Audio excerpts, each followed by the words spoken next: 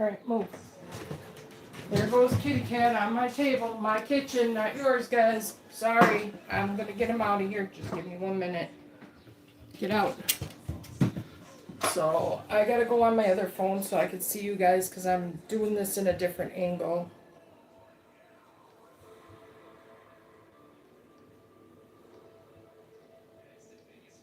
There we go. Now I can see everybody.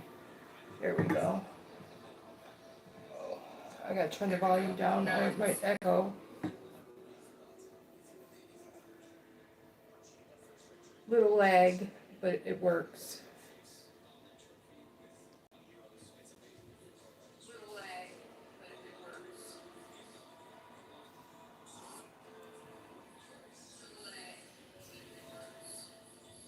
Let me try. Turn the volume down on this one.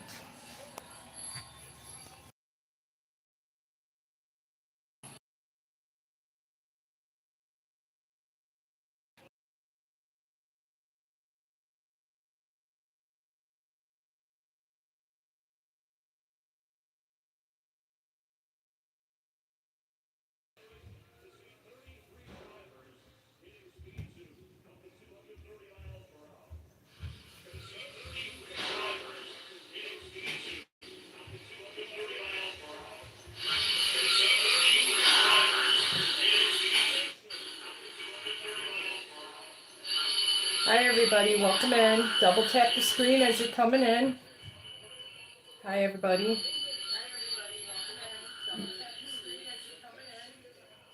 My chat's going to be behind from what you guys are seeing me currently. My chat's going to be behind from what you guys are seeing me currently.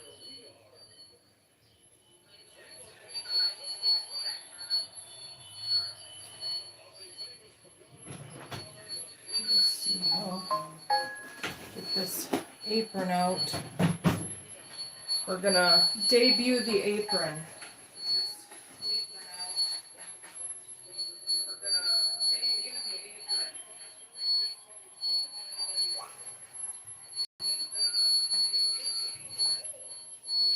I got some echoing, don't I?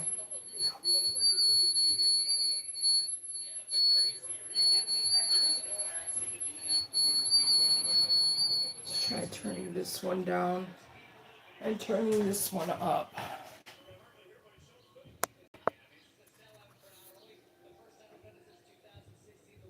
Hello? Why can't I hear that? Well, I can't hear myself on it, so we're going to figure this out, the technical difficulties. Usually I go live off of my phone, but my phone's been overheating. Usually I go live off of my phone, but my phone's been overheating. Okay, so here's the apron.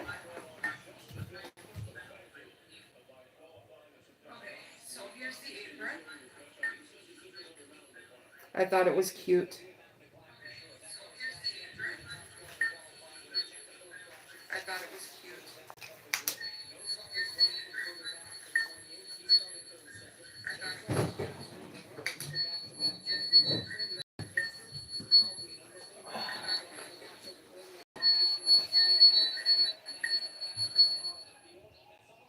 I'm getting a lot of feedback. Are you guys getting feedback on that end? A lot of feedback.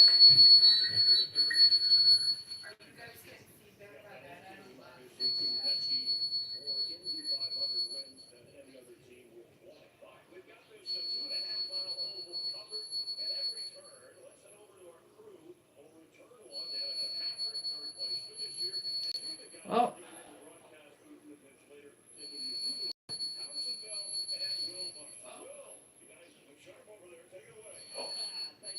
Hi, Marjorie. Welcome in. Are you getting feedback on your end, Marjorie? Is it squealing?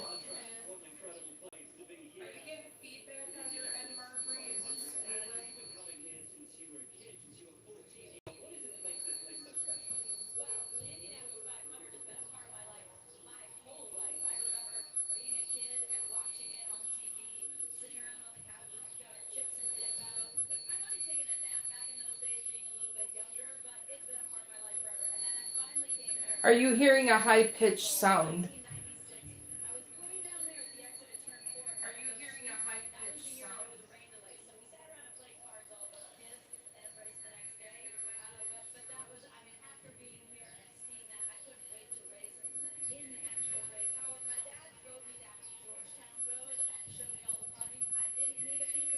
Okay.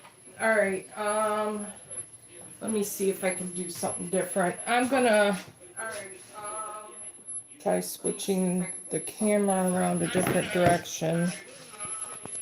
Try switching the camera around a different direction.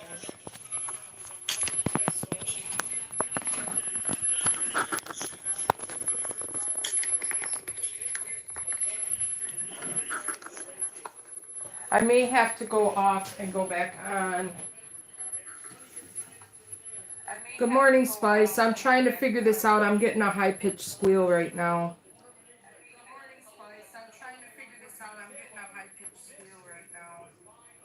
Like my other phone that I'm looking at, I'm not even getting my voice on. Maybe I'll just turn it completely down and talk and just read conversation. That'll probably work. Do you guys hear the squealing with me having the volume completely down on both phones?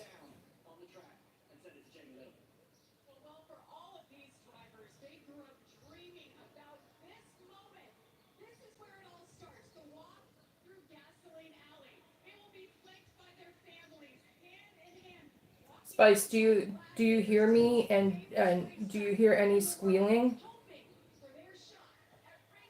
Or has it subsided?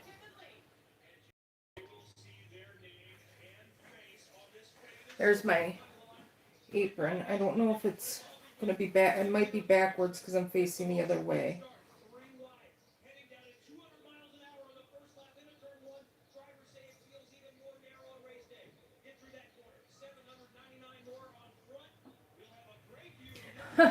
Marjorie, it wasn't the clock ring. It's the audio on my phone.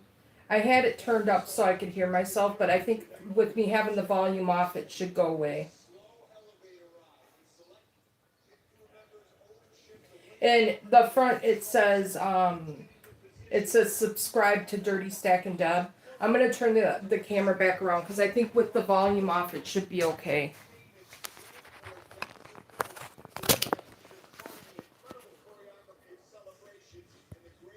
Okay, bam.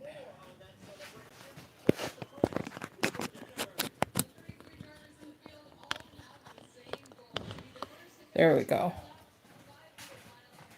So it should be okay now. You should be able to see it when I get back on camera. Mine's on lag. So there it is.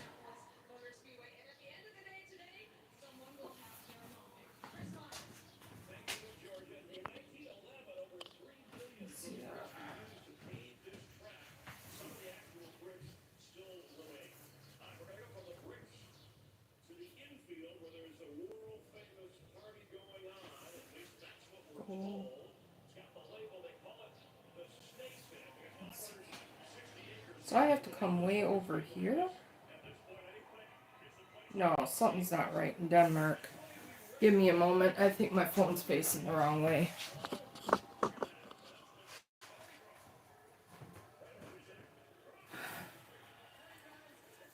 Now let's see. There we go. I'm not a camera operator, so we're gonna get there.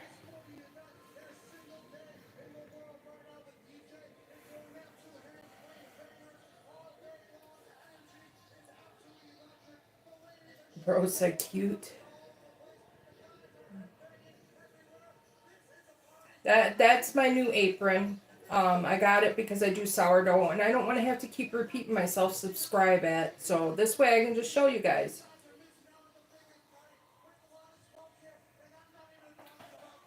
But I got to get into feeding our no-name starter and I got to put a poll up. So give me a second to put the poll up.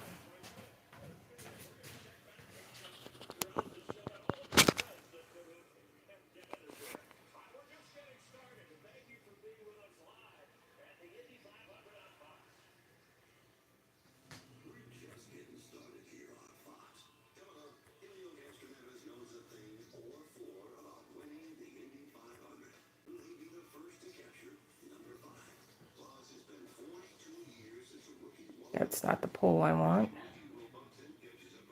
Nope, that's not the, no.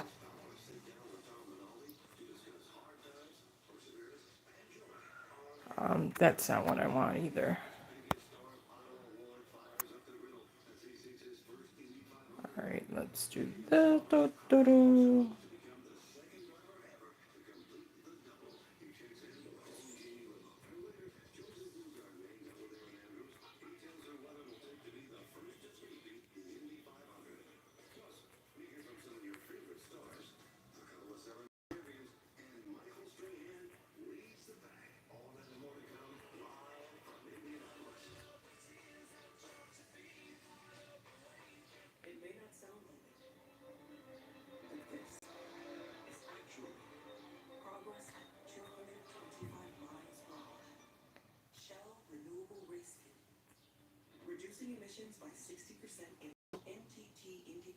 All right, now start the poll. All right, here we go, guys. We got the poll started to pick the name for my starter.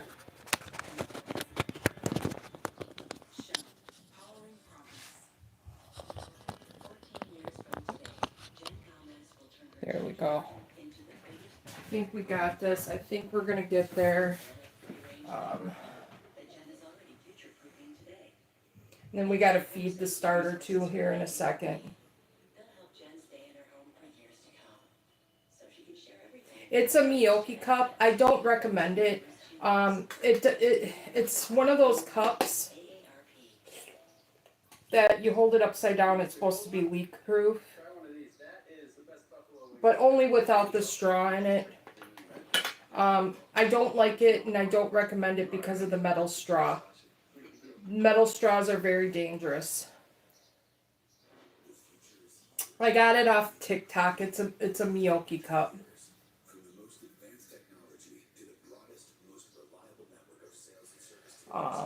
So we're gonna get into feeding this starter because this is our no-name starter, and she needs to get fed for the day. So I'm gonna wash my hands here. I'm also brewing tea. I need tea.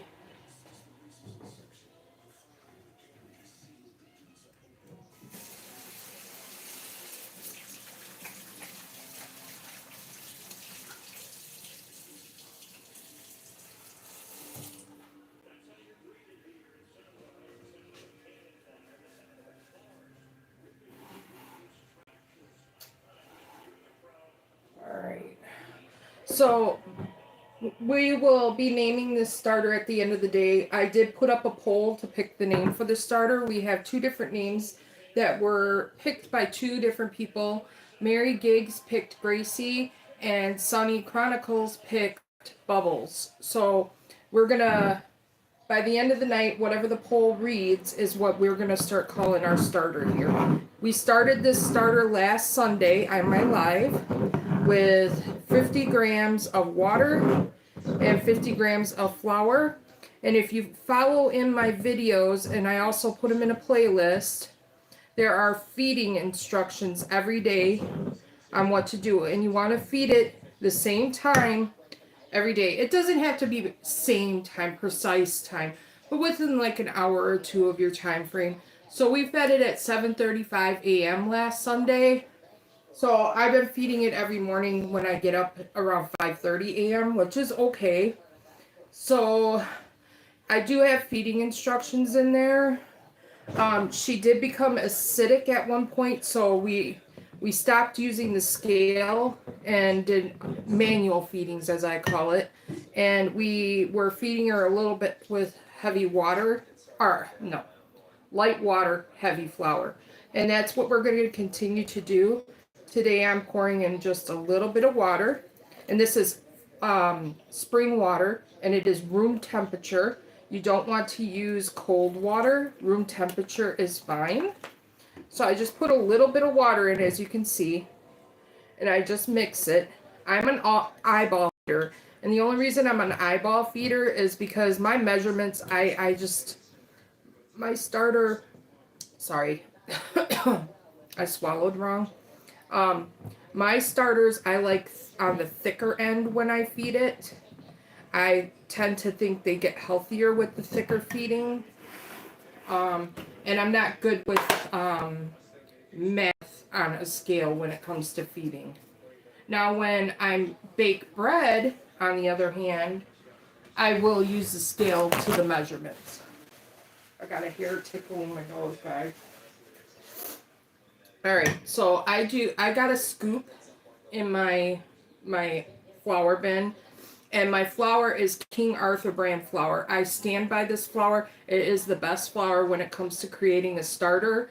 If you, once your starter is established and you want to use other bread flours that are unbleached, you can, but I recommend to start a starter with King Arthur flour.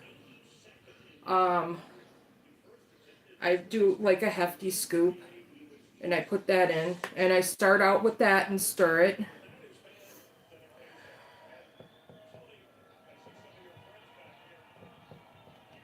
And she's far from being ready to bake bread, but now I did not discard, as you can tell. I did a hefty discard yesterday, so I didn't want to discard today. She still needs more, so I'm gonna do a hefty half scoop.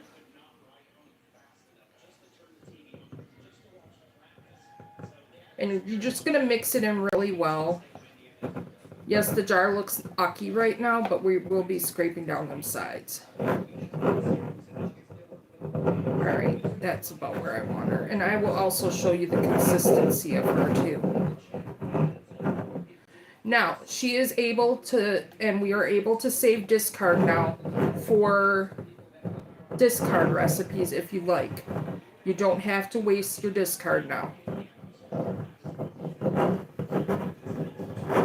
When she's acidic, I don't recommend saving it. That will make your recipes turn out really ucky. So if she's acidic, get her out of that acidity state.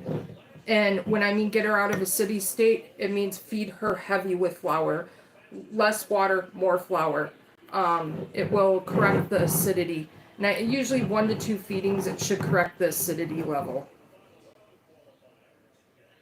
Alright, and I'm going to show you a picture of her once I get this all cleaned up here.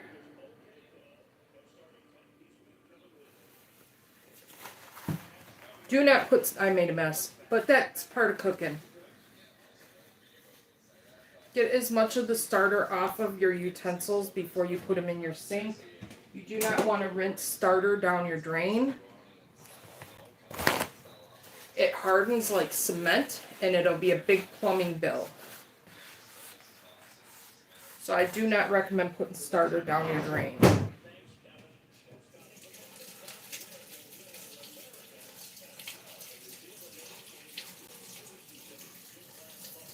Little bits, like little tiny bits, is not going to hurt the drain. I'm going to put our rubber band up to our level because we've been having some pretty good activity off of our starter here. So we're going to just put the lid on loosely. But that's what she should look like consistency-wise. I'm going to second, because I'm on a lag. Just give me 1 second. Go up higher.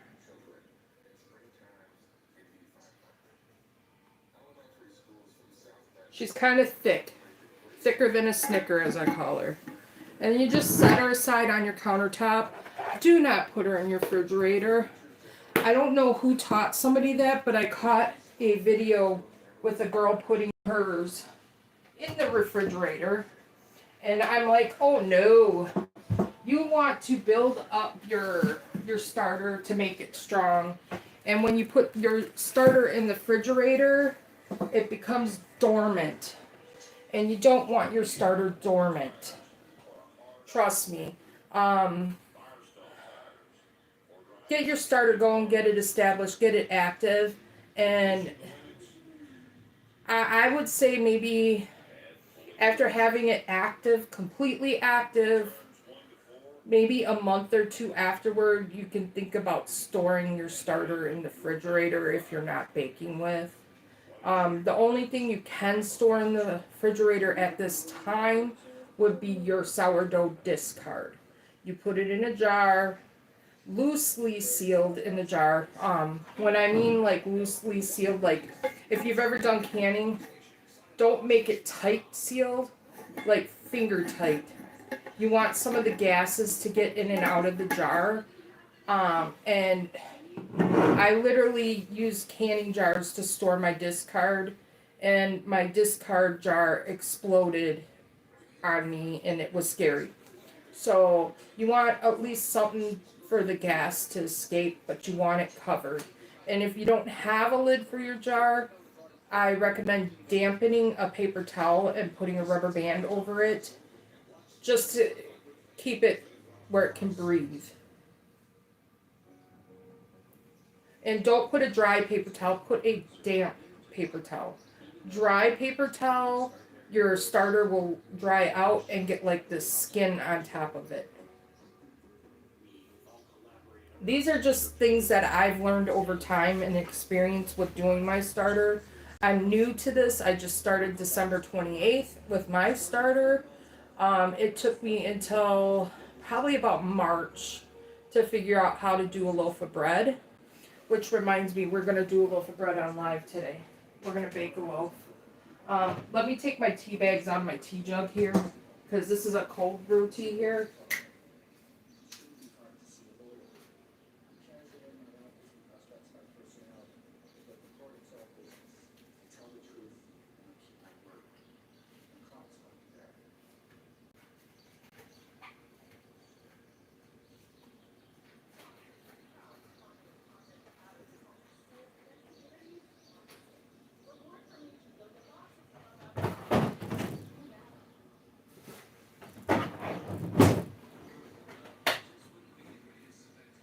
There we go.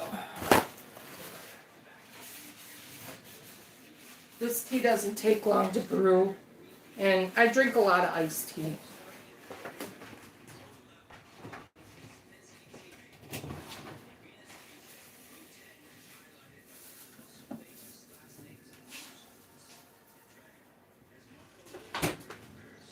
So I have 2 sourdough breads I gotta bake here, and I'm gonna do that today.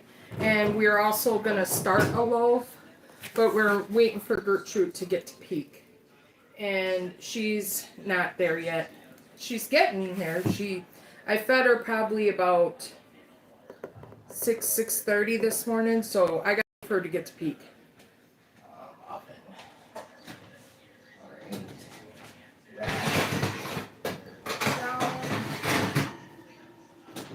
Dutch oven in the oven.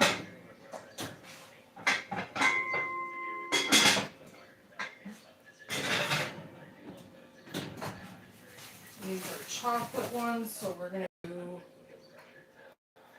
bake.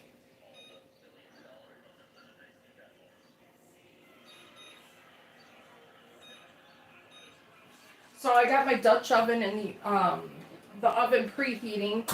These are chocolate sourdough breads, and they have chocolate chips inside of them. So with these ones here, I'm gonna keep the lid off on them because they're not gonna be up here very long. With these ones here, the chocolate chips they can burn easy. So I don't want to put my oven up to 500. And my Dutch oven is a Gotham steel Dutch oven, which is a lighter Dutch oven. I had surgery on my arms, and I really can't lift the heavy Dutch oven, but I do have one. And you don't have to have a Dutch oven. You can use a baking vessel, like a roaster with a lid. You can use I've seen people using like those glass Pyrex dishes with a lid. You can even open bake in your oven. I don't do open bake. An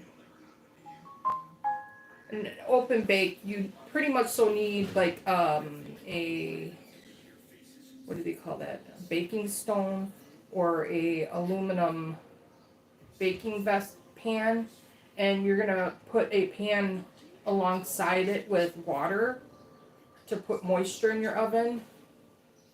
But I don't do that. I got a I went online and I got a Gotham Steel Dutch oven.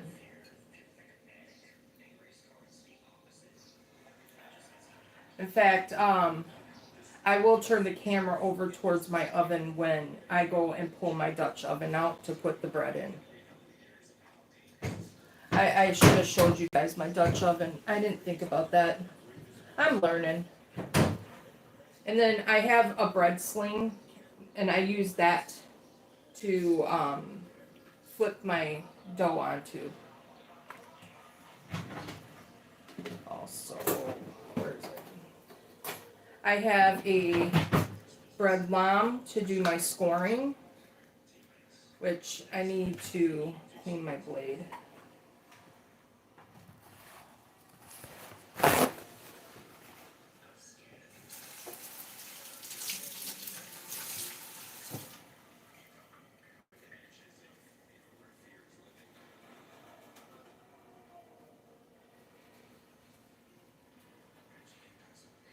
I think after today, I'm going to change my blade out. I use it until it gets dull. You will need a bread lamb, or, well, you don't need a bread lamb. I'm sorry, I shouldn't have said that. You don't. A very, very sharp knife is also a good way to score your bread. And I score the bread, and this is the reason why I score it. I learned on here that the bread needs room to expand. And if you want it to expand properly, you want to cut it. And when I mean properly, what will happen if you don't score it is the bread will rip in its own place. So by scoring it, you're making it prettier where it rips. Because it's going to need to escape and grow in the oven. And when she comes out, you'll see what I mean by how she expands, and she needs that score to expand. So, I was going to feed my starter last night, but then I thought, I'm not going live till 9 o'clock. She will done peaked and started to fall, and then she wouldn't have been worth to make bread. So I just fed her this morning. It is what it is. I already had 2 loaves that had to be baked anyway, so you're going to see this process, and then you'll see the starting of me making a loaf of bread. So, and I think I'm going to do a coconut cream bread with chocolate chips.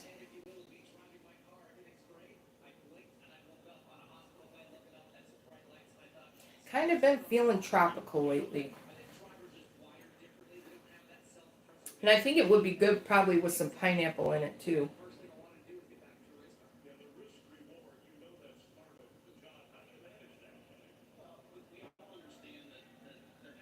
So how is everybody today? Are you guys doing anything for Memorial Day? Having a cookout? Going anywhere to memorialize any family members that were passed away in the military serving our country? We're gonna cook out today. My nephew is gonna come over. He's gonna do the rear brakes on my van. Um, I don't like going to like graveyards. So I'm not really gonna go visit my family members at the graveyard. Um, I just death is not something I want to see. So I tend to remember people in my heart. Um, I don't have to be there to say I love you to them. I say it every day, just here. Um, my great grandfather, he was in World War II, missing in action. Um, when I'm 50, when I was 10, they finally did a funeral for him. After so many years, my father was looking for him. They found pieces of his plane, so they just pronounced him dead when I was 10 years old. It made the front cover of our newspaper here. Um, my father, he was serving during Vietnam, but he didn't make it over to Vietnam because when he was able to go, Vietnam ended. So I have family members, and my aunts and uncles, they had a different dad from my dad's dad, and their father was in the military too, and he had passed away. So we have a lot of military people in our family.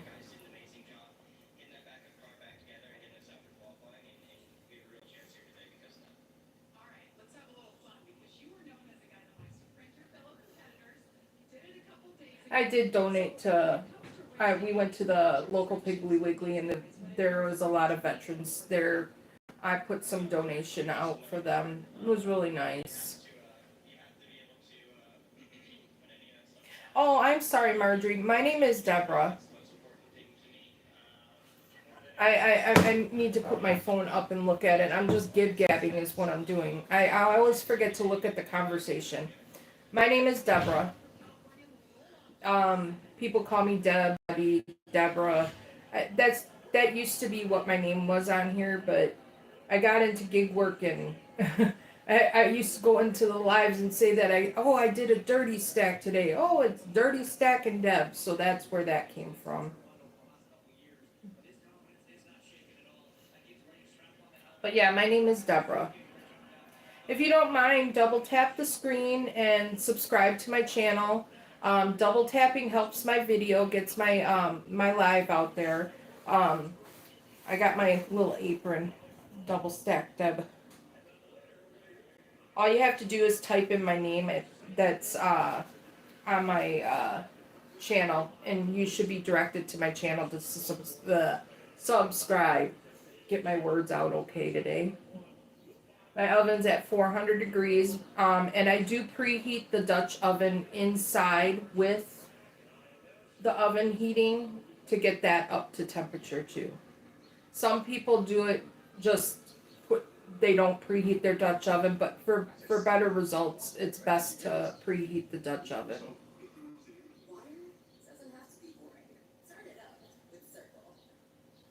And I do spray my sourdough with water, and I do spray water inside of my Dutch oven for moisture inside of it. You don't have to. I do it because I get a better rise with it. It's just things that I've found on my end that work for me. And my temperature in my room may be different from your temperature in your room. So when you're doing your dough, I recommend having a thermometer and taking the temperature of your dough. That will tell you approximately how long it's going to take for your sourdough to bulk ferment. Or you can look up a thing called the aliquot method, which I tend to try to use sometimes because it's a little bit more easier for me.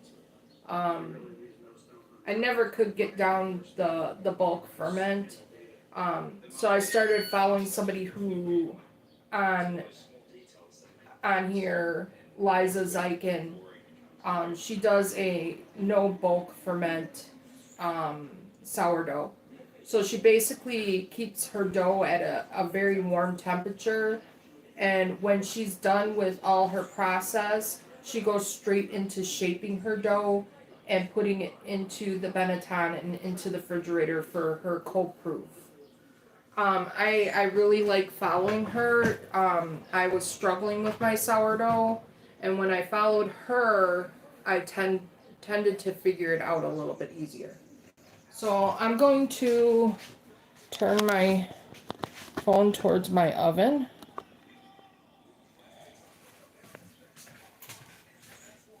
And I'm going to pull out my my Dutch oven. My Dutch oven is dirty, and I cannot figure out how to get some of that stuff off. I scrub and scrub. If you guys have any ideas, that would be lovely. But that's my Gotham steel Dutch oven. And this one here is my other regular, real heavy Dutch oven. I like this one but I prefer, and this is my go-to one, is the Gothic steel. Make sure you got gloves on.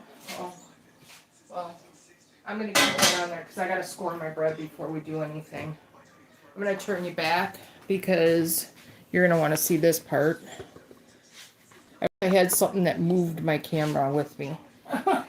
That would be nice.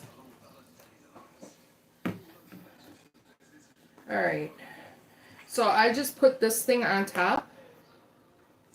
And then I flip it out.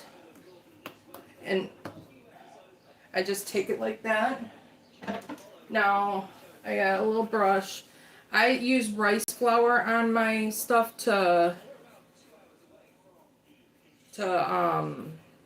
make it not stick in the Benetton. And I love my silicone one. I really like this silicone one. I will clean this mess up when I'm done because I have OCD, guys. So I take out my lime, and you want to do a pretty deep score for your base score. But they say if you want to do a pretty little design, I do little strokes like this and do them in the opposite, but not deep. You want to do those light. Now I'm going to do my main score, which is going to be a deep score like that. And that's all I'm going to do. Then I'm going to bring you back over to my stove. I don't think you need to see me carry it. Make sure you got your oven mitts over there. That pan is going to be really hot. And my water bottle over here. Hey Hero, thank you for coming on. You're catching me baking some bread. Getting ready to go over with it and put it in my Dutch oven. Take your lid off. Just set it in there. And then I spray the surface with water.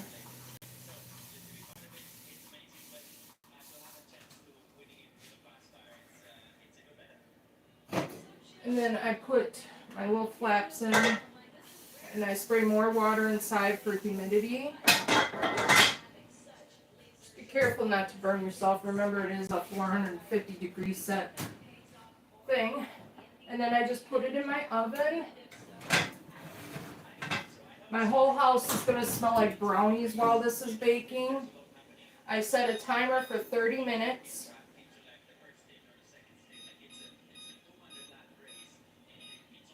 Hit the start button, and that's all she wrote. Then you set it, and you forget it for the 30 minutes. Now it's off to OCD Haven. I'm going to clean up my mess on my table. How are you today, Hero? Did you see my apron? Let me see. Get over here. There's my apron. Subscribe at Dirty Stackn Deb. And then we got the poll to figure out the starter name.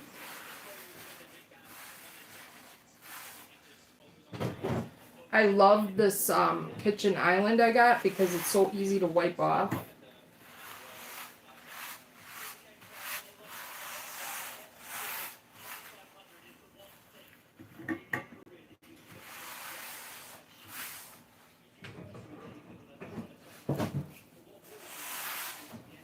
And then all we're going to do is wait that 30 minutes, wait for our starter to rise, and then we're going to start a sourdough live, and I'm going to do all my flip and folds with you.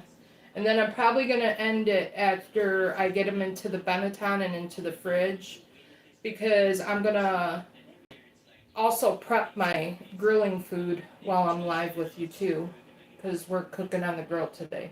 We're going to do potatoes and onions in the foil, and then corn on the cob in the foil.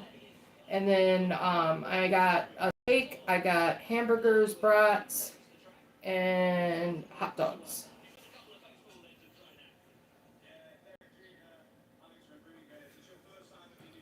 We're gonna have barbecue food for at least a couple days.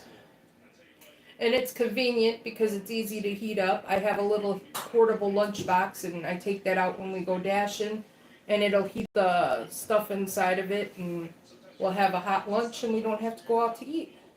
Hi Joe, how are you? Welcome on. If you guys can go ahead and pick a name in the poll so we can name our starter we started last week. And then here's my new apron.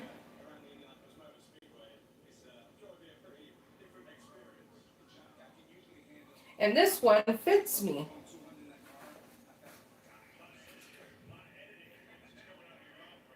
And when I get to 500 subscribers, I am going to purchase 3 aprons without the @dirty stackn Deb on it. And I will be giving them away at my live when I get to 500 subscribers.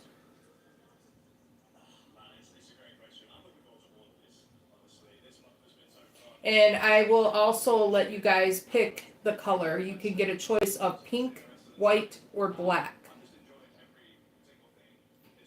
So if you win, you get a choice.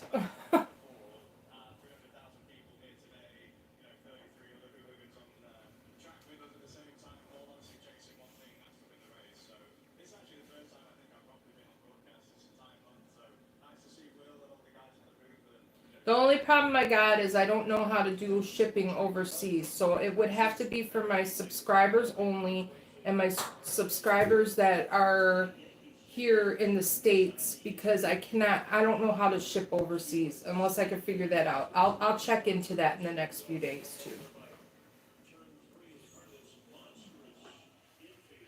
Because I got my apron through Amazon, and I think Amazon ships overseas, so we'll see how that happens.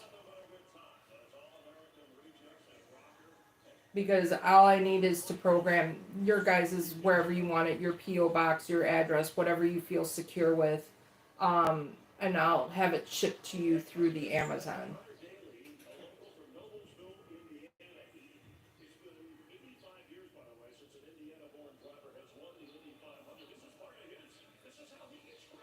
You guys, the Indy 500's on today, if you're into NASCAR.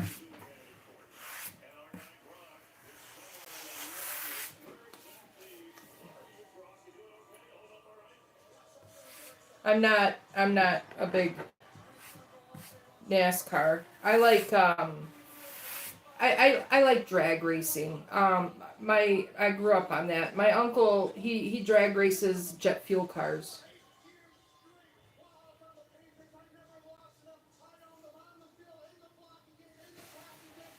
So that'll go for 30 minutes. And then when I take it out, I will re-enter my Dutch oven into my oven while it gets back up to the 450 to put the second loaf in. Because I have 2 loaves that I'm baking.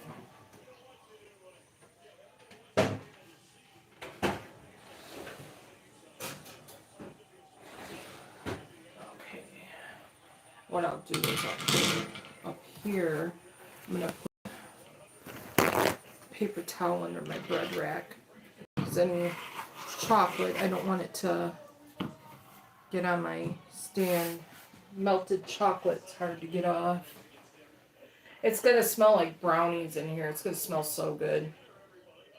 The chocolate bread smells so good when it bakes. But the one thing about chocolate bread, if you have any chocolate chips that are on near the surface of the dough, they can burn. And when they burn, it doesn't taste so good. It's like they're bitter. But these ones, I think I did pretty good. The chocolate chips aren't coming out through the dough. And when I scored, I didn't hit any of the chocolate chips, so it went smooth.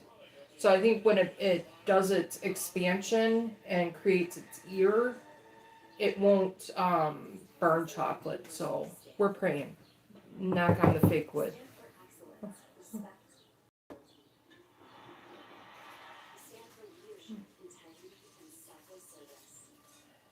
You're gonna see my oop-de-doop-de husband come in, and you'll see my son when he gets up. I think my son's got pajama pants on. We'll hope so. Don't want him to come by with not. But you can't see my doorway, so I can tell him to go back and get pajama pants on. You know, little boys like to run around in their underoos.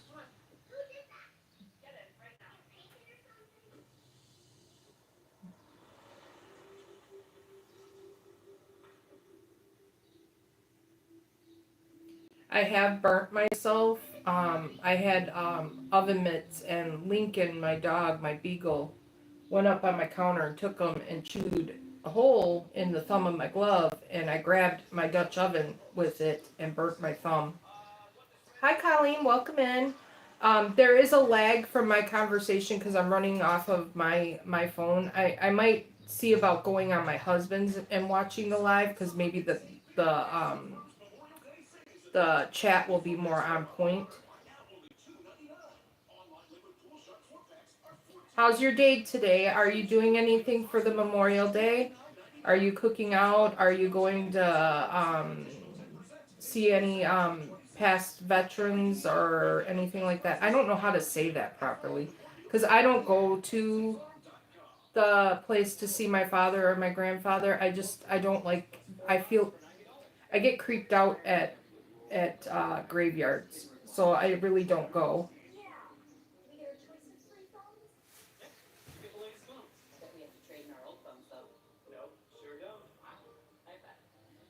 Yeah, and that's the exact face when I'm walking through them because stepping on people's graves, I feel creeped out, and you have to walk through a lot of them to get to them. I just I feel creeped out like I'm stepping on someone. I know I'm not, but it's just how I feel.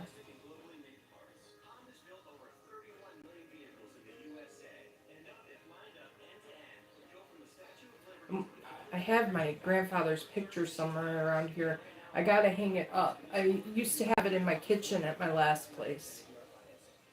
My grandfather served in World War II. He was a POW. Is that how you say it? Missing in action. He was a bombardier, and he was missing in action, and we not prisoner of war. That's not prisoner of war. Missing in action is totally different. They found bits and pieces of his plane, but he was never found.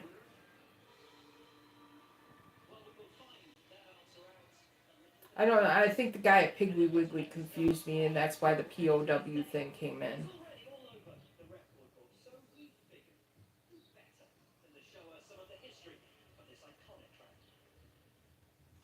My father searched for years and years to find information out about his father and what happened to him.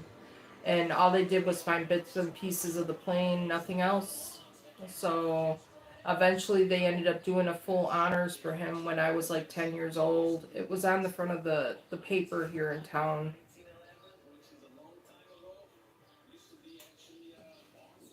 He had a flyover, and it was nice.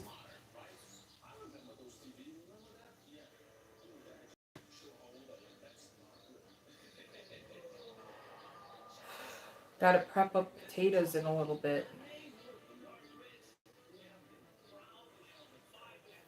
We'll put Gertrude in the spotlight, I think. Get her up there so you guys can watch her rise.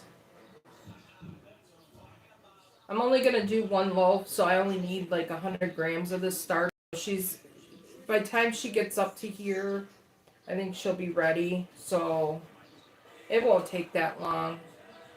I fed her around 7 o'clock, and that's how much she's grown already.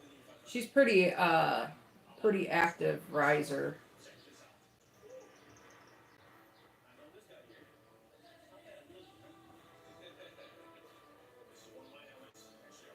If everybody could double tap the screen and subscribe, it would be greatly appreciated. Double tapping the screen helps me out considerably to get my live out there. And subscribing does help my channel. I do plan on at my 500 subscribers to do an apron giveaway. It will be an apron like the one I'm wearing, but without the words at the bottom, so it'll just be the picture. And if you are chosen to win, you will get to pick a color of apron. It comes in pink, white, or black. Yep, there's the apron. Let me see. It'd probably be easier if I just stayed sitting and pulled it up. So when I do the apron giveaway, the subscribe at Dirty Stack and Deb won't be on it. It will just be the picture.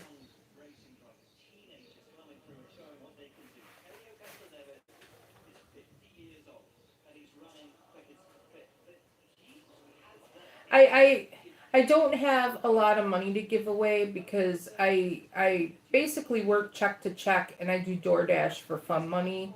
So my way of contributing would be giving an apron to 3 people.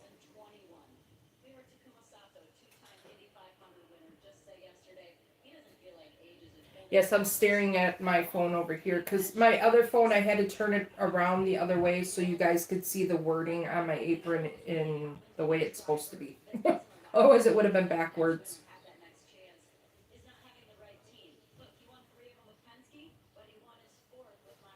Hi, Fran. Welcome in.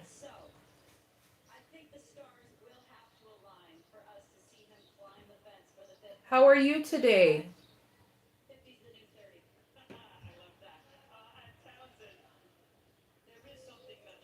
It's pretty nice out here. We got the sun today, so it's a good day today. But they said that we might have a stray shower here and there. I know. And that's my way of giving back to show my support.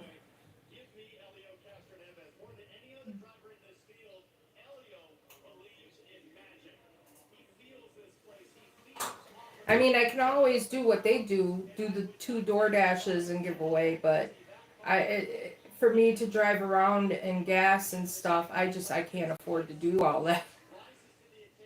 Because I think I use almost a full tank of gas sometimes when I'm out dashing. Well, no, I don't. That's a lie. Half a tank of gas every time I go out and do a dash shift.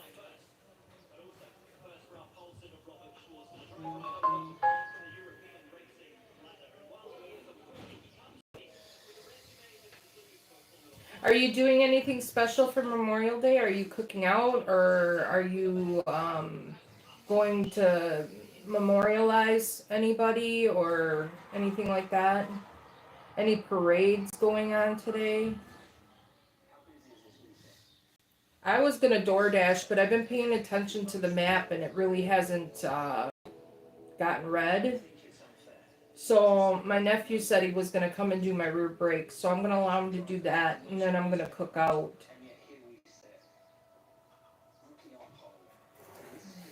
Let's see her bubblage. She's getting there. She's getting some good bubbles.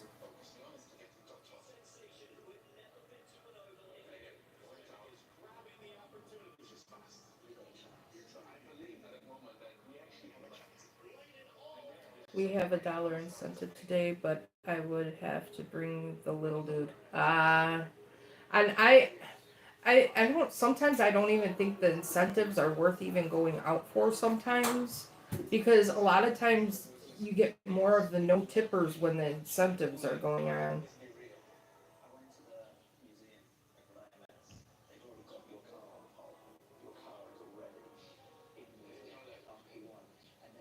Oh, I was that way yesterday. My eyes were so tired. I wasn't tired, but my eyes were.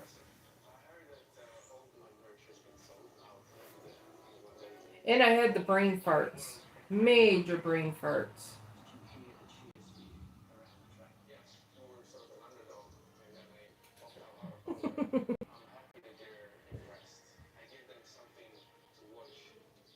I like the emojis, are cute.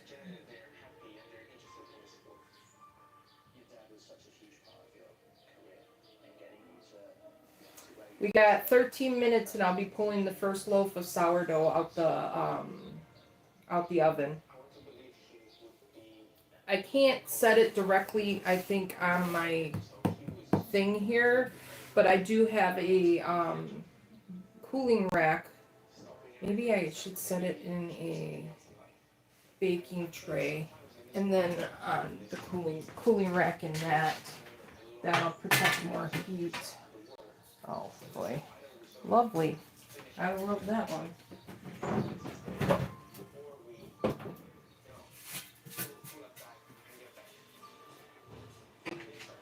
Well, I'm gonna use a clean pizza pan because that really bothered me.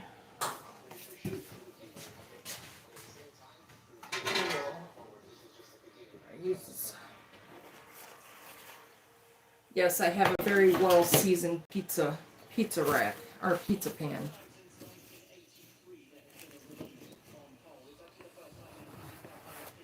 Paper towel out the way. Yeah, my pizza pan's well seasoned.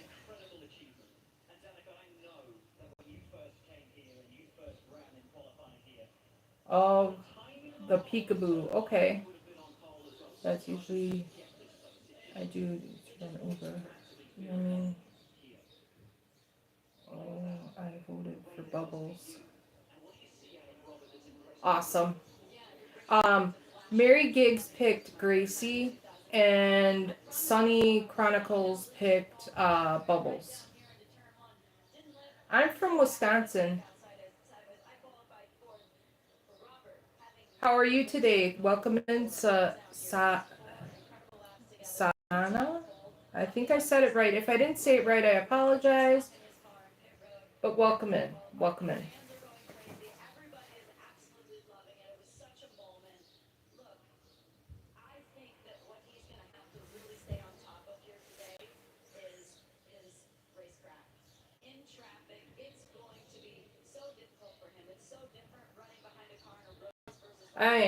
I'm gonna prep up some potatoes and stuff once this loaf comes out and the second loaf goes in.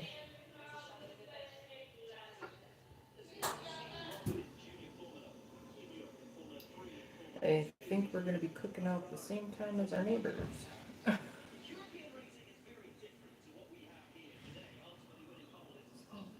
My 8th grade English teacher's accent was almost identical to yours. Interesting. I don't even notice it. I don't think I have an accent. But sometimes because when I lived down south for a little while, it would get that like twang like they had down south. And then when I came back up here, it was more like a yoper twang. She was a cheesehead too.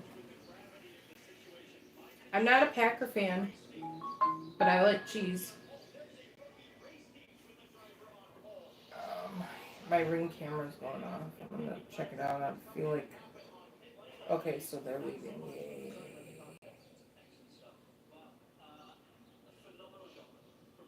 Okay. All right, great. That makes me feel happy. I'm gonna scroll up, scroll in. All right. I was thinking we were gonna be cooking outside the same time as our neighbors.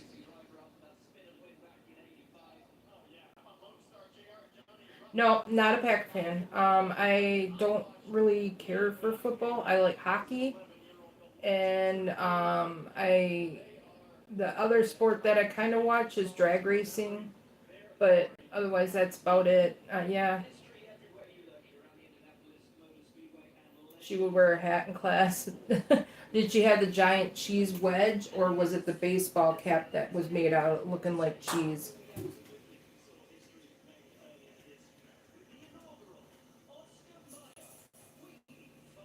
I never really got into watching sports too much. I think I did basketball when I was younger, but not so much as I'm older.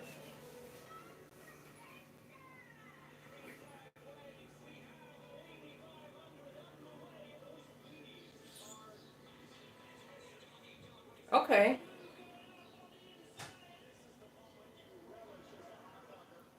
I've never been to a baseball game, and the Milwaukee Brewers are not that far from here.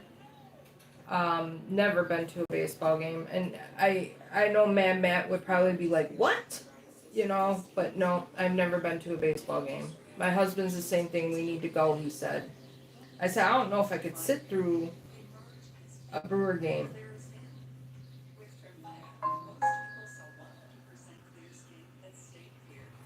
She had the big wedge. Okay.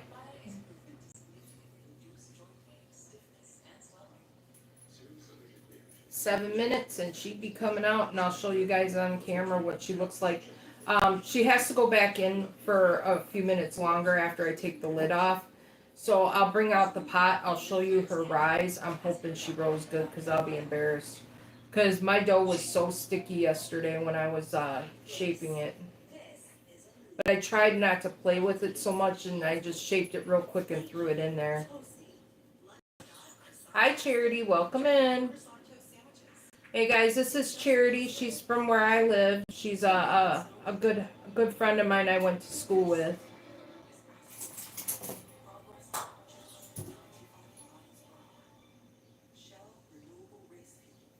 I'm baking your bread right now. It's in the oven.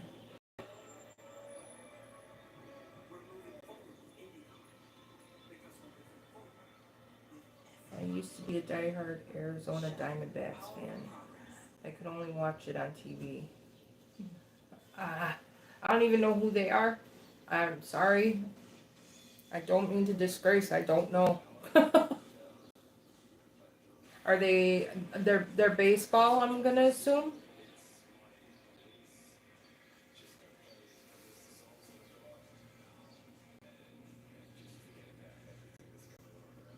I was correct. I assumed right. See, I can watch it. Like, I watch little pieces of baseball on TV, but I don't understand it. And there's 9 innings. I figured that out, but it goes longer sometimes. And I, mm, mm, I don't want to say anything wrong on it because I don't understand it. I'm getting that brownie smell. If I had smell-o-vision, you guys, you would be like, oh my goodness. It smells like brownies. And the thing with this bread, you don't want to cut into it. You want to wait at least an hour to cut into it, if not until it's completely cooled. It has chocolate chips in it, and when you go to cut it, the chocolate chips, the knife will just smear it. But this is a chocolate bread, so it really doesn't matter. But like if I were to do like a white bread with chocolate chips, you don't want to cut into it until it's completely cooled. It'll make it look like a hot mess. And I'm gonna do actually I'm gonna do a coconut cream. I'm attempting to do a pudding loaf today when my starter gets to peak. I'm gonna do a coconut cream with actual sweetened coconut in it, chocolate chips, and I want to put a little coconut on top of it, so when it's in there, it will toast on top of it. I think that would be so good. And I'm hoping it'll turn out. The last pudding loaf I did, it was dense, so I'm hoping it'll turn out.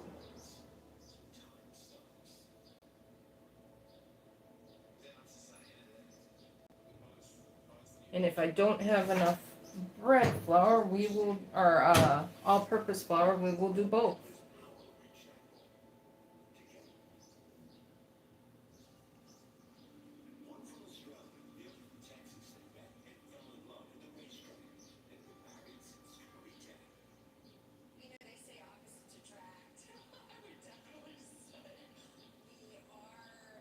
Oh, and so you guys know, Charity is the one that these 2 loaves of bread are going to. She wanted 2 loaves of the double chocolate espresso with strawberry in it. So that's what's baking at the moment.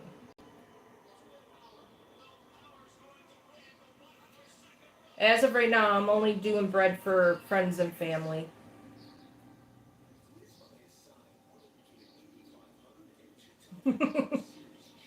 Check into the cottage laws here. Um, because I have animals and they have to inspect your kitchen. and I don't know if I would pass. That the door that goes in and out of my kitchen is the same door I take my animals in and out of. I think I would have to sanitize my kitchen every time I would take my dogs in and out. So I don't know. I have to really check into it and read it. I do know it said something on the nature that I'd have to keep them out of my kitchen while baking, but I have to check the regular rules.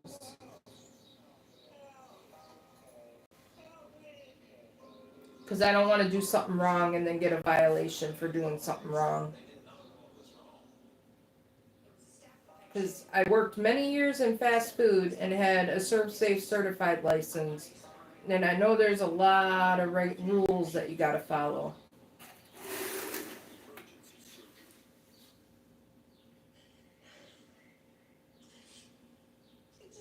I moved that out of the way because I'm going to be taking that bread out. It's ready. Timer off.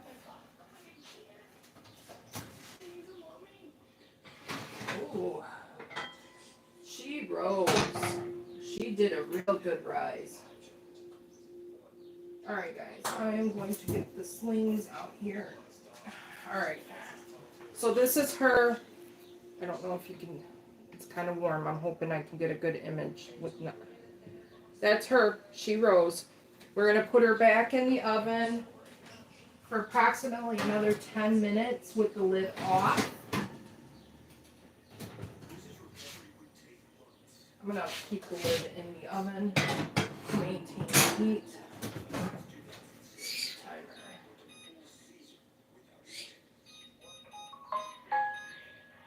Set a timer for about 10 minutes. And once that 10-minute timer's up, then I'm going to pull it out and I'll put it on the cooling rack. And then, oh, you're welcome. Yeah, I'm very happy. It did rise, and it did it's got a good ear on it, I think. The next one I'm going to do is my, the other chocolate loaf. I use these silicone Benettons. I really like them a lot. I do have wood Benettons.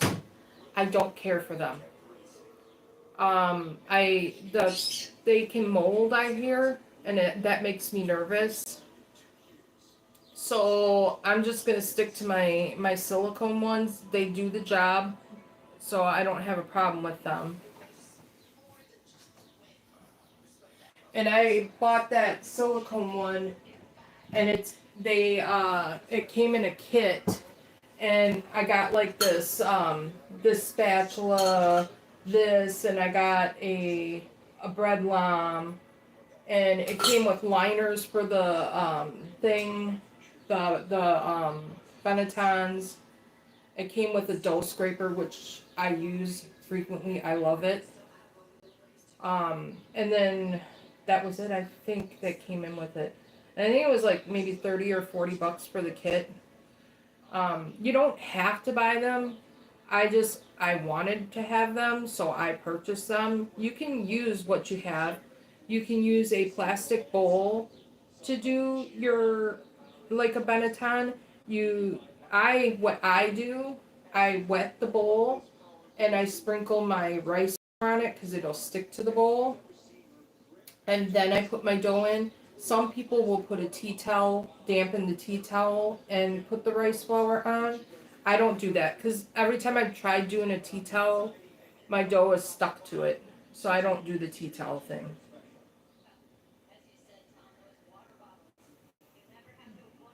So, I mean, you can use what you have in house. You don't have to go out and specially buy equipment. And as far as like Dutch ovens, you can use, if you have an oven roaster, you can use that. You can use a glass baking dish with a lid, as long as it's got a lid. You can also bake in a bread pan and put another bread pan over the top of it. There's other methods. As long as it's like a vessel with a lid. But just be prepared because the bread will rise in that vessel. So make sure you have enough room to put the bread in with a little bit of rise.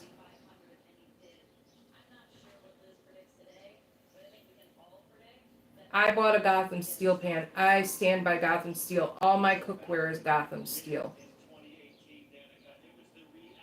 I also have a regular heavy Dutch oven, and I don't use it. I've used it once. I prefer to use the Gotham Steel pan. I might try. Maybe I'll try using it tomorrow when I bake this bread off and see what happens. Like I don't get a good rise like I do out of my Dutch oven, my Gotham Steel pan. I don't know why. I just don't. It's fun. I go through moods though. There's times that I don't want to even be in the kitchen. Ask my husband. He wants me to bake cookies, and I'm like, nee. Cookies are not my thing. Cookies to me are something you bake around the holiday, Christmas, not throughout the year. I don't know. That's just how I feel. So like in my cookie jar right now, it's got Oreos, not fresh cookies.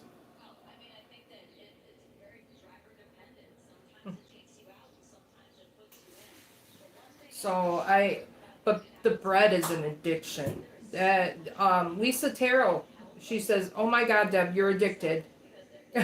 She's right.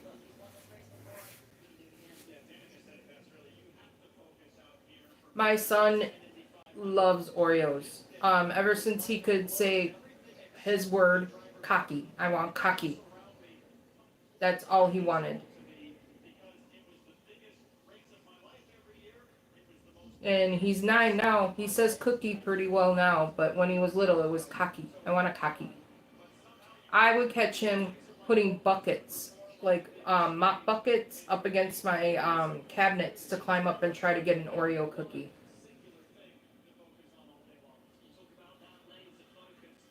So I don't. I like them. Have you ever done the Oreo cookie thing where you put like 3 Oreos in a cup with a couple tablespoons of milk and you crush it up real good and put it in the microwave? I like that type of Oreo cookie.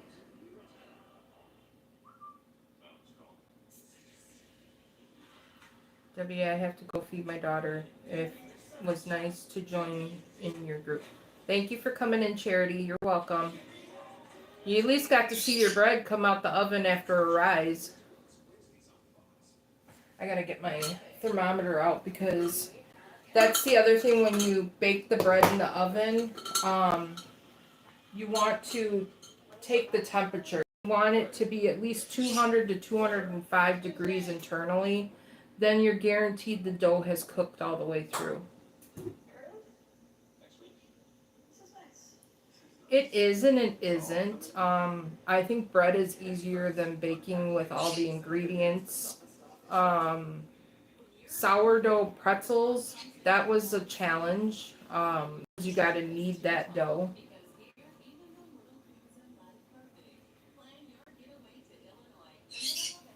I have never done that with Oreos. That sounds fun. It is good. It is good. Make sure it is a microwave safe dish, like a coffee mug. You put it like 3 Oreos in it, a couple tablespoons of milk, crush it up real good, and then put it in your microwave for I think it's like a minute, and it comes out like a cake.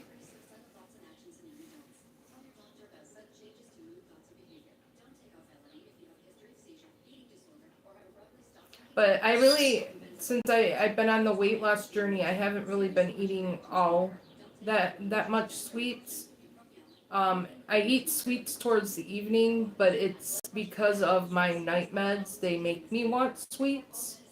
So I usually try to eat fruit roll-ups to get through the sweet part, or one of these, a slice of the chocolate sourdough bread. Otherwise, I'll sit there and scarf sweets all night long because of my night meds.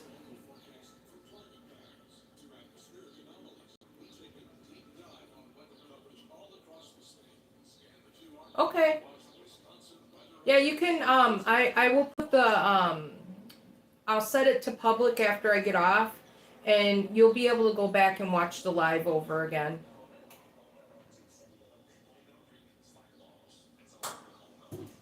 Oh yeah, and I found you take that Jello or not Jello, Philadelphia no bake cheesecake that comes in the tub at the grocery store, and use that like a spread on it. Oh, and then strawberry cream cheese is really good on it.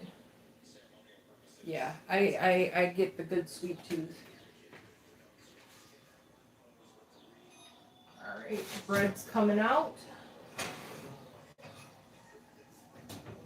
And since I got to use the vessel again, I'm going to take it out with the sling.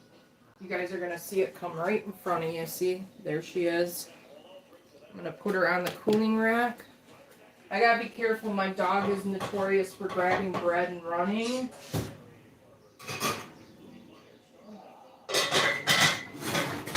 Now, I'm going to put the vessel back in the oven, give it a couple minutes, get my other sling out. We have one more loaf that's going to go in.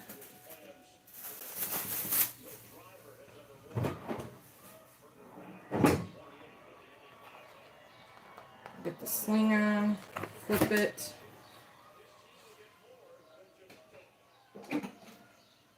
And then I get all that heavy flour off.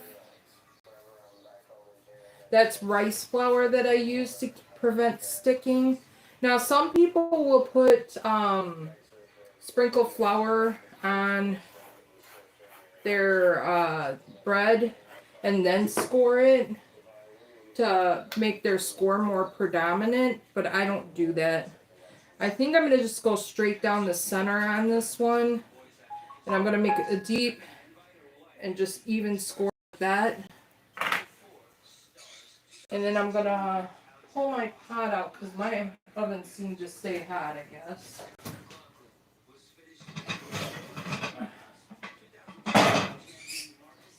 I'm going to turn you guys towards my oven so you can see me do it.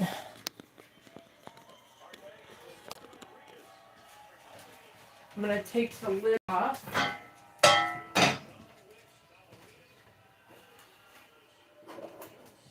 Bring it over. We'll just set her right in. Them slings are really nice to have. They're not that expensive. And then I take my spray bottle and I just spray it a couple times over the dough. You can leave them out or you can put them in. I put them in. I take a little water, kind of lift the lid, and spray in water just for steam. It also helps with your rise. And then I put her in. And she goes in the oven for another 30 minutes for that loaf.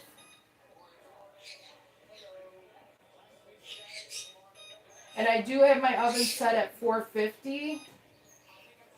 Any type of like chocolate dough, I tend to put my oven at 450. Any other dough, I put at 500. I think 450 prevents the chocolate from burning as bad.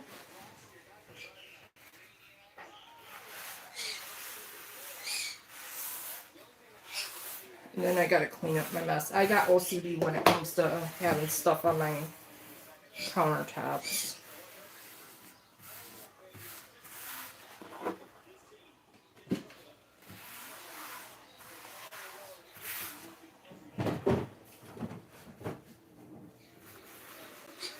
And it's like I could see every grain.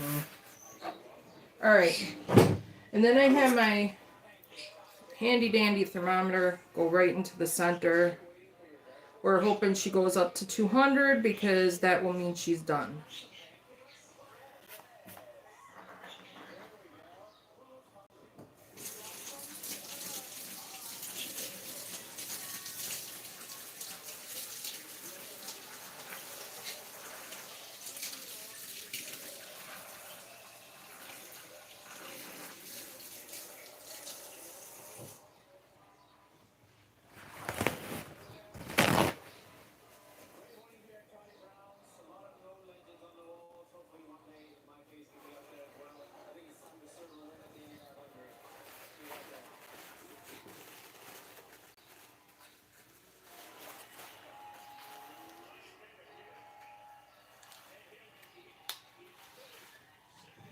She's right at 200. I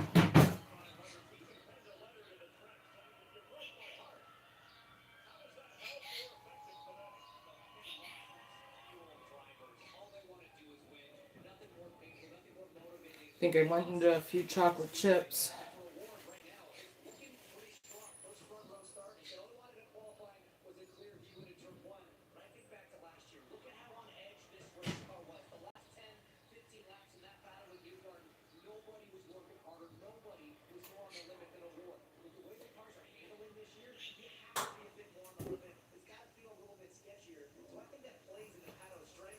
If it does not reach 200 to 205, you don't want to put it back in your oven for just a little bit longer till it reaches that temperature.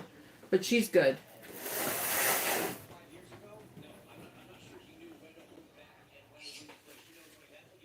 But now she's off to her cooling phase, and she's got a nice ear on her too.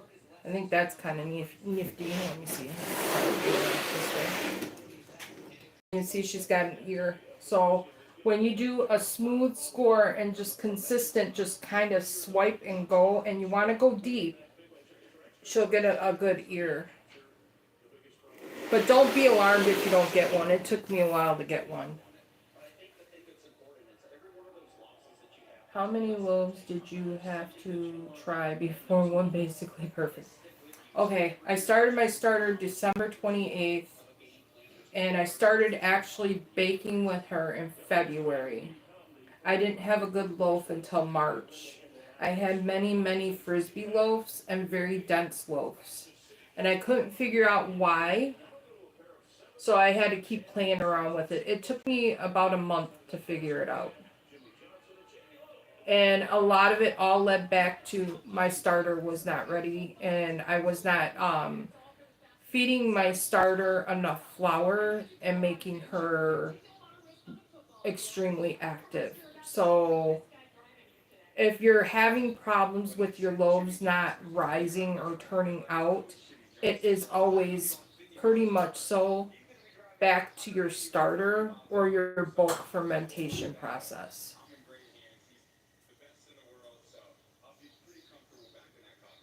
And even though my frisbee loaves were frisbee loaves, I still ate them. They still tasted good. It's just I didn't get a good rise on them. And I'll show you, like, we got the two starters here. This one we started last Sunday. It's got bubbles in it, but you can see her color and her texture. It looks heavy. You know what I'm saying? It looks real heavy. And then this is Gertrude that I've had since December. You can see her bubbles are real huge in the starter, and she's a little more airy and not and lighter in color too. And if you smell them, like if I smell this one, it smells kind of like alcohol yet, and still smells kind of like flour.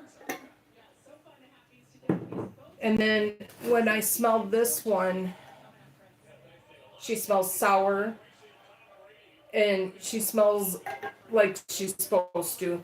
I don't know how to say what she actually smells, but it should have like more of a smell of like yogurt, a sour smell. This one smells more like alcohol and still smells floury. So she's gonna take a while before she becomes an actual active starter. And my suggestion, if you don't have the patience to wait to start your own starter and you want to bake bread right away, buy one of the ones they have out there and start it from that.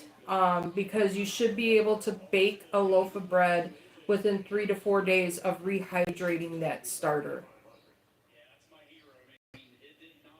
It takes a lot of patience, and that's where people get frustrated. If you don't have the patience, don't start a starter from scratch. Purchase a dehydrated one and you'll be golden. Hey, Gig Life, I just saw your comment on my. I'm lagging a little bit on my comments. Buddy bought me a bread machine and I never used it. I bought a bread machine. Well, I did not buy a bread machine. I was gifted a bread machine, and it was an older bread machine. I loved the bread machine, but it wobbled on my countertop when the dough would mix. So I was like, I want a KitchenAid. So I invested and I got my husband got me a KitchenAid for Christmas. And the said bread machine went to a donation I gave to another friend. They're nice, but they can be inconsistent on how they bake, and they're hard to clean.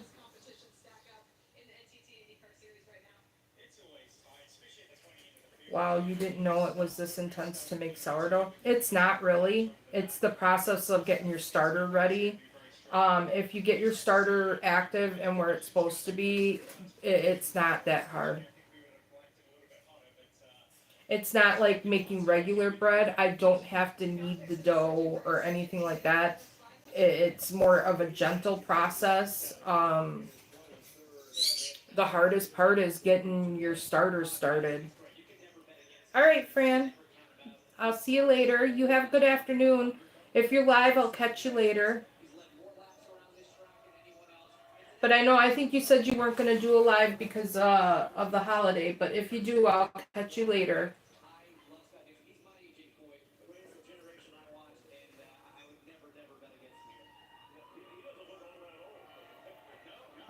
It seems more intense. All it really is mixing part starter, flour, water, and salt. And once you get that together, it's like you do these stretch and folds, which are very simple. If you stick around and you're able to see it, I'm going to be mixing up a loaf of bread live. I'm waiting for my starter to get to peak. It's really not that hard. I think people put too much thought process in it, and a lot of people don't show the easiness behind it.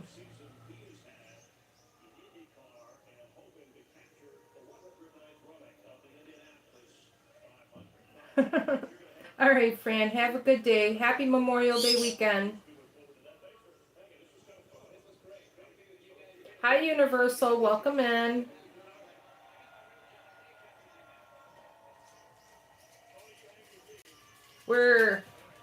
We got one sourdough baked already, and I'm gonna be starting a loaf when my starter comes to peak.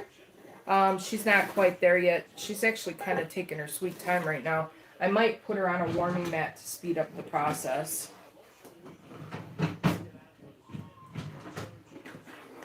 I really think that's what we're gonna do. She needs a little warmth. I think my kitchen's a little cool today. So I have a proofing mat. And a lot of times I'll use that if my kitchen's a little cool. Do you need a proofing mat? No. Do you need to go out and buy a proofing mat? No. But I found it made it easier for me because I started making sourdough in the middle of winter.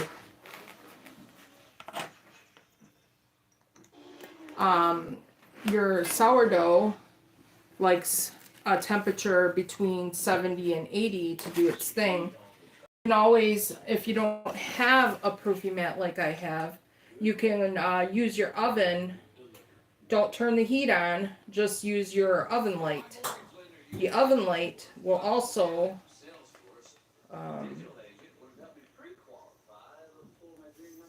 no, that's not one.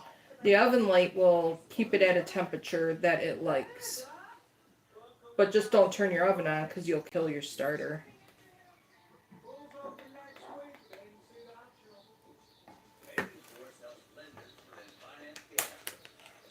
So I got my bread mat out. I'm going to keep my starter on it right now. It will help speed along the process. I'm going to take this off of the sling.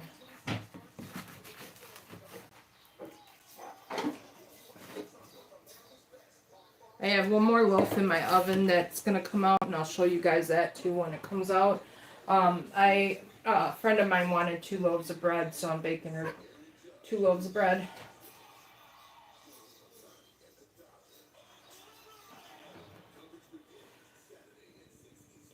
I just ate hair. That's the grossest thing about having long hair. You eat it. How long is the total process?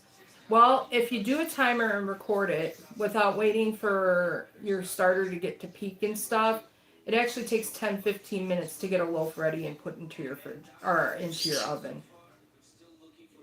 But the longest part of it is waiting. You gotta wait for your bread to proof, which is like waiting for it to rise.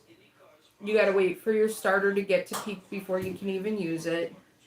The bake time is like 30 minutes and then 10 minutes with the lid off. Like I'll make a loaf of bread and I do the cold proof process, which you can avoid doing cold proof. I put it in the Benetton, I put it in the fridge overnight. Cold proofing just makes the dough a little bit more sour. So you can actually get away with not putting it in the fridge overnight and just put it in the Benetton and let it sit onto your counter for another hour or 2 after you shape it, and then you can bake it. But a lot of people do the cold proofing. I do cold proofing. The reason I do cold proofing, to score a loaf of bread that's soft is a little rough. Where is the starter? The starter is right here in front of me. I'm going to turn my mat around. That's my starter right there.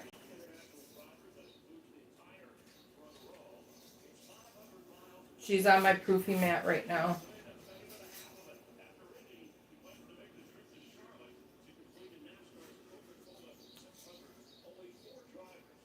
If you don't like to do baking and don't have patience, sourdough might not be for you. Like, I don't have patience right now to wait for it to get to peak, so I'm putting it on a proofing mat to warm her up to get her to go quicker.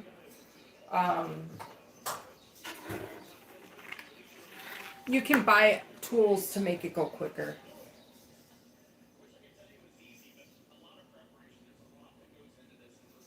Yeah, she rises pretty quick. She's an active starter. I've had her since December. Now, this one I just fed a little bit ago. And this is the one we started on Sunday, last Sunday. She's rising, but she's not ready to do anything with. The only thing she'd probably be good for is discard recipes right now. I think she's gonna take quite a few, maybe another month before I can bake with her. So what I tell people, if you don't have the patience to start a new starter, go online and look up on Etsy or even on the other apps, on their shops, and check out dehydrated starter, because you can buy it and then you just get it home and within 3 days you can bake a loaf of bread.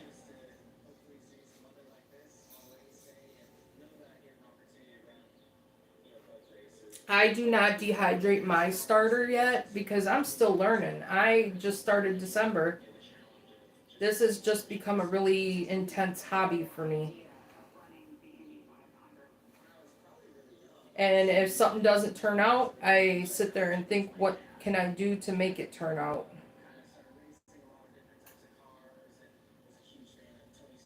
$13 and that that bread will come, the lid will come off of that one in the oven. We're gonna see how well she did. I scored her down the middle, so sometimes when I score her down the middle, she doesn't look as pretty as I'd like her to, but I just scored her down the middle.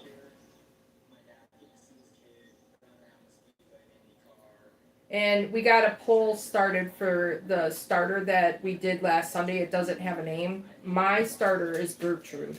I've called her Gertrude since I started her. Um, so down in the poll, it's Bubbles and Gracie. Mary Giggs picked Gracie, and Sunny Chronicles picked Bubbles. So there's a poll to pick the name, and after I'm done with my live today, our starter will be announced what the name will be.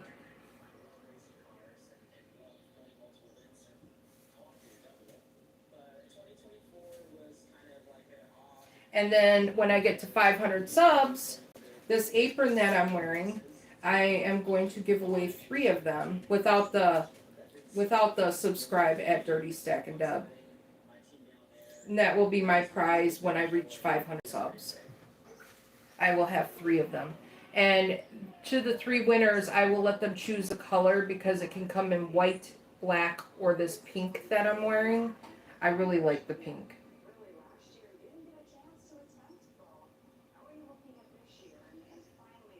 I know it's a hard choice, but I did say I was going to put the poll with 2 names, and it's the 2 names we got.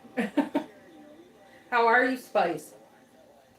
Are you gig working today? Are you gig working today, Gig Life? I am not. I am going to cook on my grill today, and my nephew's going to do my brake pads. And in fact, when this loaf of bread comes out of the oven, I'm going to start prepping up my potatoes and onions for the foil bake on my grill. And I'm doing hot dogs, brats, and hamburgers. And I took a steak out that I have in my freezer that I want to cook up. Because steak and eggs in the morning sound so good. Is it the 500 sub that wins an apron? I'm actually going to do a giveaway when I get to 500 subs. And I'm going to give away 3 aprons. And I'll do it on a live. And I'll probably do like how they were doing it. I'll wait like a certain period of time and then I'll do another giveaway. And I'll do a random number pick like Kaylee did with the series. Although mine's called Gemini, so Gemini would have to give me the numbers. And what I'll do is I'll have them email me an address to have it sent to. My aprons are through Amazon, so I'll just have it shipped through Amazon to whoever. So it would have to be shipped through Amazon.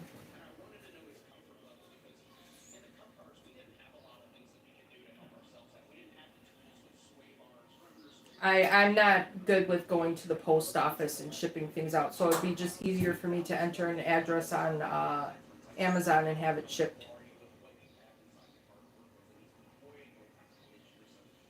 XX large shake glass.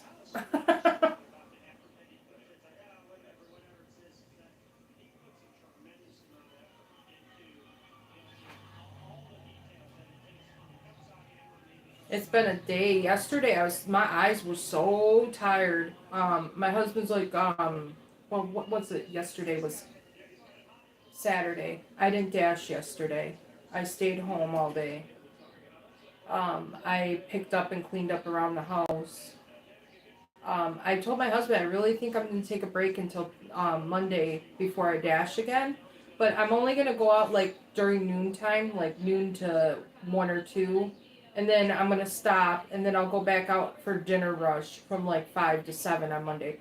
My son doesn't have school, and I don't want to torment him with going out the whole entire time.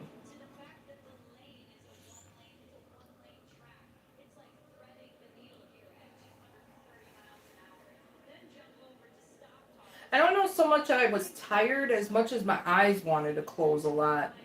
I didn't feel tired. It was like my eyes felt heavy.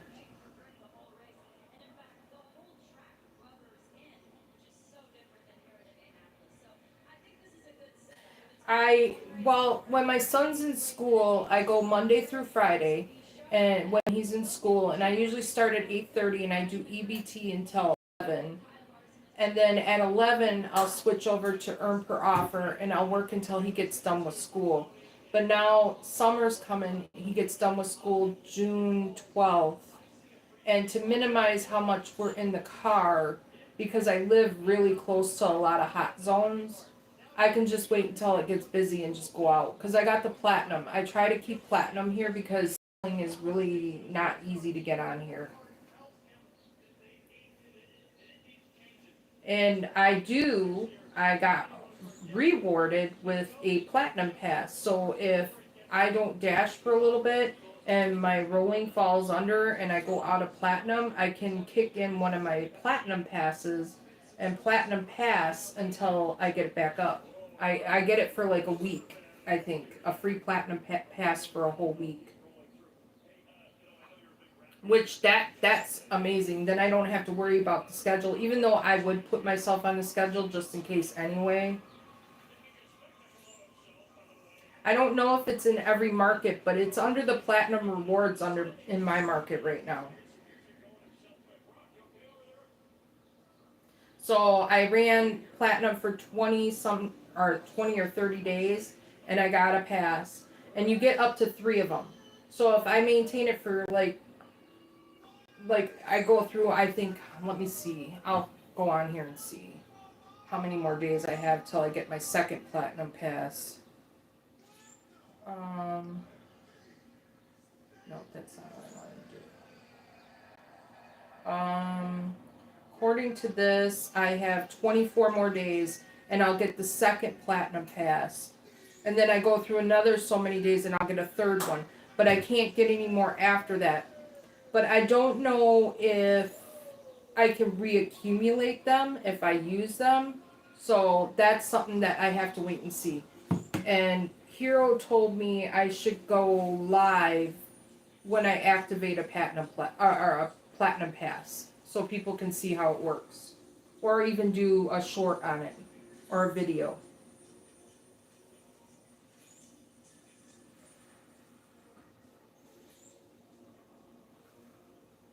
"5 minutes and I'll be pulling the loaf out." She said loaf. Yeah, she's even rising as we speak. I'm gonna pull that even. I think she got stuck on some dough. I gotta put her in a clean vessel. I got sourdough on the outside of it. I got a soap jar to clean it. Oh, yeah, sourdough hardens like cement. Do not put it down your drain. That is a pre-warn. If you do, try to clean out as much as you can out of your vessel, off your utensils, and use a bowl with a lot of water and soap. And my recommendations is cold water with soap, like Dawn dish soap. Let it soak for a while. Mix that stuff around until it's like a milky color, and then you can pour it down your drain. But you do not want to pour chunks of sourdough down your drain. I never pour sourdough down my drain. I use paper towels to clean my utensils. I use paper towel or a rubber scraper and scrape out my jar the best I can before I even soak it. Hi, Dean. Awesome. Thank you, Dean. I'm just gib-gabbing until a loaf of bread comes out, and then I'm going to prep up my grill items for my grill. I'm going to do my potatoes and onions in the foil and stuff to get ready to go out and cook on the grill later. Maybe not. I might wait, because potatoes sometimes like to brown. So we might wait on that.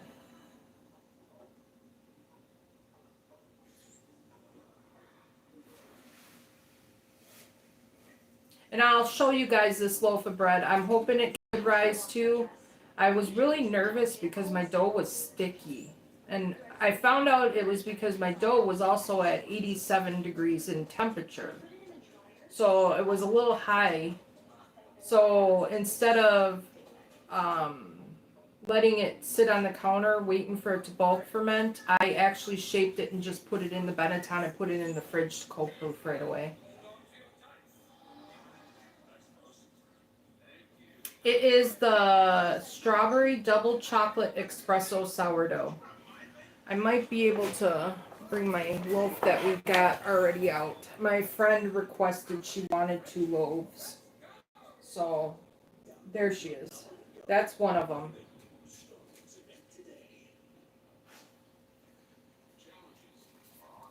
The second one's going to be coming out shortly. I got to watch my dog Lincoln, though. He'll come up here and snag a loaf and run.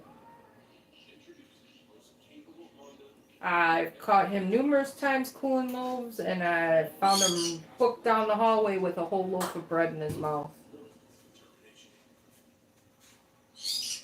Dog likes sourdough. You coming up to say hi? You coming up to say hi? You gonna say hi? Say hi, buddy. Say hi, buddy. Yeah, say hi, buddy. You're a good boy. You're a good boy. Yes, you're a good boy. Yes. I got nothing for you, though. I don't.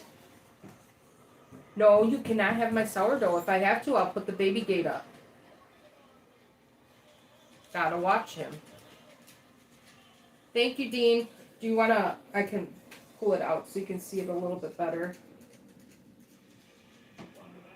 It says subscribe at Dirty Stackn Deb below it. And when I get to the 500 subs, I'm going to give away 3 of the aprons without the subscribe at Dirty Stackn Deb on it. Just the picture. And I'm going to do 3 of them. And you guys get a color choice of either white, black, or pink. Whoever wins. And I will have an email. And you guys can either email me your address or a P.O. box, wherever you want it sent to. And it'll be shipped to you through Amazon. I'm not good with going to the post office, so it'd be just easier for me to order it through Amazon and put the address in and have it shipped to you.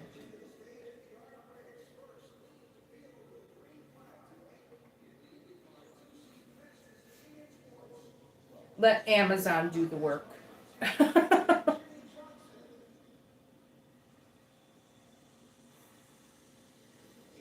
Sorry, I'm staring down at my phone. I see I look kind of dopey on there, but... It is. It's coming out. I'm going to take this bread out and I'll show you guys. Well, not take it out, but take the lid off. I hope she rose. This is the part that's always nerve-wracking. And she did. She is a perfect loaf. Alright, we're bringing her over to camera. There she is. Out of the oven, hot. Nope. And I'm going to put her back in. She's got to go back in for about 15 minutes, this one. She seemed a little chewy kind of texture. So set a timer for 15 minutes.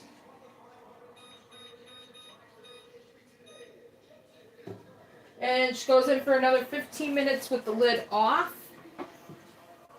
And then she comes out. I take temperature. If the internal temperature is 200 to 205 degrees, she is set and she can cool. It smells like brownies in my house. Literal brownies. Every time I make these loaves, the chocolate bread and the chocolate chips inside of it smell like brownies. I don't smell any strawberry to it, but it's got strawberries in it. And I use dehydrated strawberries in the sourdough.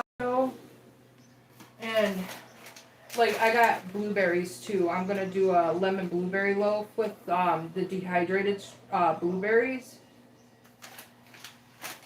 I also got some dried cherries. I thought I would try the chocolate loaf with some dried cherries. And I got some dried blueberries. I wasn't sure on the dried blueberries though, but we're gonna try them too. I opened them to try them. I think I like the dehydrated blueberries better than the dried ones. But I ordered the freeze-dried blueberries off of Amazon, and the dried ones I got from Walmart. Now, I did try frozen blueberries, and that was a hot mess. You guys will see that in a short. It shot out a lot of liquid, and I didn't like that. Somebody told me to try rinsing them really well and then drying them down. So I will try that, but I don't know how well it's going to work. Because blueberries produce a lot of liquid. Okay, that's kind of warm. Let's get that underneath there. I don't want to cook my dough. And I'm still trying to figure out my proofing mat too. It's got like this little gauge thing. I try to put it under the mat to keep it at the temperature. I don't put it inside my jar. Well, maybe that's what I'm supposed to do with it. I don't know. Hello, Moto. I'm gonna go take care of that. I don't know why that phone was ringing. The phone that I have my live on, it's my son's phone, and he's 9 years old. He doesn't have friends that call his phone. So if people are calling that phone, it's a spam call. Now my phone that I'm watching on my countertop, if a call comes in, I have to answer it, but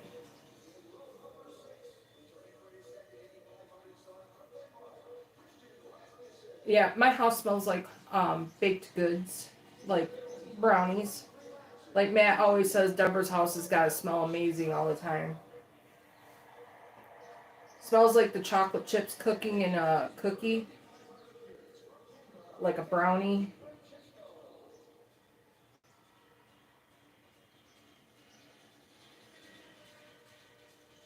And no, it doesn't make me hungry all the time. I'm on medication for weight loss that controls my hunger thoughts.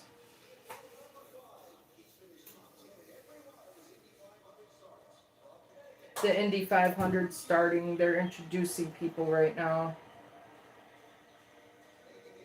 I don't watch it, but it's on my TV. My husband's sleeping in his chair.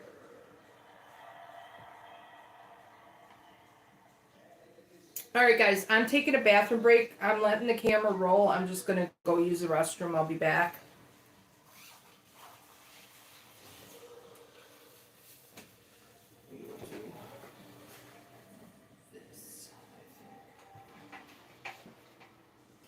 Be right back.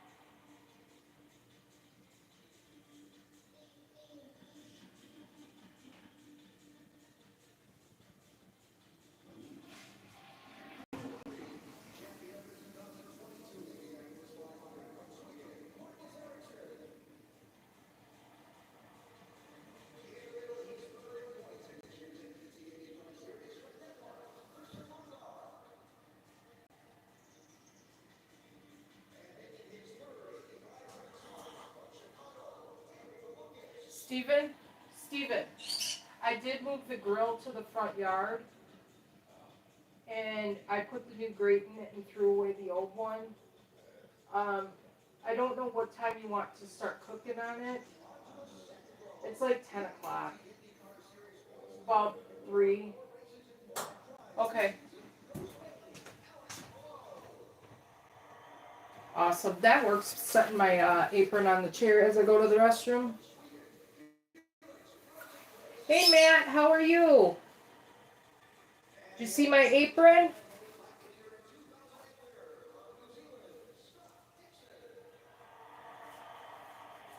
Had to take a potty break. Sorry. We got one loaf baked. I'm going to pick her up. Show you. Got one chocolate loaf baked. The other one's going to be coming out shortly. And then they got to completely cool. I'm waiting for my sourdough starter to double in size. And then I'm going to do a coconut cream with sweetened coconut shavings and chocolate chips, kind of like a Girl Scout cookie. And then I'm going to do some sprinkled coconut over the top of it so it kind of toasts in the oven. Nice, I can almost smell it. Yeah, if you like the smell of brownies, it smells like brownies right now. It smells so phenomenal. The chocolate one always smells really, really, really good. The jalapeno cheddar one, I don't really smell it that much. But it's got phenomenal flavor to it. Flavors sound so yummy. Definitely good munchie status going on in my house.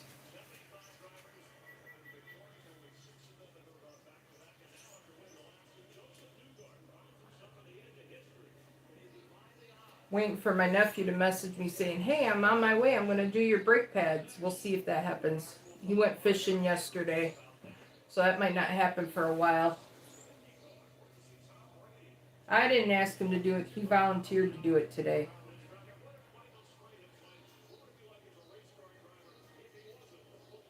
If he doesn't come today, it's fine. I still got, it's like 0.6 something on the thing from the dealer. So I got like what my nephew said, like a quarter of a brake pad left or something, or I don't remember. He told me what it was, and it was not a big concern. It's just cautious. Be cautious.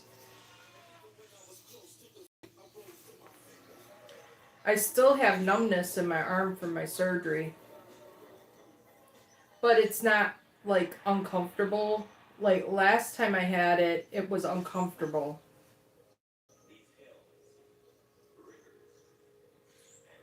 I couldn't even touch it. But the scar line is looking good too.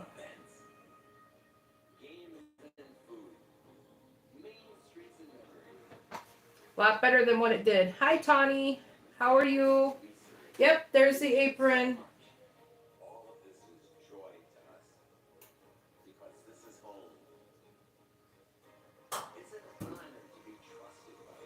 All right, thank you for stopping in, Gig Life. I appreciate you. You have a great day too. Have a good rest of your the holiday weekend.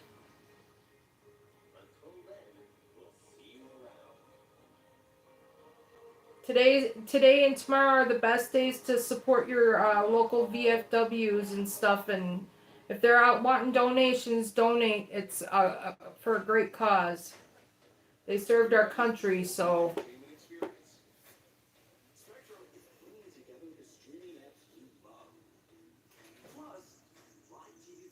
My grandfather was World War II. My dad was Vietnam.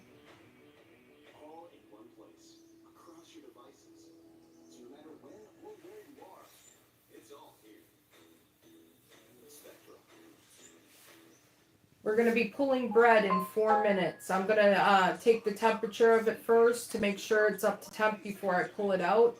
And then I'll show you guys the loaf of bread as it comes out. And Gertrude is almost doubled, so she'll be ready to start a loaf soon. I said loaf. Sometimes it's a weird word, loaf.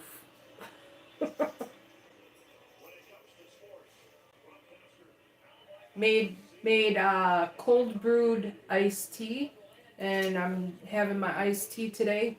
I'm gonna try and save money and make my own tea at home. Usually I buy the gallons from Walmart, but I think I'm gonna start making my own tea at home. And I talk with my hands a lot, sorry. As long as I'm not smacking and waving, we're all good. Then you know it's a good day.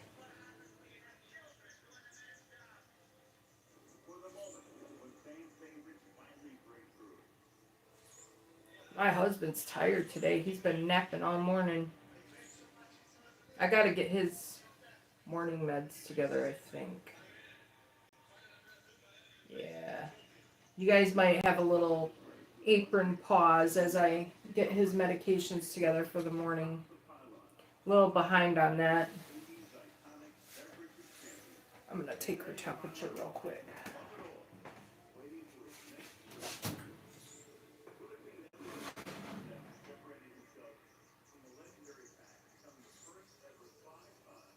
Oh yeah, she's done.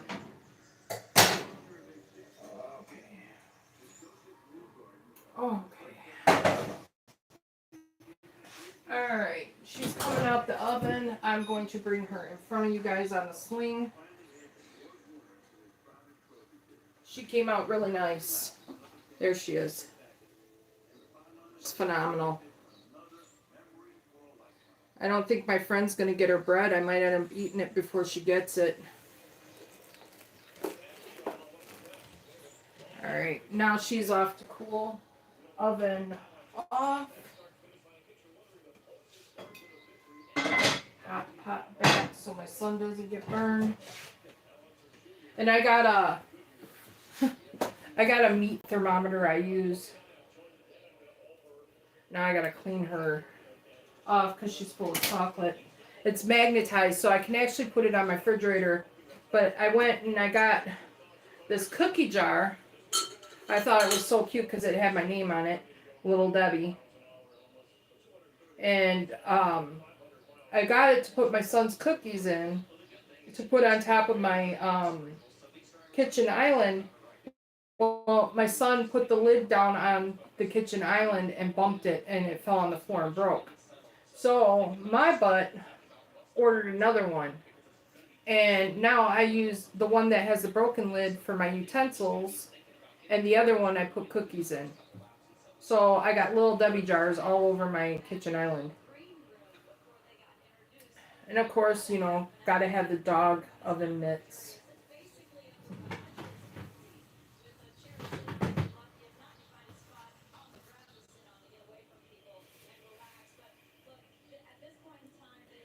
Yeah. So now my friend will have her bread. I will take that to her on Monday. I will put it in either a bread bag or I have a Ziploc bag I'll slide them into. I think they turned out nice.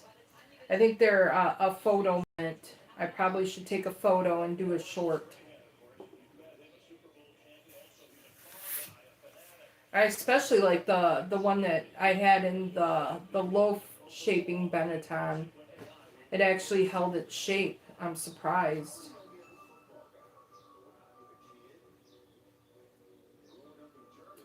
So now we're waiting for that to come up too. And I got, let's see, chocolate chips, coconut.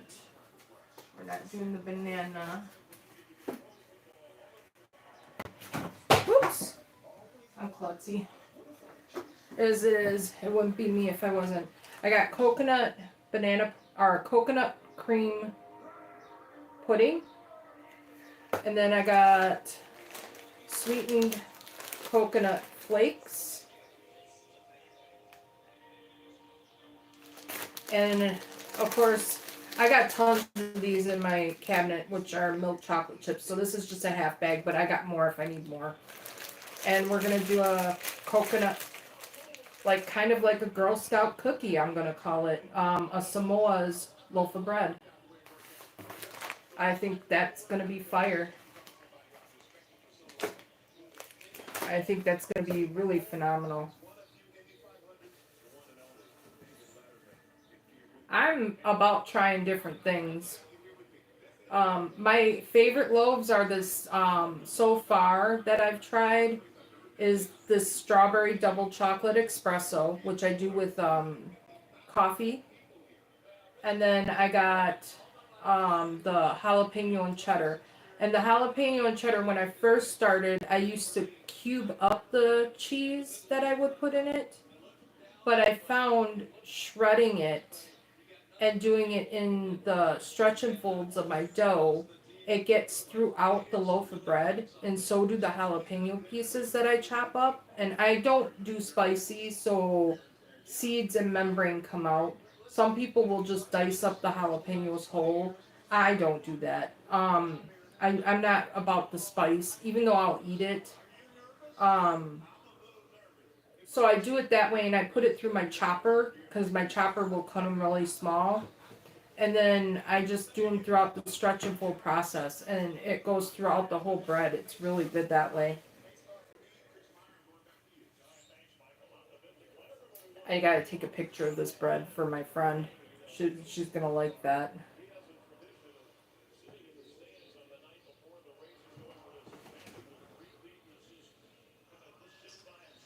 I'm also doing my laundry for the week too. I slack on laundry. I really don't. I don't like carrying it up and down my stairs.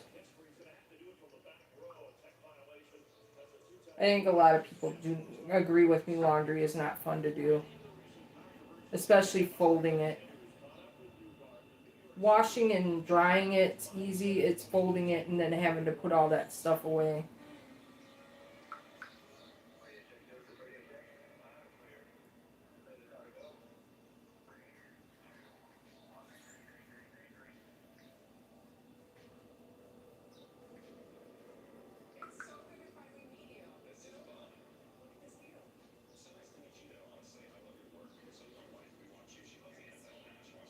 So when I first started doing sourdough, I didn't get ears on my bread, and I couldn't figure it out. You want to at least when I score my bread, I like to score an even slice now, and I only do it once, and I try to go deep. Now you want to do designs on the bread like the wheat leaf and stuff like that. You want to just gently slice the dough, and that will create the wheat leaf pattern on it.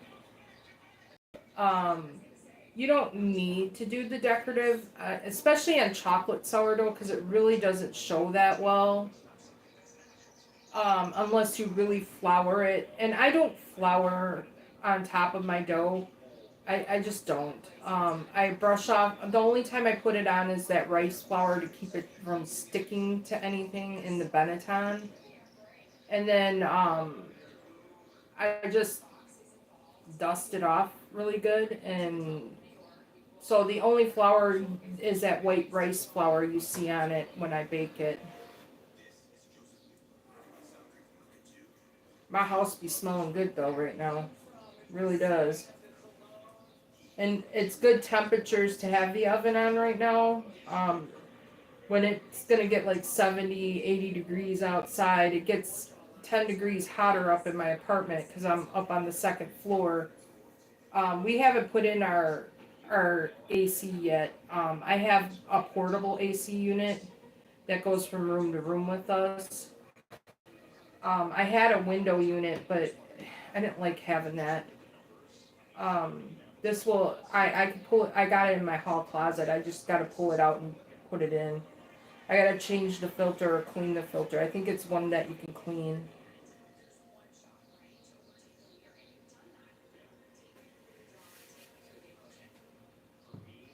But I'm trying to, my electric and gas bill over winter was kind of high. I wasn't too happy with it. And with gas prices going up, it kind of sucked. I had 2 bills in a row that were over $400, and it's because of my furnace. So I got that new kitchen or new TV stand with the fireplace that heats up, and I figured I'm gonna try to run that during the winter and see if that makes a big difference because my furnace, that thing, I think is really old and it's expensive to operate. Makes me upset. I've never had that high of a bill. Even in a house, I never paid that much. Because we were in a house before we got here because we were going to purchase it. And my electric bill wasn't that high. And it was gas operated. I lived in an apartment complex before that. And in that apartment complex, my electric was never that high. I think it was like maybe 170 to 180 was the highest. Maybe 200 at the most. So I don't know if there's something wrong with my furnace, and if any of you out there are any like Havoc people out there, it would be great for some advice because I don't have a lot of money to go and have the Havoc whatever, but they had Havoc come out here because my central air wasn't working properly, and they I don't know if it needs the ducts cleaned or what. I something needs to be done. That was ridiculous. And I am changing my furnace filter every 3 months because I figured if I do it every 3 months, at least this way I'm getting rid of the dirt that is in there. And they're cheap enough. They're like $7 a furnace filter, so it's not too bad.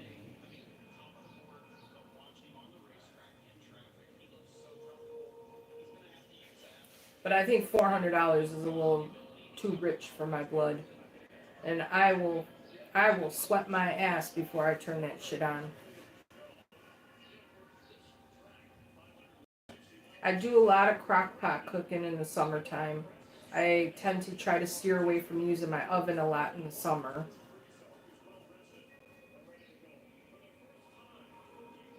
I learned how to make a lot of things in the crock pot that you could do in the oven.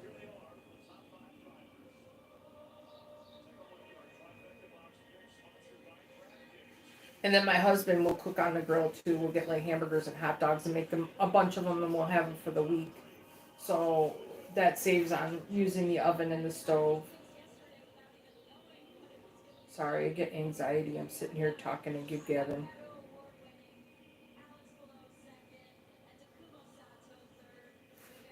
She's still kind of domed.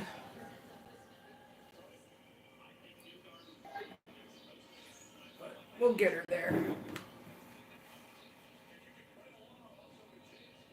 I think I didn't feed her real thick. I could have probably added a little bit more flour to her this morning when I fed her. Well, our no-name starter, she's rising too.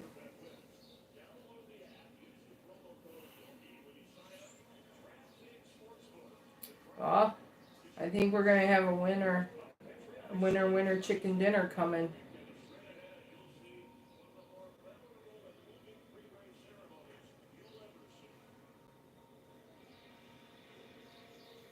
Yep, that poll seems pretty adamant about one name already. So, but that could change because we're still gonna be live for a little while.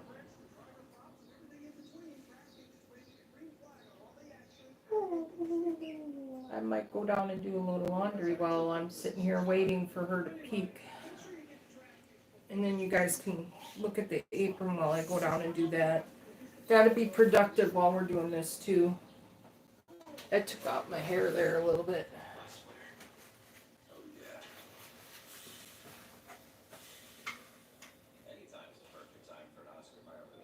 Alright, I'll be right back, guys. I'm gonna go down and do laundry. Steven, Steven, I'm going down to switch laundry. Do not allow Michael in the kitchen if he's in his undies, please. I'm going down. I still have the camera rolling. I just don't want Michael to be on camera in his undies.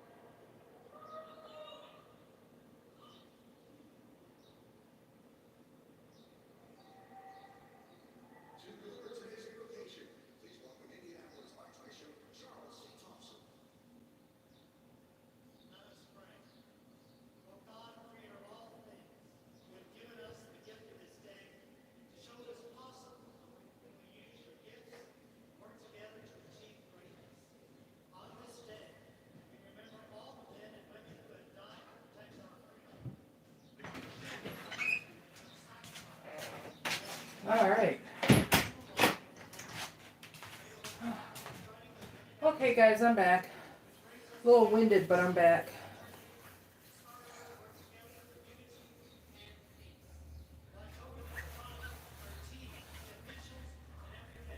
Went and switched my laundry. Got a load started and a load drying.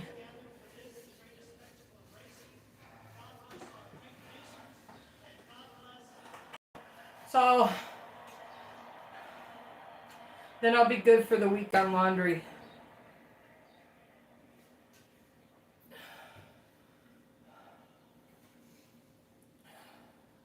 Son doesn't have school till Tuesday, so he needs at least 4 pairs of jeans for the week.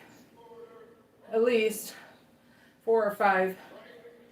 And then I just wash everybody's clothes, fold them, separate them, put them away. With my son, though, you have to go around and play the hunting game. You got to find all the clothes that he had on him. He takes them off wherever. Husband, they're usually taken off in the bathroom where he takes a shower. I have hampers, but nobody chooses to use them. Huh. Playing taps on the NASCAR.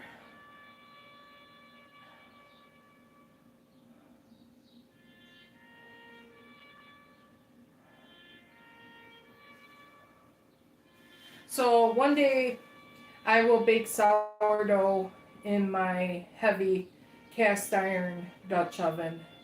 I'm not really fond of it. I didn't like, my bread didn't really rise real well in it. And I don't know if it's just because I like the lightweight one better. And I'm not giving that one chance. But I got to start using it. So I think next time I bake, I think with this coconut one I'm going to do, we'll try it. This one's going to be great, though. This is going to be the Girl Scout Samoa's cookie one. I'm wondering if I should almost toast the coconut before I put it inside of it.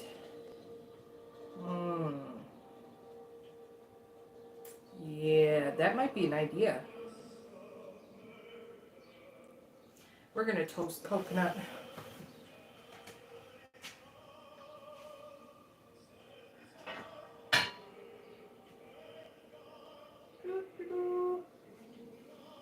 If I take that pan, we're going to have a landfall.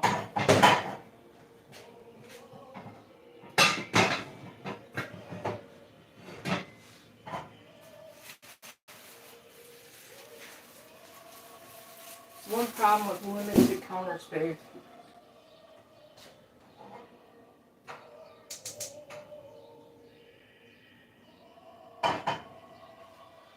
We're toasting coconut, guys. I'll turn you guys towards me while I do that.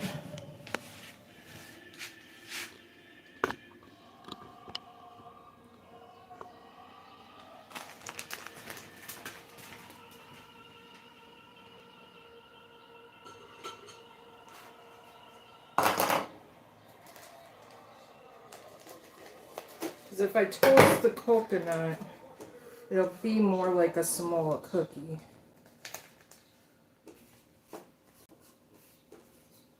I spilled a little, but that's here nor there. I'm only going to do some of it. Because the other part, when I put it on, it will toast in the oven.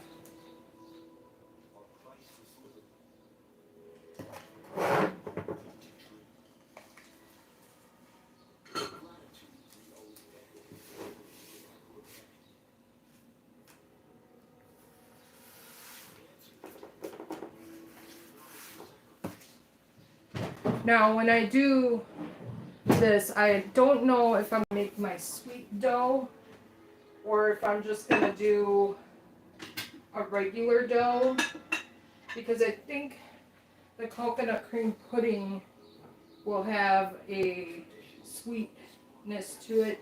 I think I'm just going to do the sweet loaf because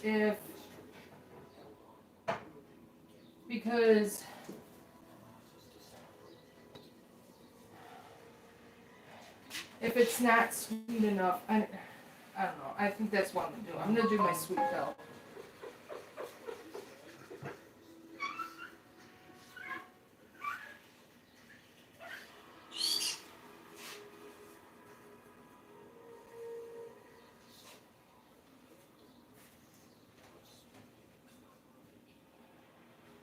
So I'm toasting coconut. That's what you guys are seeing. I'm going to go refresh chat though. Well,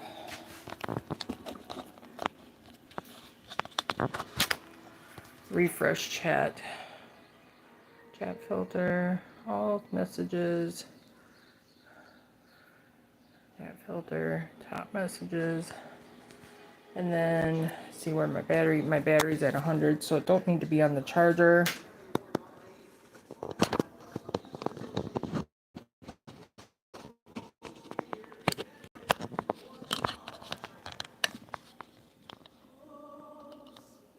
All right, there we go.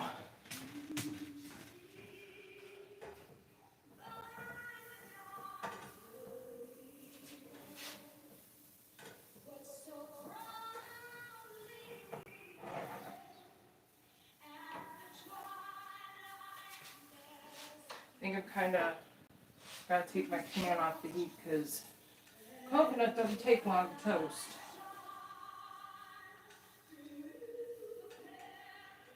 I will sweep my floors, guys, don't worry. There, I think having a little bit of color will help. And also we'll steep out the coconut flavor.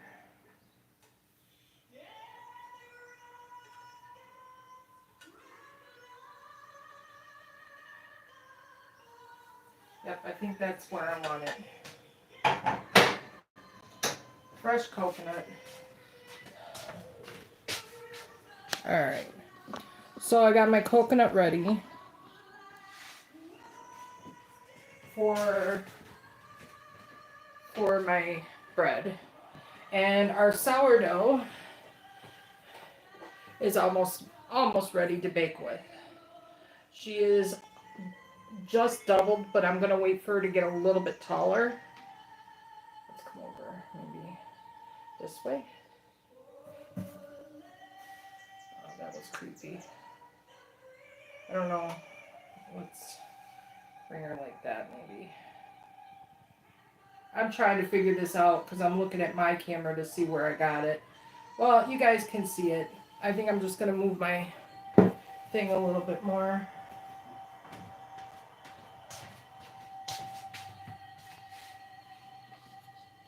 This way.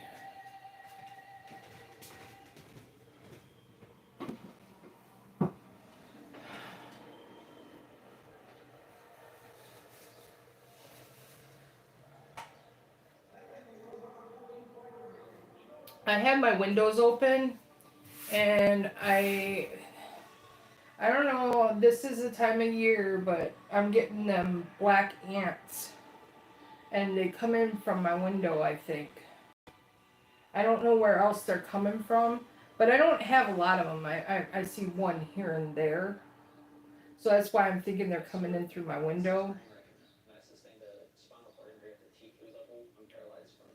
And they only seem to come when it's warm. Oh, my nephew messaged me, guys. Hold on. Yes, I'm up. This organization is just the most amazing thing. The future is here. We've been creating it for more than 100 years. From the most advanced technology. I'm actually going to call him, so I'm going to exit you guys out of here and I'm going to call him real quick. Always moving forward. We lead, others follow. Knock, knock. Your mom is calling. Exit. Call. Contacts.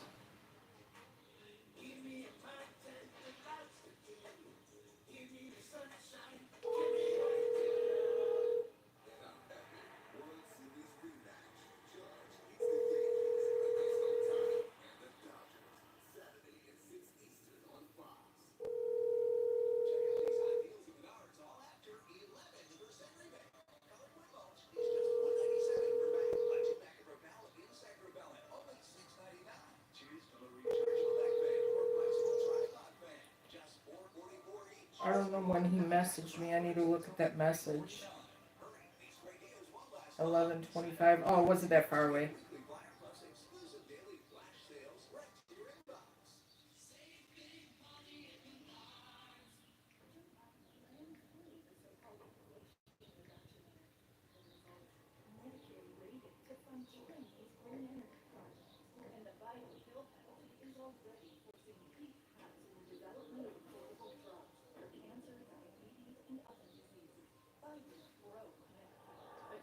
I'm waiting for him to message me. He doesn't text me back usually right away.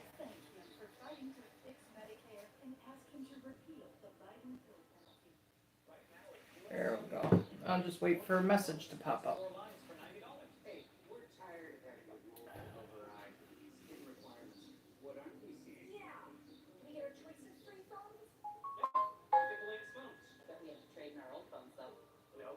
Ooh, man, Matt's accepting every delivery. Woo!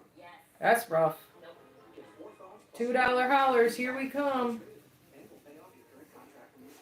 Them are rough. Wherever you are in Wisconsin, there's a free and confidential aging and disability resource center, ADRC, or Tribal Partner Agency.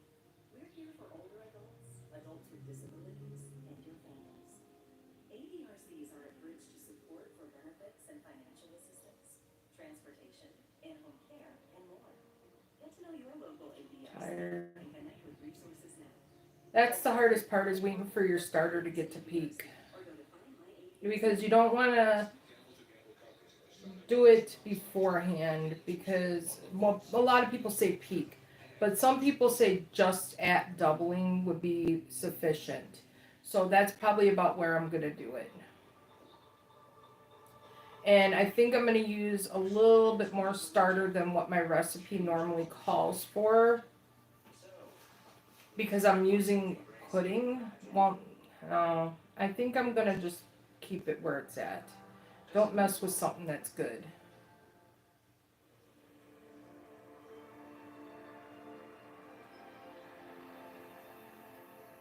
Heartland of America.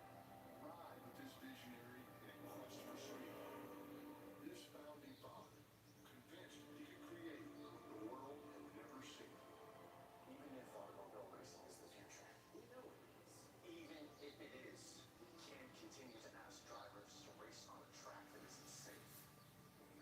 An act of old-fashioned American ingenuity, inspiring an iconic raceway from the heart and furnaces of the great Midwest. I just don't see the way. In every sport, success goes to all. And coconut all over my stove. That is what it is. What is this? Our way forward. Perfect.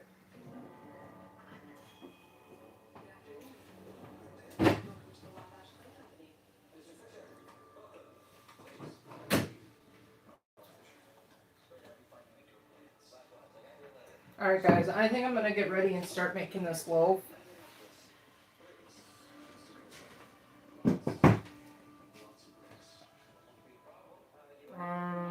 Scale.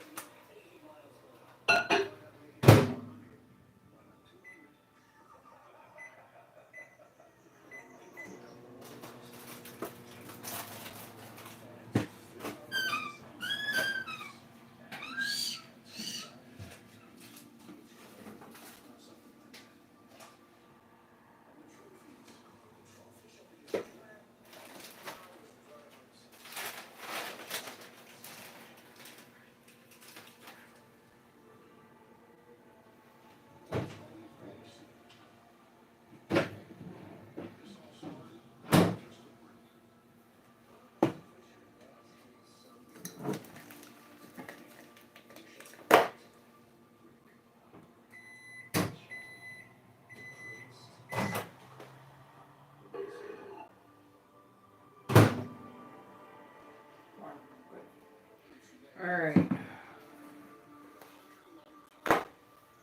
Power on my scale.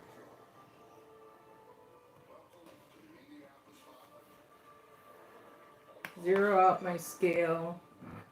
325 grams of warm spring water. Right on, 326. 100 grams of starter.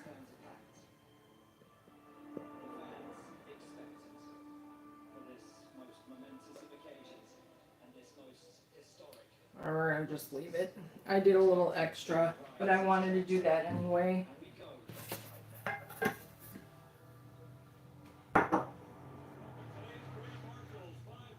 Take it off. Whisk it to a frothy consistency and a milky texture.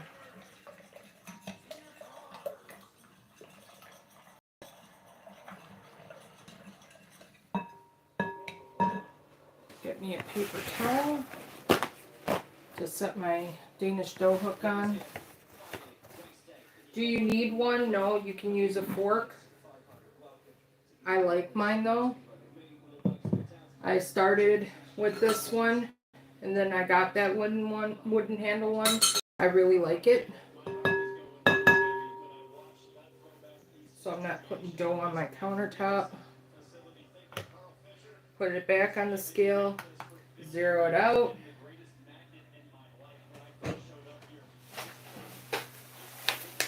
I need 500 grams of bled flour, all-purpose unbleached flour. I use King Arthur brand, so I'm gonna put 500. Don't mess with auto release when you're new to making sourdough. It's more for people who have done sourdough for a while.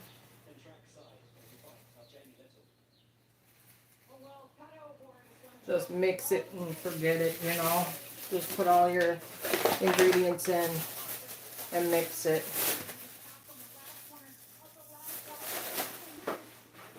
Alright, so that's in. I need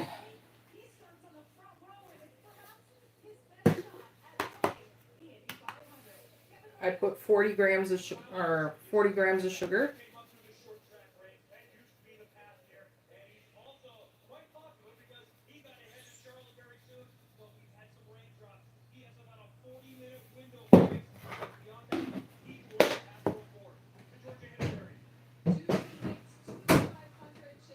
You can use pink salt, you can use any kind of salt you want to use. I got sea salt.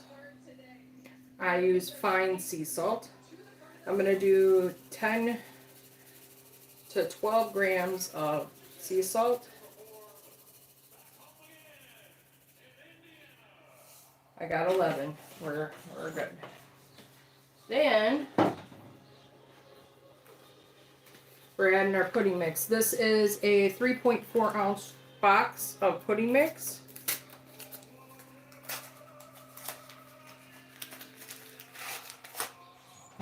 And this one is coconut cream.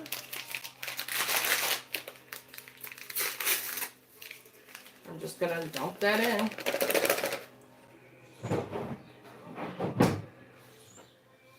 I'm gonna kind of shuffle the stuff around on the top a little bit before I start mixing in. Take your scale out. Don't want to break your calibration you know what I meant. You don't want to break your scale. Mix, mixy mix. Mix and trust the process. It'll feel like it's dry, but it will come together.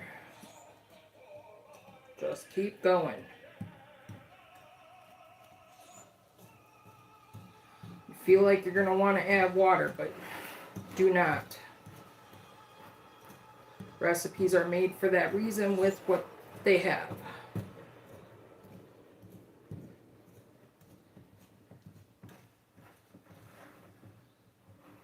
it'll eventually start falling off that bread hook. See how it's a big chunk? Just keep mixing. If you feel like you don't want to use the bread hook, use your hands.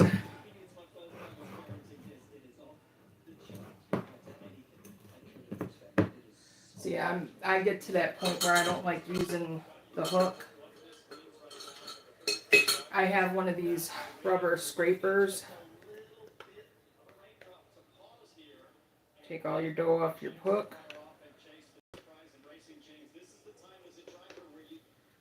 Can't get it. Use your fingers. Fudge. Smells really good.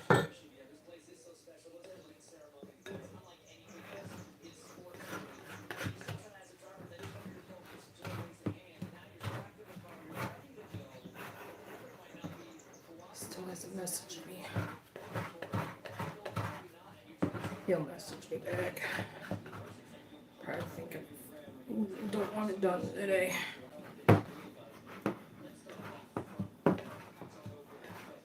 I'm mixing and mixing. Guys, I'm using my hands. I'm going in. You can feel it come together. You just don't want any, like, bread in your, or flour, I meant, not bread.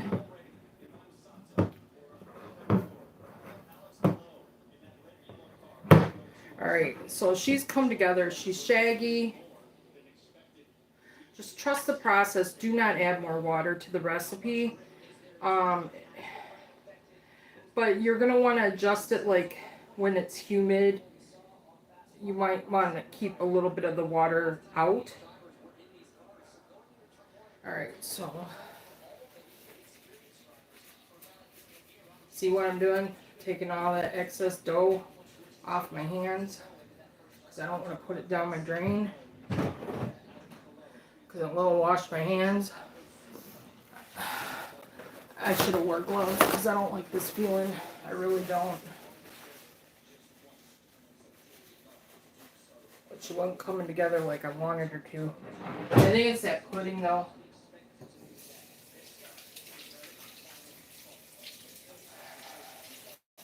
Make sure you get the dough out of your knuckle hair. When it hardens in there, it becomes a good wax remover.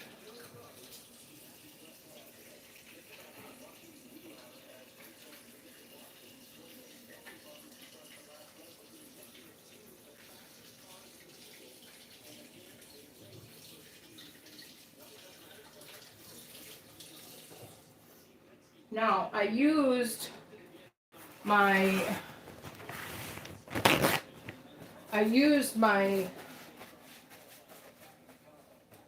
what was I going to tell you?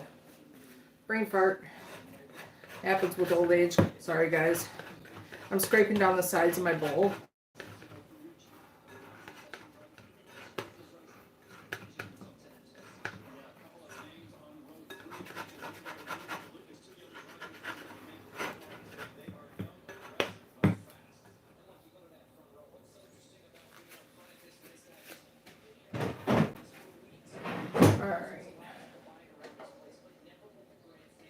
I fed my starter, or that's where I was going with it. I fed my starter this morning, so even though I used it, I will not feed her again until tomorrow. She does not need to be fed again because I used it. And the dough will look shaggy. That's what shaggy looks like.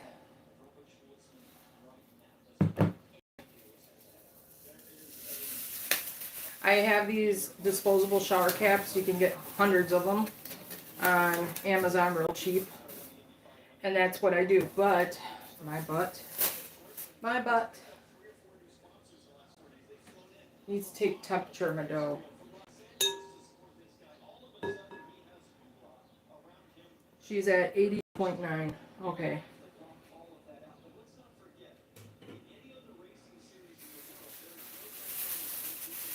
82.9.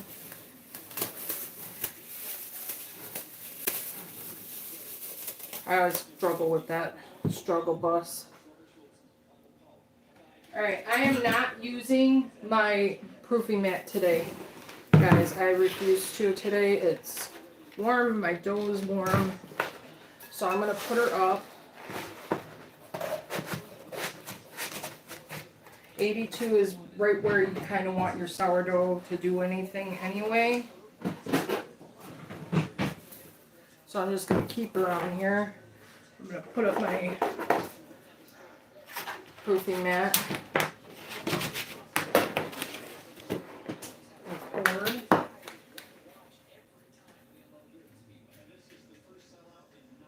Hi, how are you, Melanie? Sorry, I'm just, my phone's on a delay, so I'm just catching it. Can you use sugar-free pudding in the mix? Yes, Dean, you can use sugar-free pudding. My dough, though, is also a sweet dough, so you can also follow the dough recipe and leave the sugar that I put in it out, too. So these are just extras that I add to it. My husband is diabetic, so you have to follow those rules with the sugar. I understand.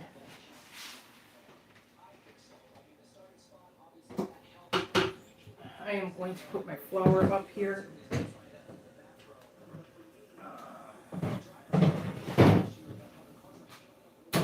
I'm waiting for my nephew to get back to me because he's going to do my brakes today. He messaged me once and I messaged him back, but he hasn't gotten back to me yet. So now I'm going to set a timer for 1 hour, and that's going to begin my stretch and folds. I am making I'm making a Melanie, it's coconut, toasted coconut, chocolate chips, and I put in my sourdough recipe, my sweet sourdough recipe, I put 40 grams of sugar and one 3.5 ounce box of Jello or any kind of pudding, because I don't know over there what kind of pudding you have there. I use banana cream pudding. And then when I shape her, I'm going to put toasted coconut flakes inside my Benetton when I put my dough. This way the coconut will stick to it when I go to bake it tomorrow. I'm gonna move my chair out a little bit. And it's going to be a coconut chocolate chip thing. Here we have the Girl Scout cookies. It's going to remind me of the Girl Scout cookie we have. Dean, it's working really good. Actually, I'm doing all this stuff on my kitchen island right now. And all my baking stuff is in cabinets, in the drawers.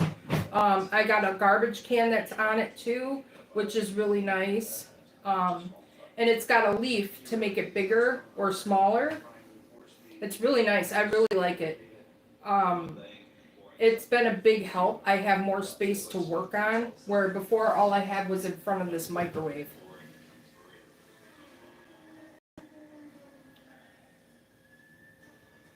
There's a reason ship is called the heartbeat of America.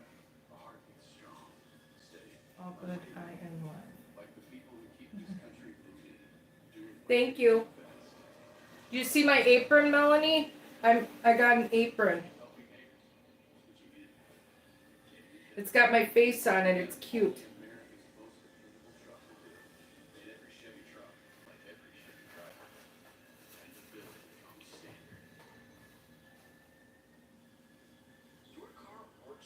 So now I wait an hour, and then I'm gonna do stretch and fold. Start my stretch and fold. I'm gonna set a timer on my oven.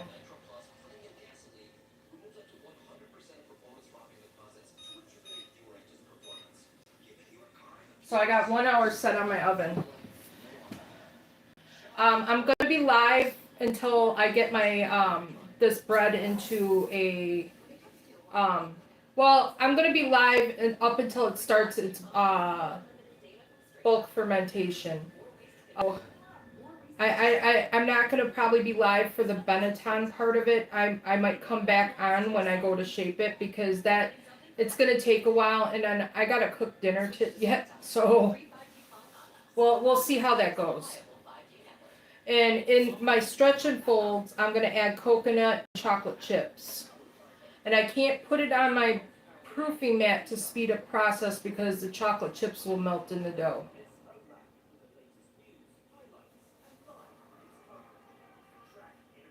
And I put the chocolate chips in my last set of stretch and folds. That way, they don't melt in throughout sitting. Because the dough's temperature was at 80 some degrees. So I use milk chocolates and those melt pretty fast.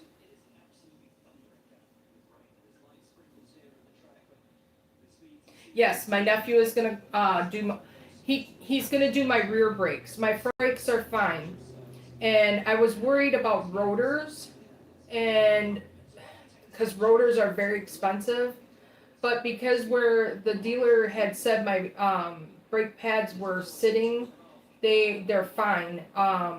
Because I only use there. Did he say I only used a quarter of my pad, or there's a quarter of my pad left? So it's on the warning. It's not. It's the beware, not needing or it's bad. So my nephew believes I won't need to have the rotors yet. But if we have to, then I'll have to go get one. And rotors are like almost $120 a piece. Got itchy nose today. I'm gonna do the restroom break here real quick.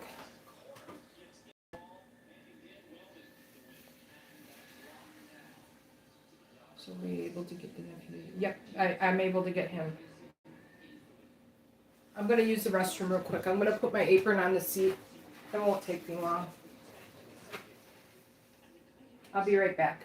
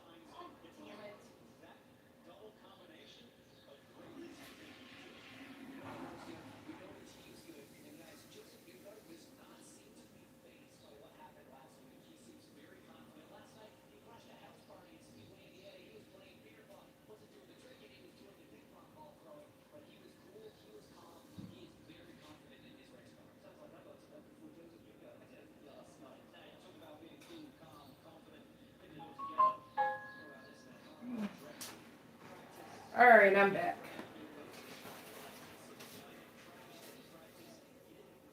Doesn't take me long.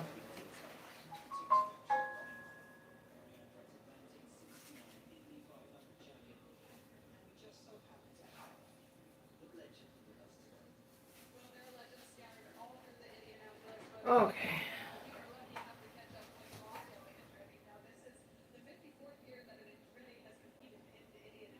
Yeah, me too. And he's like, well, you could still wait. And I'm like, no, we're going to do them and do them before they do the rotors. So I said, if I can afford brake pads, I'm doing them. Yeah, I no, not, nope. And brake pads are so expensive compared to what they used to be.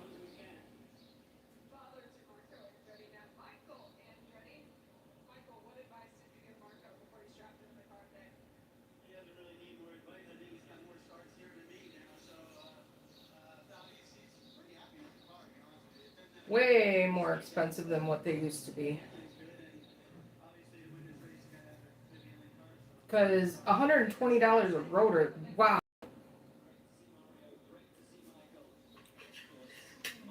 I used to drive, well, I've had newer cars and I've had to do stuff on them before, but they were never this expensive. And a lot of it's because I got that electric park brake. parking brake, and luckily my nephew, he's done brakes in a shop before, and his friend and him both that computer that they can hook up to it to do what they need to release that brake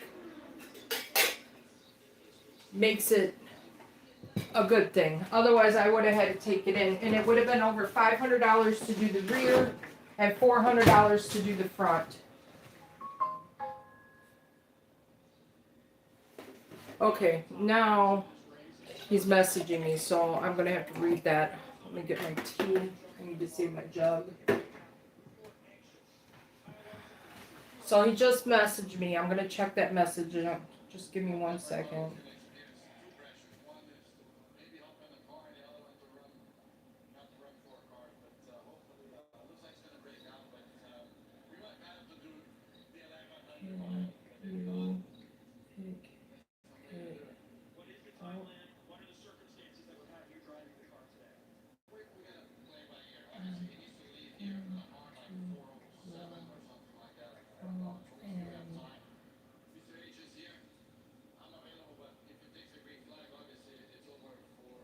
Well, guys, I might end up having to end my live to get my brakes done.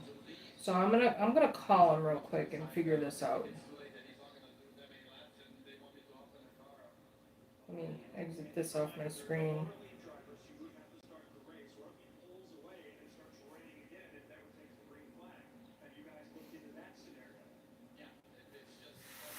Okay, well, do you mind picking it up? How long will it take? Because I was gonna cook on the grill. Less than an hour? Okay.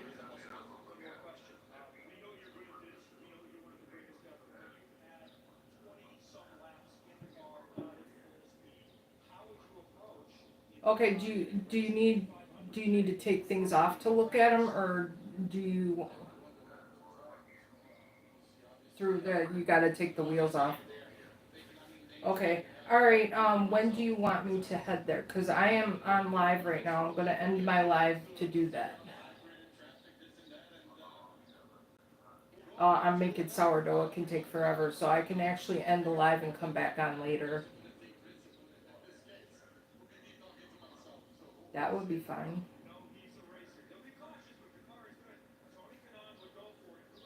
Okay. So, let me pause this live. I don't need people hearing my business.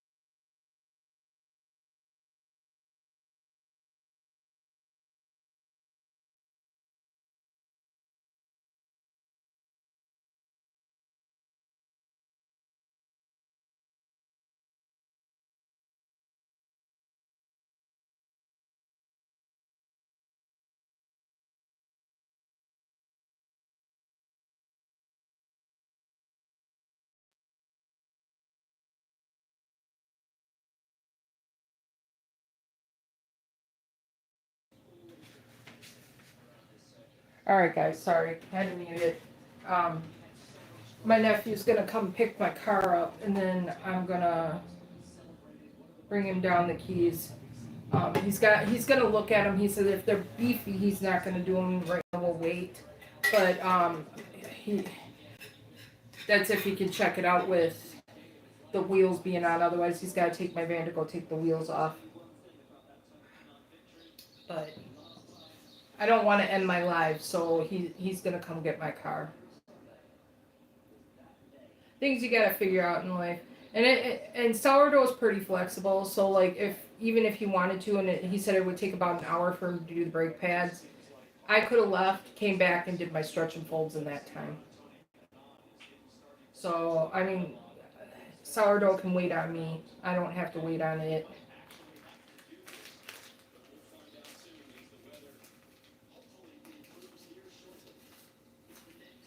So I did toast my coconut, and when I go to do my first set of stretch and folds, I'm kind of hunched over, guys. I'm sitting kind of not like I should. I'll put the coconut in there that I toasted.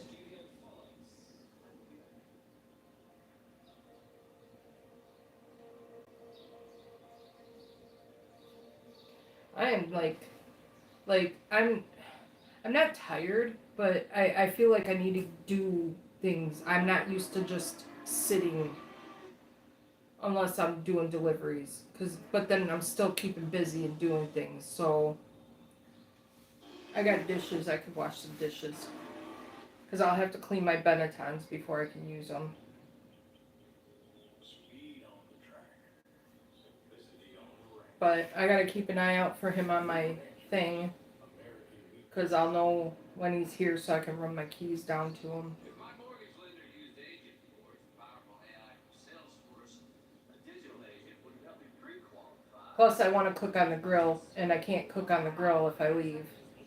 Well, who's the buyer? Hey, bro. Welcome to Casa Day Wood. Oh, jeez. About 1, 2 o'clock, I think I'm gonna fire up the grill to get the coals ready.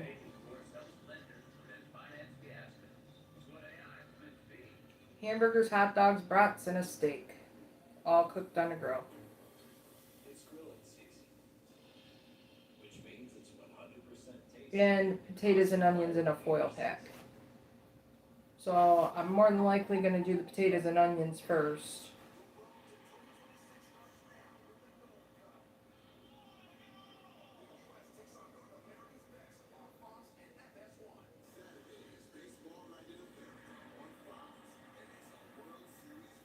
So, what's everybody doing today for the holiday weekend? I don't know if it's so much as a holiday as a memorial weekend for memorializing our past loved ones and family members who served our country. But I'm cooking out. I don't go to the graveyard. I'm terrified of graveyards. In fact, I'm going to be cremated when I pass away, and I want my ashes not under the ground, but spread around. Or used to maybe plant a tree. Yeah. Use me as potting soil.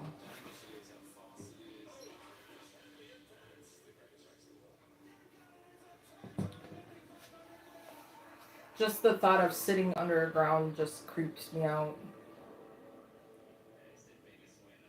I know I won't acknowledge it, but it's just the thought process now.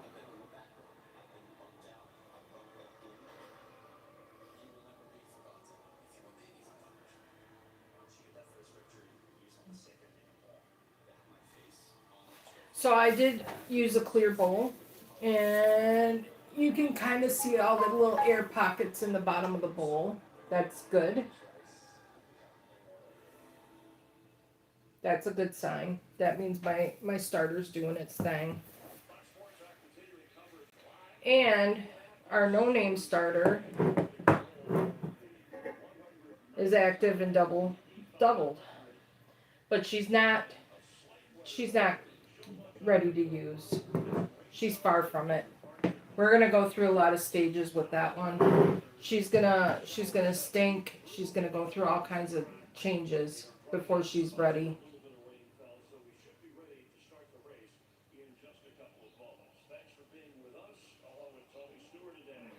Neighborhood. Anyone missing a gray tabby with white paws has a collar on. Okay. I have a Ring camera downstairs, so I'll probably see him come up too.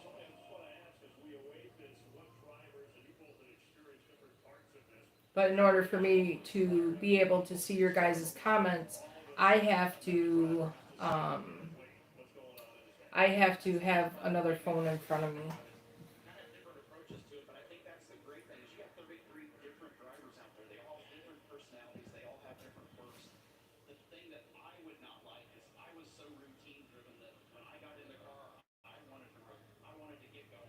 It's a nice day. I feel a nice cool breeze coming from outside. FYI, when bagging up your sourdough, make sure that it is completely cool.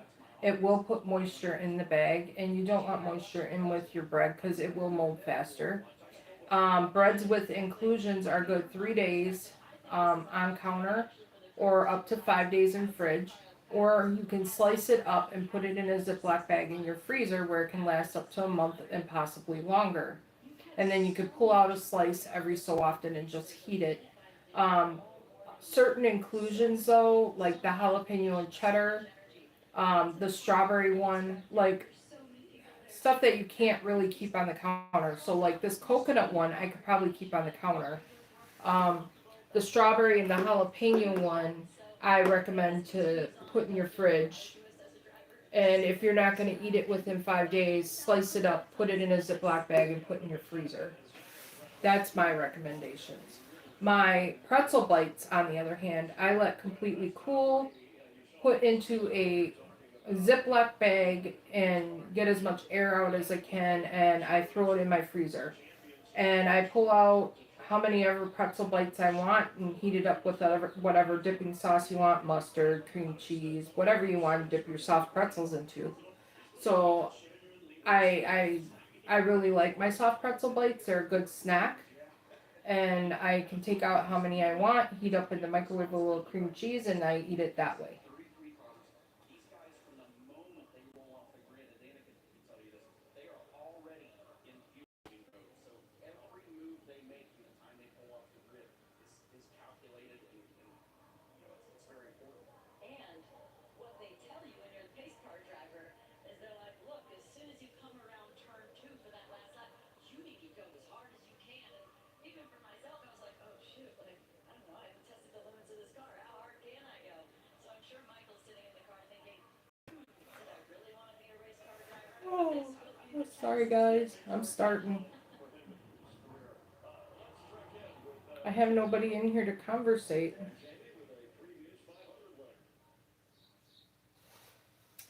Let's scroll. Let's scroll through and say hi. Different role for you. So how are you helping him for today to try to get that first win? Well, it started really 2 years ago. Scott contacted me and wanted some help to speed up his process of learning the Indianapolis Motor Speedway. And it's a special place, isn't it? We get the crowd roaring. It's so cool. It's back today, 350,000 people. It's magical. So I'm just behind Scott, trying to give him the tools to become the best driver he can be quicker. And yeah, it's such a learning process here. Anything you can get from another driver. So we got 41 minutes and then we're going to start some flip and folds, I call them. It's actually called stretch and folds. And then, like my last one, I do a coil fold just to get the dough a smooth surface on the outside. But I can say for the pudding one, this one looks better than my last one so far. I've loved seeing his evolution within Penske. He's just been tremendous. So we'll see what he can do today. He's in a good position actually to do very well. So cross fingers. The whole team is pushing hard, and it's been a pleasure to be obviously back with Team Penske and experience this for the last 2 weeks. Well, you're bragging on that driver. Let's brag on you in the moment you won this race, Simon. Take us back to it. What does it mean to stand My Amazon order, did it come? I mean, that's why I asked Scott. I said, when you win today, like just give me one drop of My milk. cookbook's supposed to be here today. That moment. It's arriving between 2:30 and 4:30. My kids, when they see Awesome. Indianapolis, I'm excited because I need a cookbook because all my recipes I go off of pictures in my phone. So it would be nice to have just a hard copy I can go through and find my recipes. it's really it's a gift that keeps on giving. Everybody says the same thing, but it's so true. And I can share them. Like I can go on live and I can put them on like a little thing in front of the camera too so people can actually write down my recipes if they want. See my sourdough, this one's a sweet dough. So I usually use the recipe of 325 degrees of warm water Not hot, just warm. So like I'll put it in the microwave for a few seconds just to get it warm and so it's not chilly from the cool air. And then it's spring water I use. And then I use 500 grams of King Arthur all-purpose flour. That's my standard recipe, and 10 grams to 12 grams of salt, and 100 grams of sourdough. That's standard. And then for the sweet dough, I add 40 grams of sugar. And then if it's the cocoa, I have a whole different process for that. That you got to steep and all kinds of stuff. Um, but it's standard. It's a pretty standard recipe I use. And it depends on what your environment is, if it's humid or not, and how much water you're going to put in. Because, like, if it's really humid, like in the summertime when you get the months, I may not want to put as much water into my sourdough. So I'll be playing around with my sourdough recipe at that time.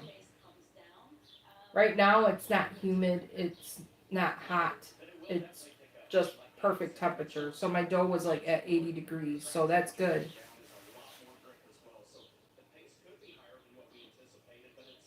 And I'll be doing the aliquot method. So before I put my stuff in, I'm going to do my stretch and fold, take the temperature of my dough, measure out so much dough into the cup, and then I'll keep that cup in with my dough. And when it hits the top of my cup, the bulk fermentation process will be done. I might even be doing that wrong. I probably should have put it in the cup as it is now because the salt has been in it. So we're gonna do that real quick.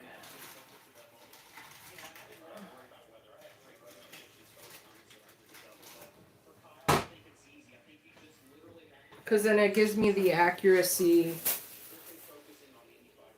So I need to get my scale. Put my cup on. Zero it out. 40 grams.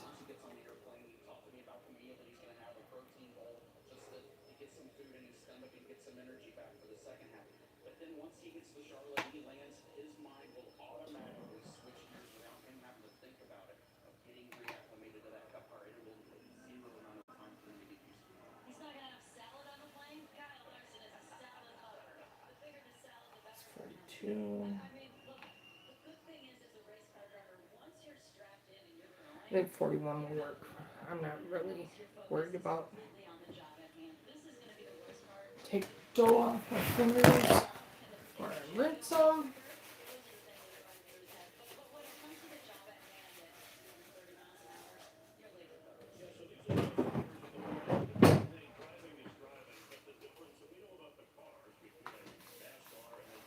I'm spraying my hand with water so the dough don't stick, and I'm gonna kind of push it down in the cup a little. And then I just put this cup in there with the dough. And then when that dough reaches the top, then it's bulk fermented. And the reason I'm doing that is because I'm not using my proofing mat.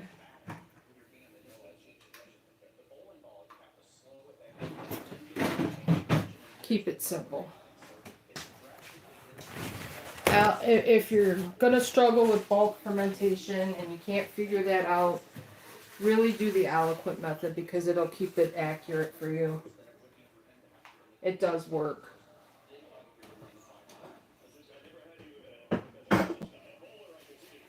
I'm gonna wash some dishes.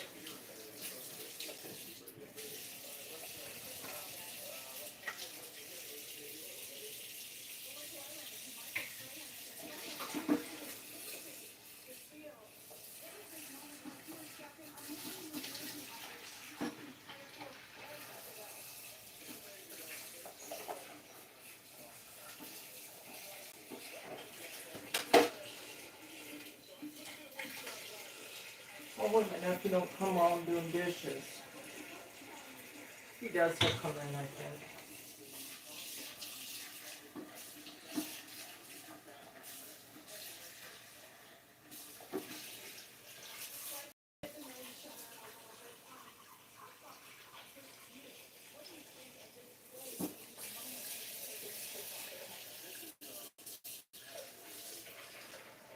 think chocolate dough is the worst to wash off of stuff.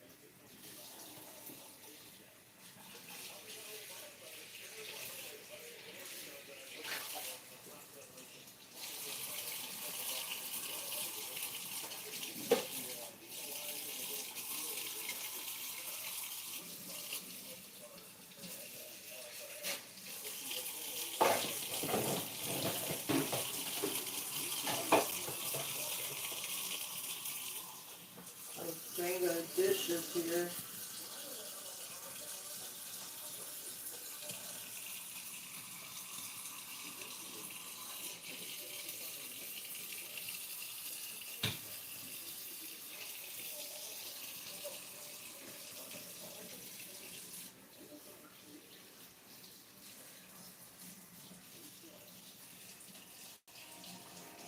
Trying to keep up your dishes in between, it helps. Otherwise you get lazy and don't want to wash them all. You're like, that's a lot of dishes. And I don't have a dishwasher but myself, so.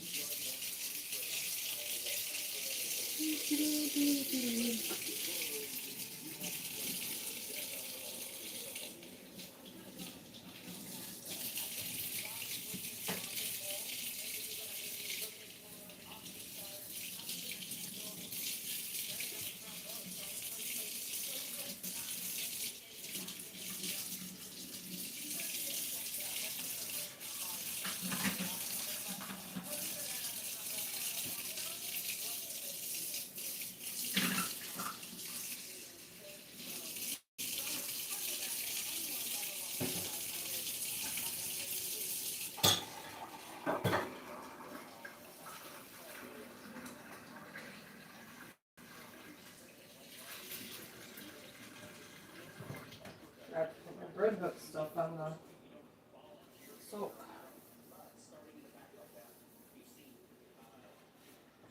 Got some dishes done. Oh, oops. Hopefully I didn't break the tile, but my tile's all breaking anyway. My floor is unlevel. Not my floor. Pointed it out. Not my floor.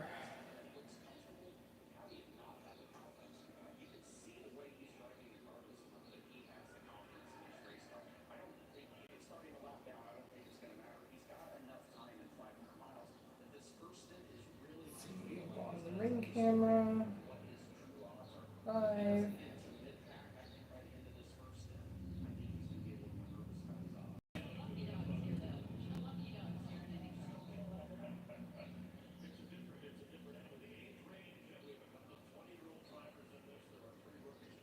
Alright guys, I am going to go downstairs real quick because he should be here in a minute. So I'm just going to go down there. You guys can sit here and watch my apron.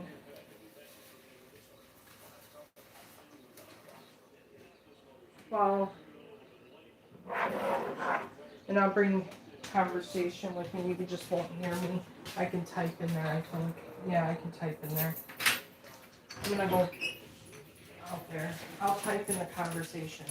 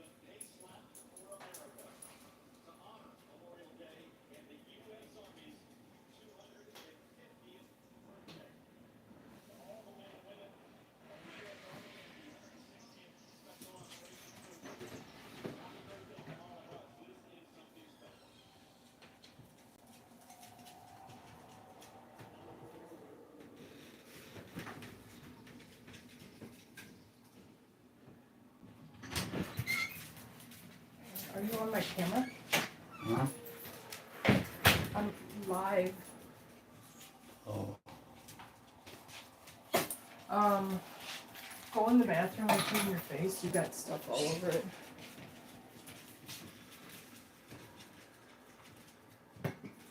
I wanted to go pick up the van a little bit before Derek came. Alright, I'm back. I had to pick up my van a little bit before my nephew got here. I don't want to... I thought he'd be here by now, but he's not.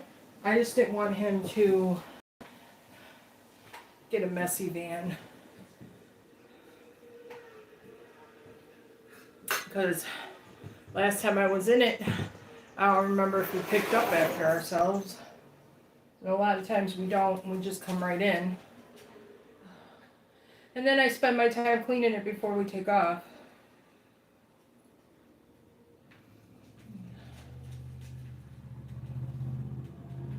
But we spilled stuff in the back, and I gotta clean the carpet in the back. And whatever it is making my van stink. I think it's some kind of soda. Hi Luke, how are you? I'm just rambling on about my car smelling. We're making a Girl Scout cookie sourdough. It's got coconut cream pudding in it, and I will be putting toasted coconut in it and milk chocolate chips, and I will, when I settle it for the night, I will dust the Benetton with flour and then sprinkle shredded coconut in it, sweetened shredded coconut, and it'll go overnight, and then when I bake it in the oven, it'll toast. The coconut will toast, and it'll just be like that Girl Scout cookie, the Samoas. Hi Viper, welcome in.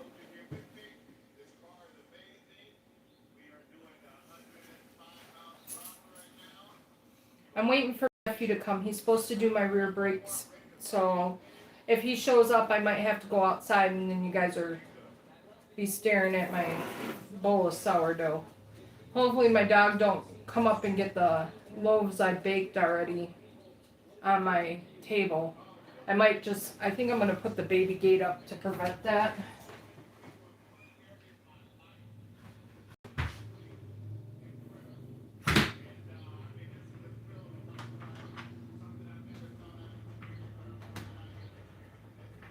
That'll keep them out. Alright. My nephew's here, so I'm going to go down. I'll be right back, guys.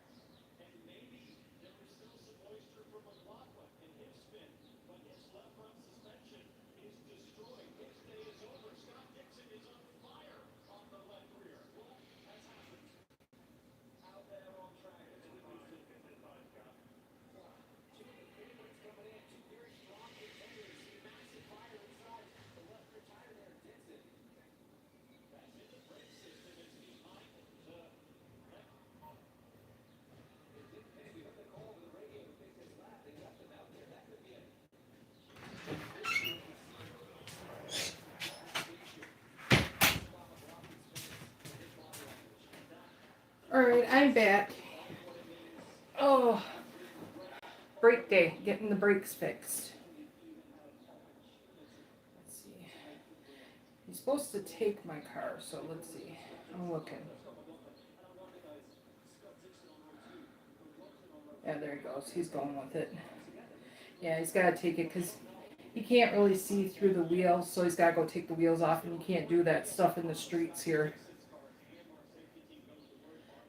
You're not changing a tire, then it's not legal. But welcome in, everybody. Welcome in. Thank you for coming and visiting my channel. We're making Girl Scout cookie sourdough bread.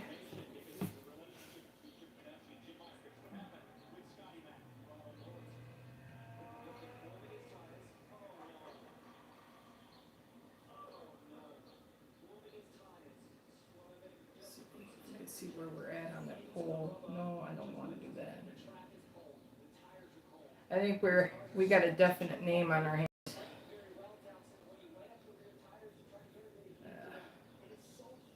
Yeah, we got a definite name coming on our hands. Gonna be here on our hands. Oh yeah, he's gone. I didn't even hear my van take off. She's quiet.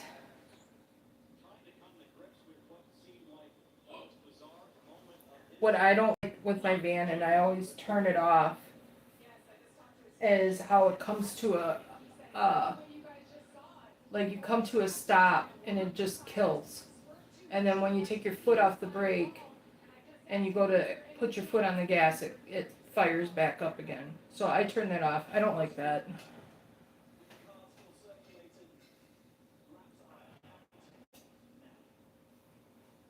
Hi everybody, welcome in, welcome in. Double tap the screen, share out. We're making Girl Scout cookie sourdough today.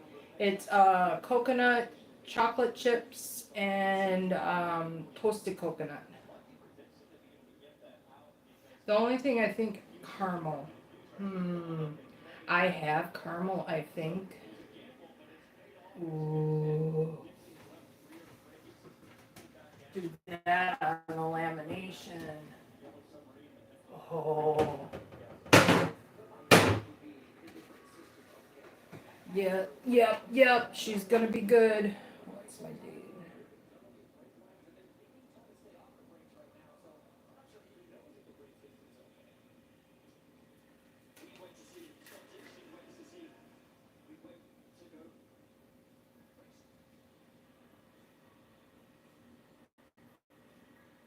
We got caramel. We got some, I'm showing it to the wrong phone. We got some sea salt caramel. Use that in the lamination process. Yep, Girl Scout cookies coming your way.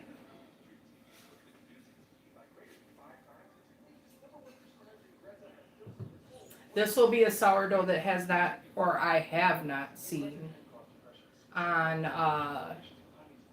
YouTube or any other site.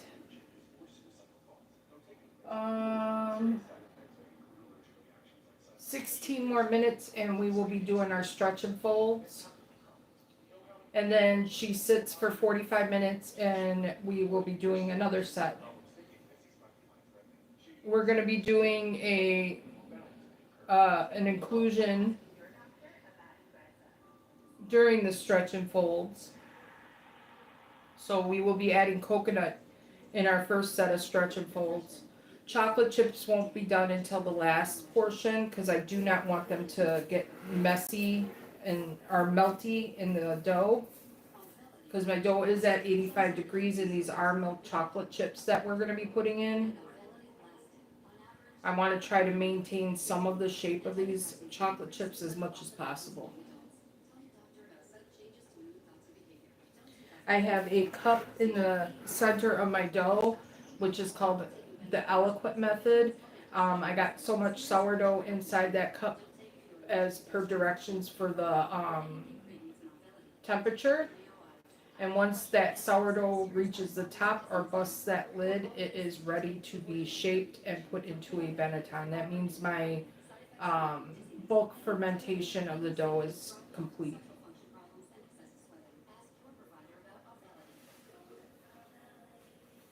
We're gonna be prepping some here in a little bit, so we'll have some entertainment here.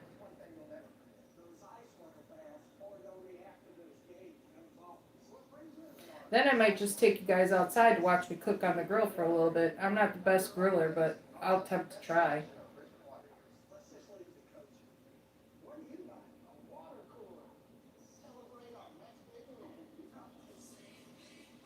I had to buy a whole new grate for my grill this year.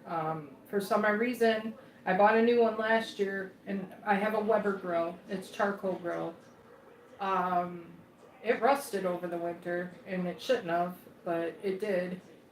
I have a Weber grill cover over it, and it's still rusted.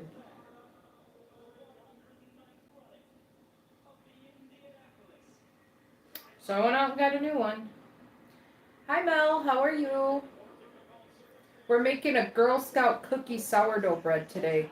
It's like the Samoa's cookie with caramel, coconut, and chocolate chips, and it's a sweet dough.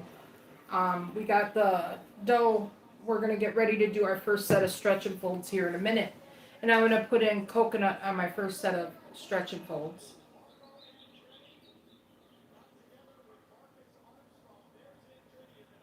Are you celebrating today? Are you grilling out? Or are you going to memorial places? Or what are you doing today for the Memorial weekend? I can't go and visit my loved ones. I'm terrified of the grave site areas.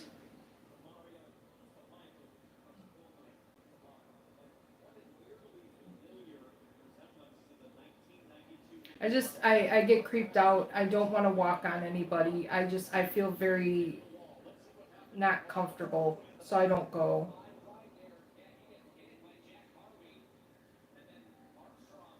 My great grandfather was in World War II. Not my grandfather was in World War II. I'm used to explaining it to my son. And my father was served during Vietnam. Nothing really, just went to church today, like every Sunday. Okay. I'm gonna cook on the grill and I'm baking sourdough. I baked already 2 loaves. I'll show you the first 2 loaves I baked. I baked them on live this morning. These are for my friend. She wanted them. I don't want to drop them. I'm gonna hold on to it. Let's see. You can probably see them. I'm hoping you can see them. I baked 2 of them.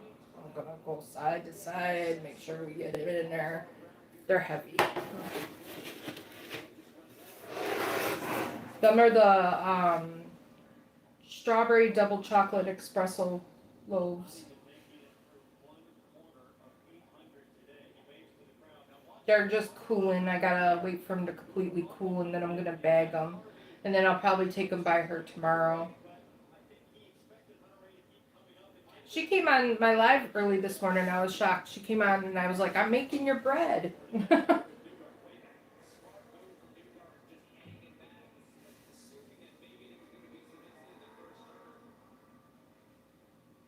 And I'm impressed. I didn't think they were gonna rise because my dough was really sticky and hard to manage. But they rose. They got ears on them. They did really well.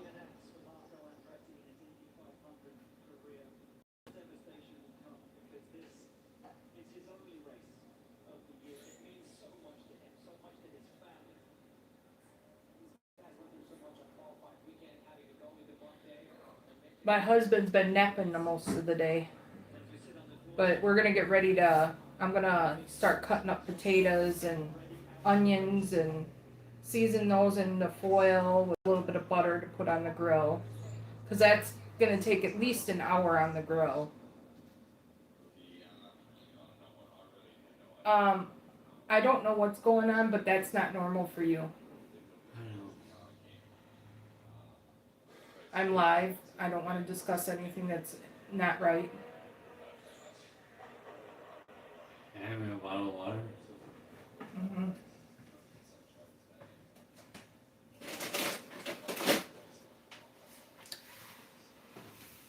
Same. Derek's got the van. Okay. He's gonna see, and he said if he needs to change them, he'll change them. If not, then he's gonna hold off. Because if he doesn't have to do them today, he's not going to. Hi, Corey. Welcome in. I'm making a, I don't know if you have them there, Girl Scout cookie. It's the Samoa.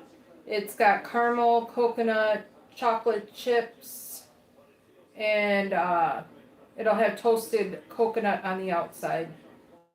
And it's a sweet dough. And I used coconut cream pudding inside the dough. So that's the sourdough I'm working on right now. I'm going to be starting stretch and folds here in 8 minutes. It's got to sit for an hour before I can start anything with it. And as I'm doing the stretch and fold, I'm going to add some coconut into the mixture too. All right, Viper. Have a good day. Thank you for coming in. I appreciate you. Did you guys see my apron? Did you see my apron? I'm hoping I got the bowl out of the way.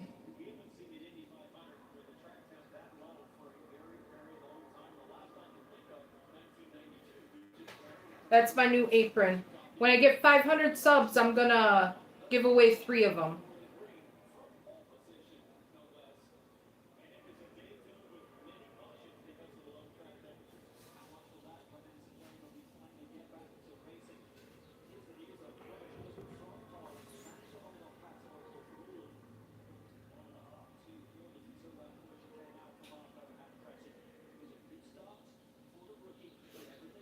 I gotta do the, what is it, the s'mores one, where you do the graham cracker, caramel, and marshmallow. That one I gotta do yet, because I think Tax Betterman wanted to see that one. But I gotta message him and let him know when I do that one, because he hasn't been on live lately. He's been working a lot of hours lately.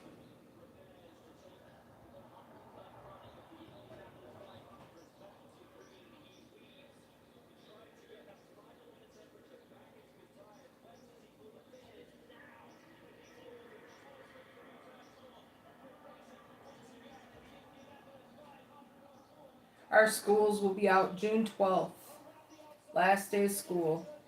And then I get to change my sleeping hours. Well, my nephew's calling me. Hold on, guys.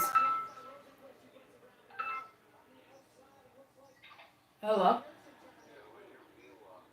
It is in, in the, I don't think I put it in my glove box. In the center console in the front, there's a little cup thing. Okay. All right. And when you're done with it, just put it in the glove box. That's where I'm supposed to put it. Okay, but be careful. It's full. All right. All right. Love you too. Bye.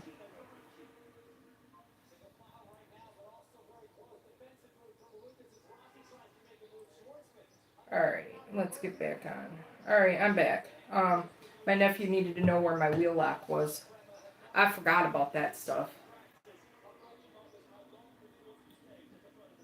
Cody has been working a lot. He works a lot of hours and he gets home and he's so exhausted. He popped in my first sourdough live in the beginning because I messaged him and let him know I was doing it, and he was so exhausted. He said I gotta go, and I said that's fine. So he's been pulling a lot of hours, and I think they're late hours. I think he's been working like overnight.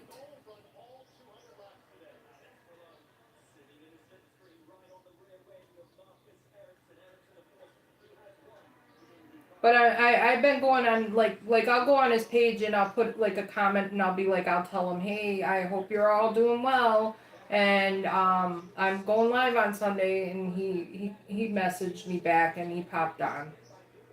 Hi Valentine, you popped in earlier. I said hi to you in the comments. I stepped outside. My nephew came to get my vehicle to do my brake pads on the back.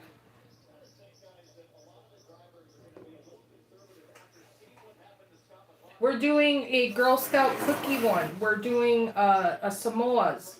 It's gonna have caramel, toasted coconut, and milk chocolate chips. And then I'm gonna put toasted coconut on the outside.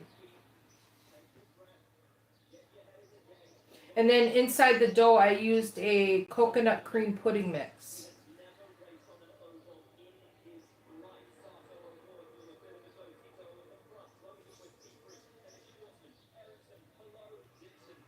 That's the flavor of the day.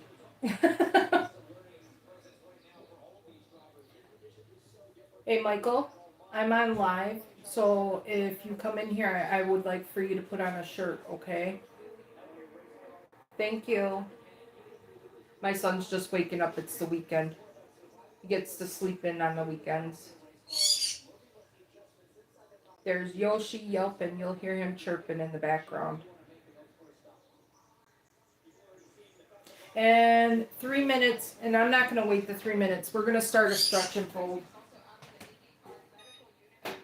It's not like precise timing or anything like that. I'm going to wash my hands.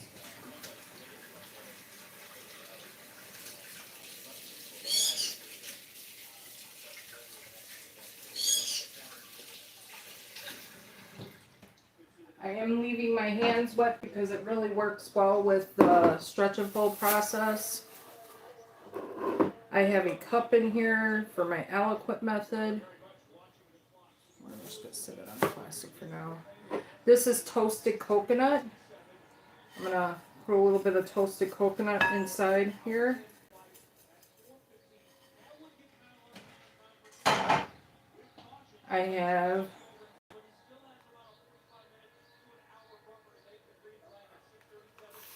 Steven, what's that noise? Is that the cars on TV? Is that the cars on TV? Okay. The NASCAR or Indy 500's on. I'm just gonna kind of release my dough around the edge of my bowl a little bit. And I'm just gonna grab, and you think of it as 4 quarters. I'm gonna bring it up, kind of stretch it up, fold it over. Turn the bowl 1/4 turn. If you have to, wet your hands again because the dough will be sticky. I'm going to go in, I'm going to bring up that part of the dough as far as I can and flop it over. Do the same thing. Notice it's sticking to your hand, re-wet your hand. One more. We're going to come up and bring it over again. Now I'm going to grab a paper towel, clean off my hands the best I can before I rinse them and wash them again. I take my little aliquot cup, put it back in the dough, and I am going to put my bowl cover on, which is just a disposable shower cap.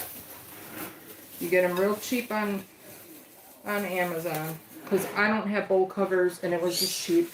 I should get myself some bowl covers. I just don't want to spend that kind of money on it right now. Throw my paper towel out.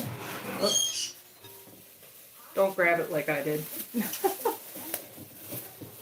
That's a stretch and fold. Now I'm going to go and set my timer for 45 minutes and we'll be doing another one in 45 minutes. You can do a half hour, but I do 45.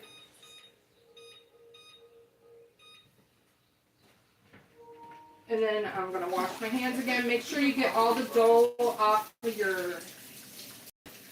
If you have, like, hairy knuckles like I have, just make sure you get the dough off of them.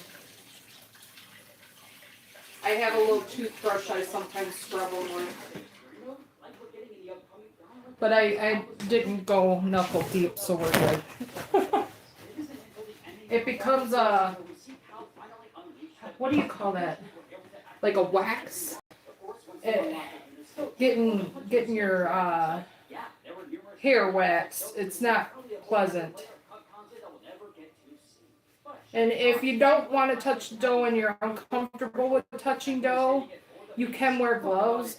But I found I don't like how it feels and how it pulls the gloves off your fingers. And now she will sit and relax for 45 more minutes. What we're doing is building up structure in the dough and the gluten in the dough. Where with normal breads, you would be kneading it. We're not kneading it. We're gently folding it.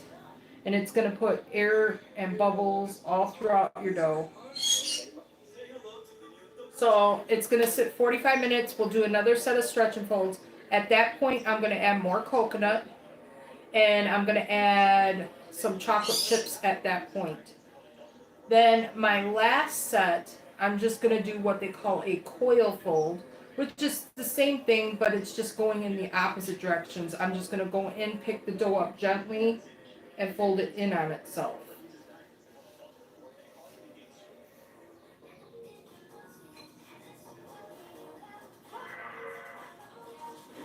It's a fun thing to do. And it's not like I have to sit here on it. I can go and do what I want around my house. So, like people say, oh, it's so time consuming. No, it's not. Set a timer, go off and do what you want to do. Vacuum your floor, clean your house, do your laundry. When the timer goes off, come back in, do your stretch and fold. Put your cap back on, wash your hands, set a timer, go do your thing. You know, you don't have to sit on top of it.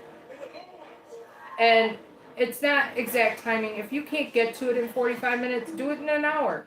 Whenever you can get to it. I've forgot my dough on my counter and I had to go run an errand and came back and it was fine.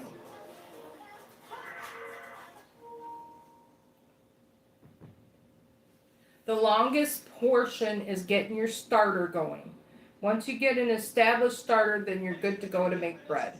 And you need to know what established means because I have the no-name starter here, which is going to have its name after my live today.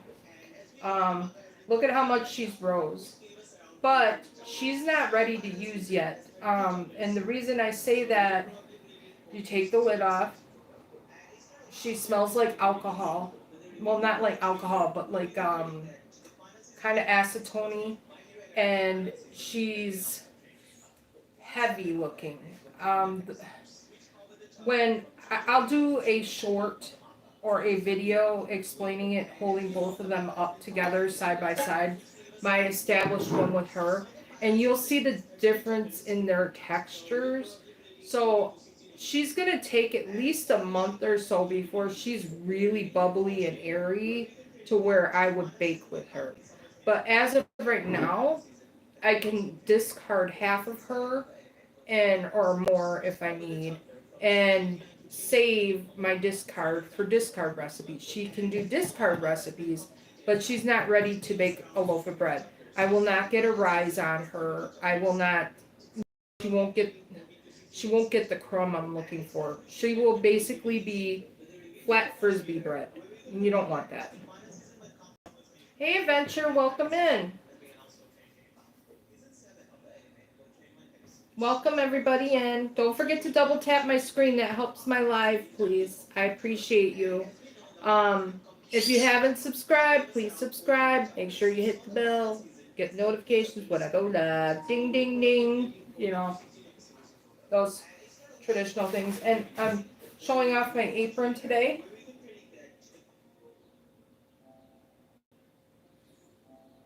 Here's my apron. Subscribe at Dirty Stackn. I like it. It's cute.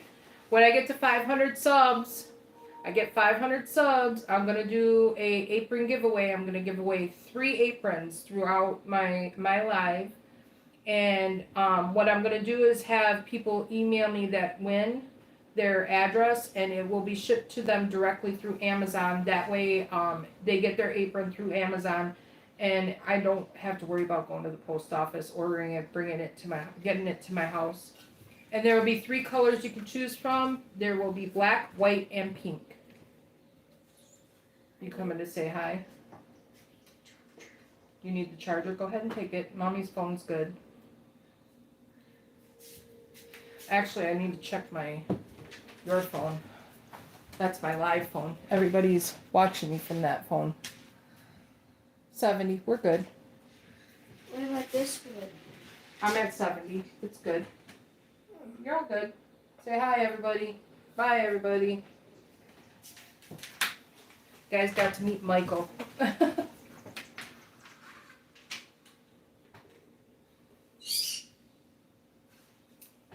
Welcome in, welcome in. We're making Samoa's Girl Scout cookies sourdough bread. And I do not believe that this recipe is out there anywhere because I have not seen it. So I'm the first. I'm the virgin new sourdough recipe here.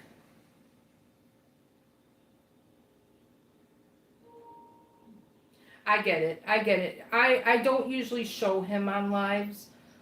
He just was coming over to take his charging cord, so he kind of popped in. So I just introduced him a little bit.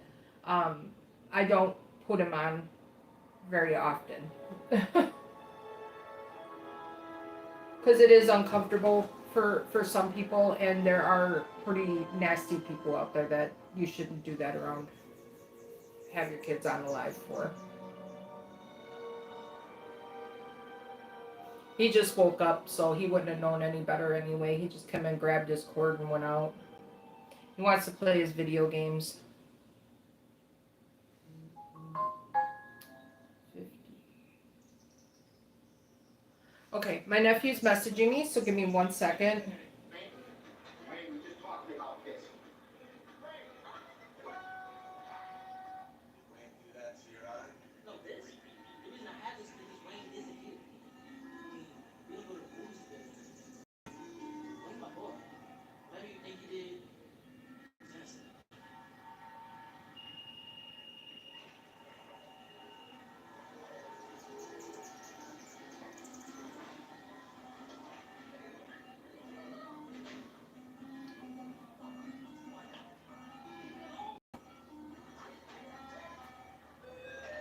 What the hell is going on down there?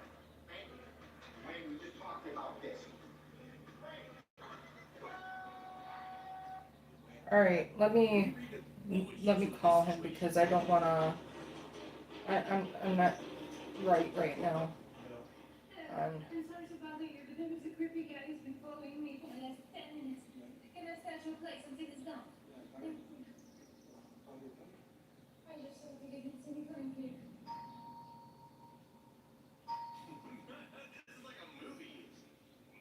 Okay, so that's how much you want to do them? Okay, now one question for you.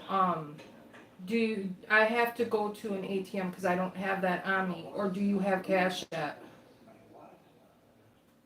Okay, well when you get here, I will go with you to an ATM and I'll take it out and get it for you. Okay, all right. Okay, all right, sounds good. Thank you so much. I appreciate it. Love you too. Bye. All right, everybody. So at some point, I'm gonna leave you. I'll take you guys with me. You guys can ride along. I gotta go to an ATM and get money out. And what is that? I gotta go to an at the moment to get money.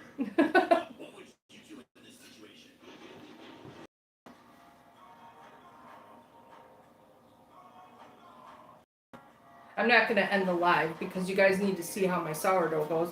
But you know what? I gotta do these things and it's real life, so you guys can ride along.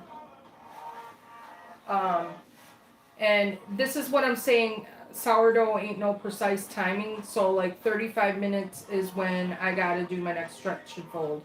My nephew said it's gonna take. He's just swapping out the rear brakes, so it's gonna be an easy do. So as soon as he's done, I'll just go get that money. I might even leave you here to watch the sourdough. That might be best because I just gotta go down the street to the ATM, which isn't that far. So, Steven,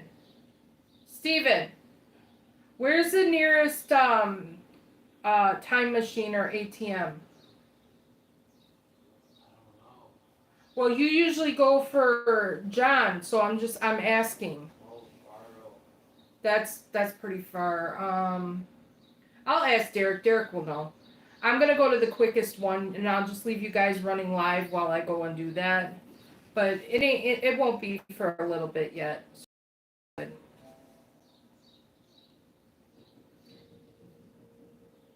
And then when I get back, we'll start prepping my stuff for the grill.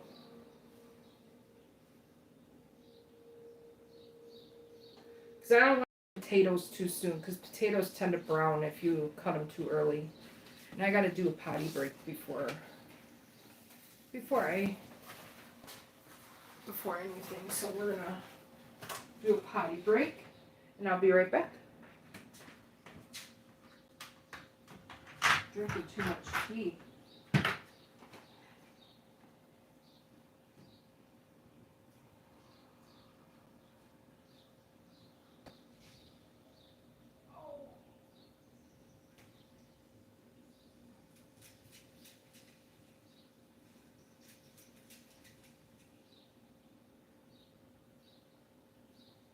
So, Steven, hey, rear brakes are gonna cost only $50 for him to switch them.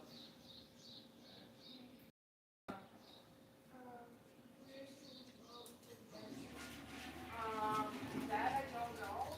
You might want to ask your dad. Dad? Dad. Where's the bed you wrote? Actually, no, Michael, you need to check the bed because you fell asleep with it. You got me? Yeah, I checked. You fell asleep with it last night. Here it is, right here. And there's a Kool-Aid in my bed. Hey, it's on the bed.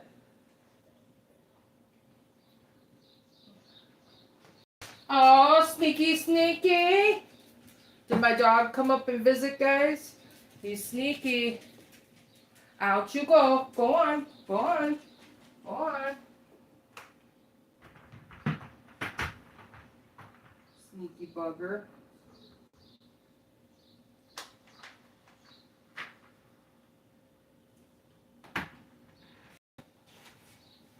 Alright, guys. Got him baby gated. My dog will come up here and snag a loaf of sourdough faster than you can imagine. You'll be turned around and look and it's gone. It's like a cartoon with my sourdough bread.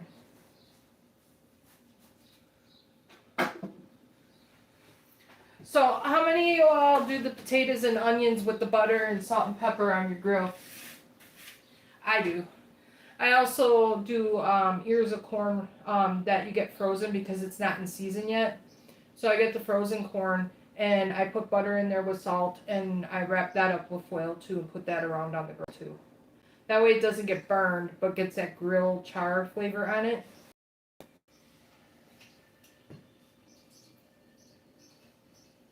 And then we're going to have, I got hamburgers, hot dogs, I got stadium brats, and then I got, I took out a steak. I'm going to throw that on there, and I'm going to cook it rare, and I'm going to refrigerate it, and I'm going to slice that up for steak and eggs in the morning. High protein breakfast.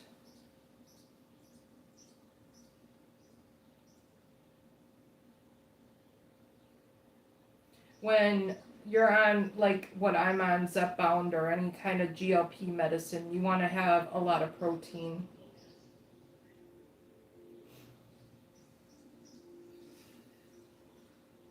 Although I've been kind of hindered. I got to 199, but I'm back up to 200. So I think it's because I haven't really done a lot of door dashing, which has been like my exercise. So I'm probably going to have to invest in a gym membership or something because I need to, if I'm not going to DoorDash, I'm going to need to at least go and work out a little bit.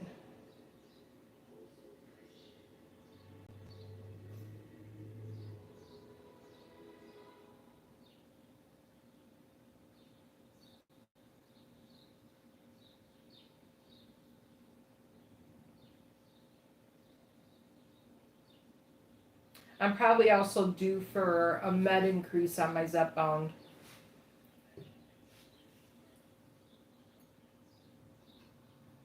I'm not having the food thoughts, and I'm not hungry.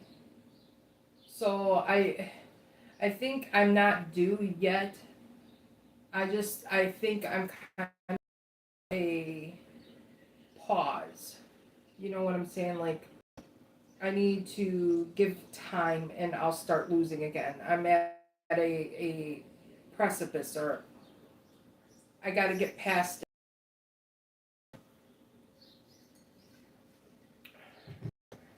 I use weird words that normal people wouldn't use. It's a lot to do with how I grew up. Like, today's the word day, a word of the day. We're going to use the word of the day. Literally, that was my word yesterday. Pick one intelligent word and use it every day, or once a day, at least. So, like, yesterday was the word literally, so I used literally a majority of the day. So, today would be precipice. Use the word precipice.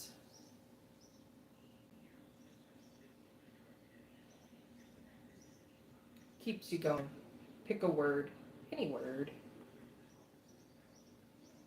And we are looking like we got a name.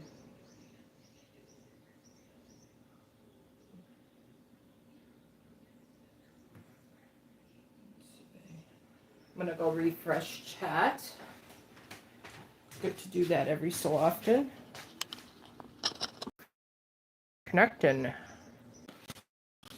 I do not like this holder. I've gotten pinched numerous times with this holder. Now, also, I'm doing my coconut in the stretch and folds, and then I'll be doing the chocolate chips.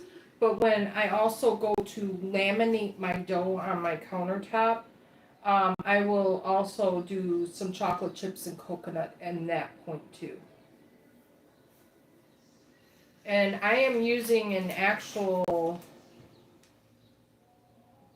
7-ounce bag of sweetened coconut flakes, which I did half and toasted it.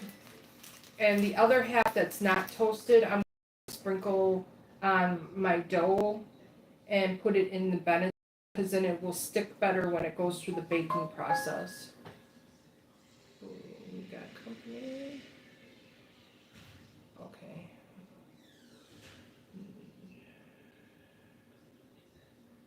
Neighbors are home. Sorry, I'm nosy. When my ring goes off, I look. I'm just nosy that way. I'm sure everybody is, but I never know if it's for me or not. Let's see. My dough, my bread should be cool where I can touch it, and I can show you guys my loaf. You can see my loaf. This one loaf, and then it should sound hollow when you tap on the bottom. That's what you need. And then here's my other loaf, which is completely cool.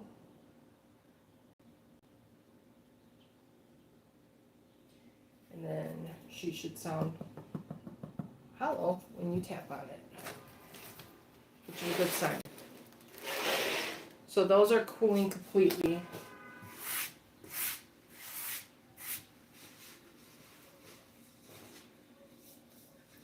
So my nephew, he does auto work.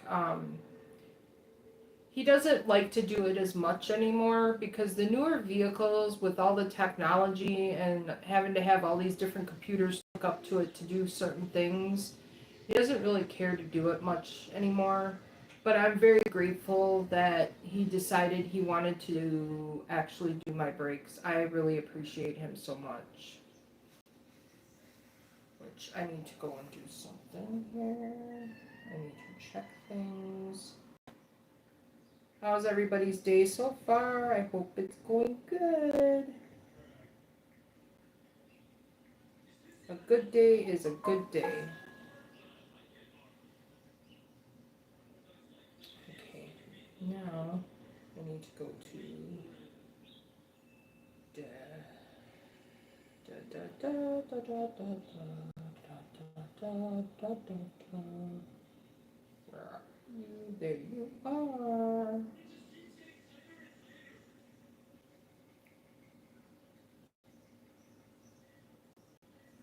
Uh-huh. Woohoo. Yes, yes, yes, yes.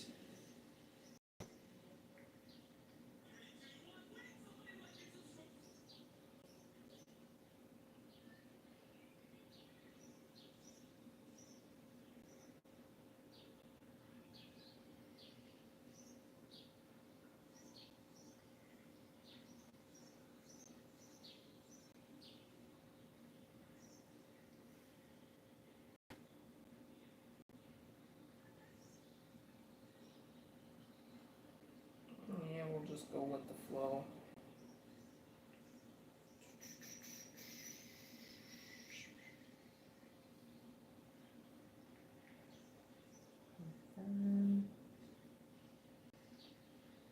Next.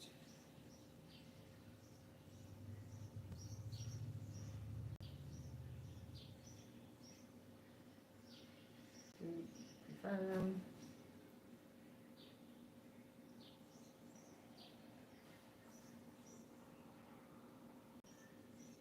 Close. Not now. Not now.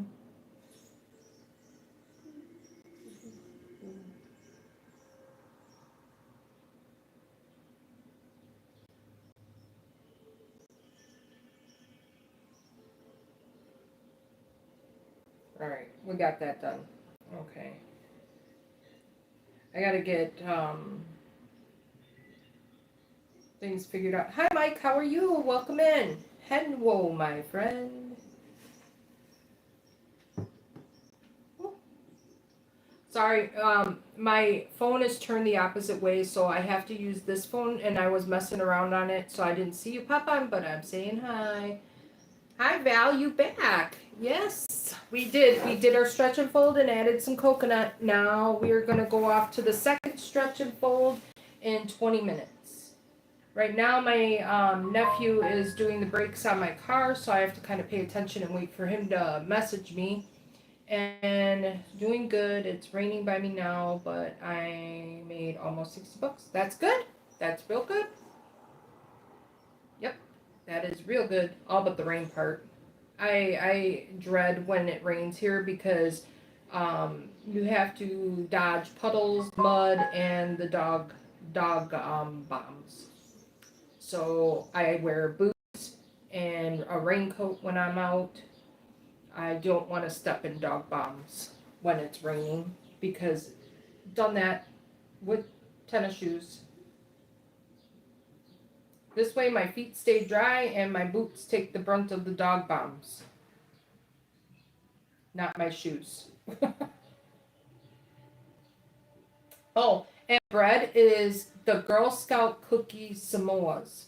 It's coconut, toasted coconut, and there's been coconut cream pudding mix in my dough, and it's the sweet dough, and it's gonna have the toasted coconut, chocolate chips, and when I do my lamination, it'll have the toasted coconut, chocolate chips, and caramel syrup.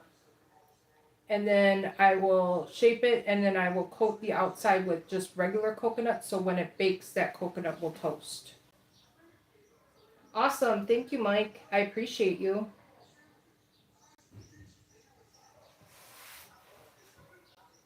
We're chilling and like a villain waiting to do stuff. If I was doing this normally, I would be cleaning house, vacuuming, doing laundry, everything else in between doing sourdough.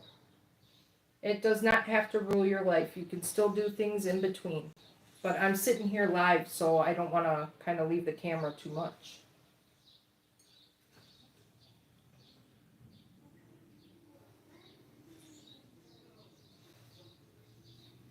My hands will smell like a tropical rainstorm when I'm done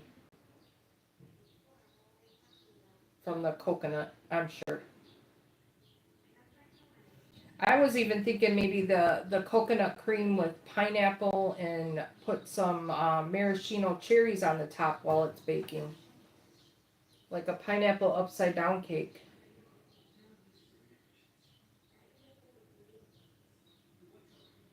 Yeah, she's rising already in the bowl. I can see she's still puffy. And then she's relaxing. She's got good bubbles in the bottom of her, so that's a good sign too.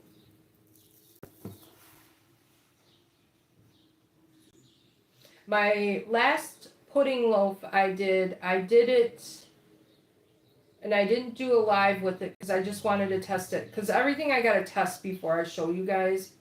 So this is also a trial run with the pudding. So she was dense, but I also used a larger box of pudding, and I tried to increase the water on my dough recipe because I thought, well, with the pudding, it's gonna make it really dry.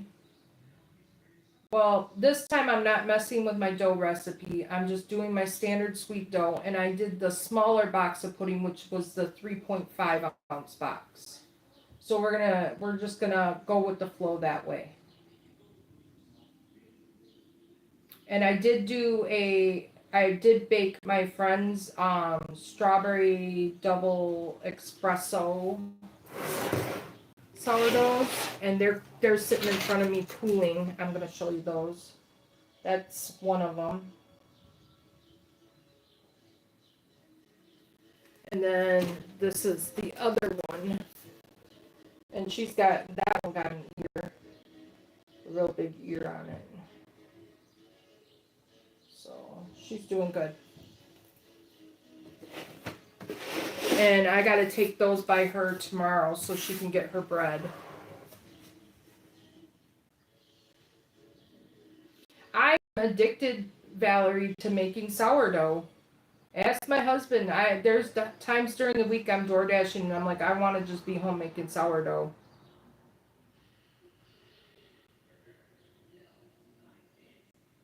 But I need to DoorDash to get the stuff to make my sourdough. So during the week I do sourdough or DoorDash, and weekends I do sourdough. And then our no name starter, which will have a name by the end, she's already rose to the top of the jar. She's active, but she's not active to bake bread. You can save her discard to and she's only a week old. Today is a week. She's good to save for discard recipes. So I can make pretzel bites with her discard. Um, but I cannot actively make a loaf of bread with her because she is not strong. She is not strong enough to make a loaf of bread.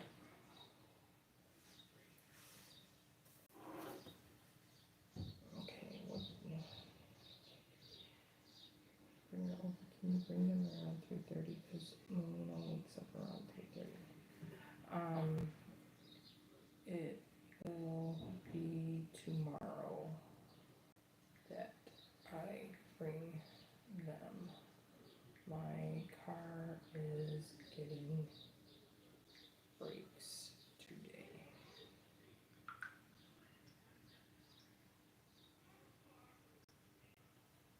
Okay, so my friend was thinking she was getting the bread today, but I can't. I don't have my car. My nephew's putting rear brakes on it.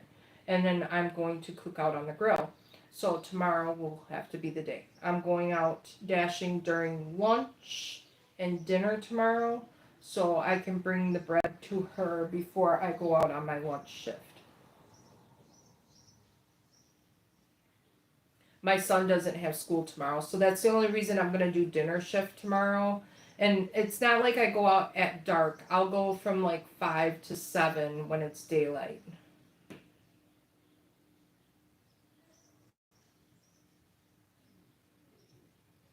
I can't see to drive when it gets dark. Um, I struggled to see like the McDonald's 3 digits on my phone, let alone to see people's addresses on their house at night.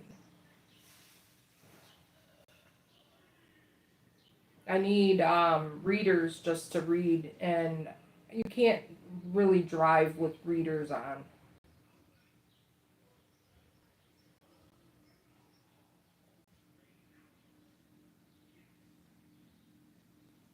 And it's like after I turned 40, my vision started declining, so I can see. It's just words up, like up close. I cannot see good. Like I can't read the phone across from me, so having the one up in front of me, I can read your guys' comments. Okay, do. Okay, good.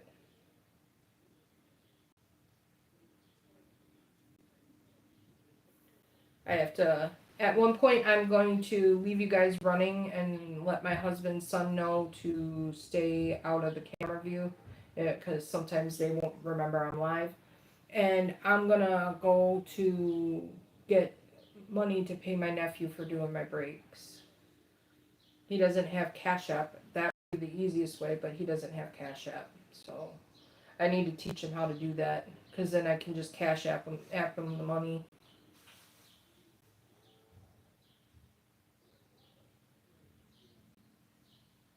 I noticed Cash App charges you a fee though to withdraw the money off of it.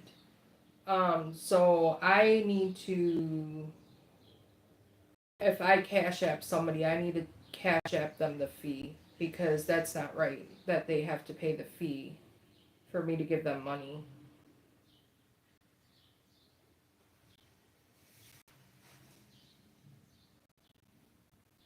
But I'm learning all this stuff on Cash App, so maybe somebody could tell me how you can avoid the fee.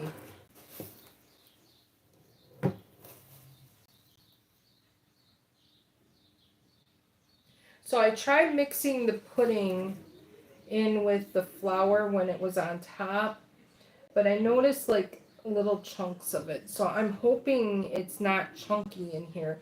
If that's the case, then I'm really gonna have to do some serious mixing with that pudding mix, because I don't want to like bite into a piece of dry pudding mix. So we'll see. We'll see how it turns out. I think it'll be fine. I think I'm just overthinking it. But if it does, then that's where my mind goes in, because I'm a person with OCD anxiety, and if there's something wrong, I am determined to fix it and figure out where it went wrong and fix it. So I think that's why sourdough is so addicting for me, because if something didn't turn out the way that I think it should have, then I'm gonna go back and try to twerk it to fix it. So like in the beginning, I had problems where my dough was coming out like flipping frisbees, and I'm like, why is this not rising? So I was thinking, okay, well, it's winter, it's dry. Let's try spraying water inside my pot. So now I do that all the time. You'll see me spray water into my Dutch oven. I don't put ice cubes because to me that's too much water. So I spritz my dough until it's damp on top. Then I put my lid kind of hinged over and I squirt in there to create steam. And then I close it and then I put it in the oven. Ever since I started doing that, my bread started really rising really good. And I get a good rise on my dough. But I will not put ice cubes in there because I think that's too much and that's pooling at the bottom of my dough. And I don't like that. So I just do the spritz. And I got like, it's like a mister spray. And well, here it is. It's kind of, I wash it down after every time I do sourdough. Inside here, I use my spring water. I don't fill it with tap water. I do pour bottled spring water in it. So I'm using spring water every time I'm doing my sourdough. And that's strictly for my sourdough. I don't use that around my house.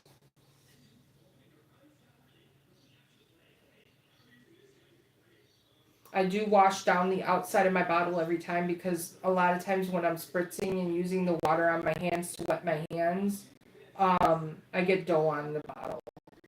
So I do clean it down all the time.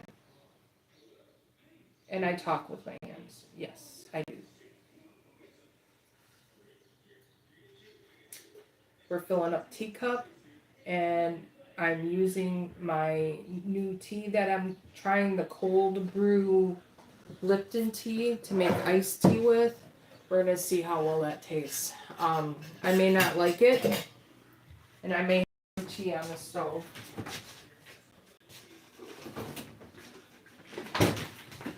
I put it in one of my tea jugs that I got. I could have probably let it go a little bit longer, but it looks dark. We'll see. It looks dark enough, but we'll see. If it tastes too much like water, we'll know.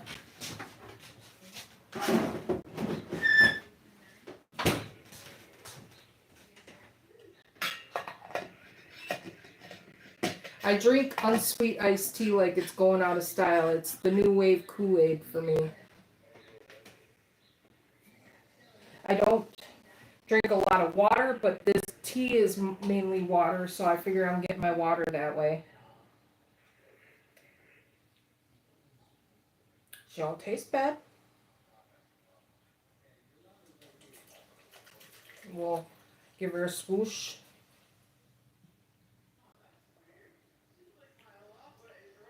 She don't taste bad. I'm out. I'm down for it. Any way to save myself money. Spend $3 a jug on that tea. Tea bags aren't that bad.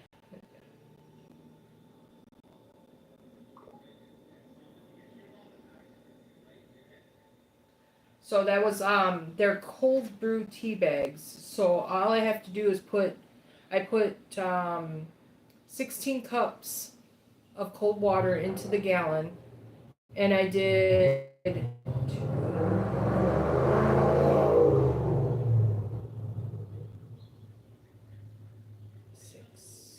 I did 4 tea bags. So it's 4 tea bags for 16 cups of cold water. And I just put it in there, kind of tipped it upside down a couple times, and I put the cap on, and I put the strings held with the cap so they don't fall in. And I kind of tipped it a little bit here and there and let it sit for a few minutes, and then took the tea bags out. It was pretty good. It worked. I didn't have to boil water on my stove.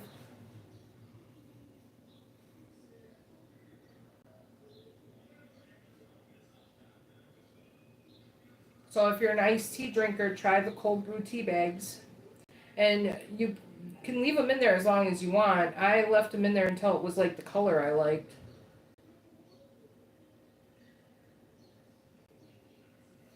We have 5 minutes, and we can do our next set of stretch and folds, which I'm not going to wait 5 minutes. We are going to do our stretch and folds. So I'm going to turn my timer off so it doesn't go off while I'm mid-dough. Grab my coconut. And this time we're going to incorporate some chocolate chips inside that dough. Take your little shower cap off. Get your aliquot cup out. Alright. I'm going to add some coconut. Save some for the point where you do your lamination. Here's the chocolate chips. Half the amount of chocolate chips. Because who does not like chocolate? I'm going to wash my hands. Get all the soap off.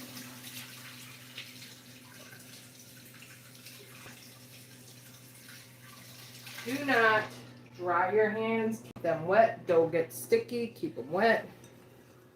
Kind of push that stuff down in there. I'm going to kind of loosen my dough up a little bit. Bring up your dough. Stretch and fold. Bring up your dough. Stretch and fold. Turn the bowl.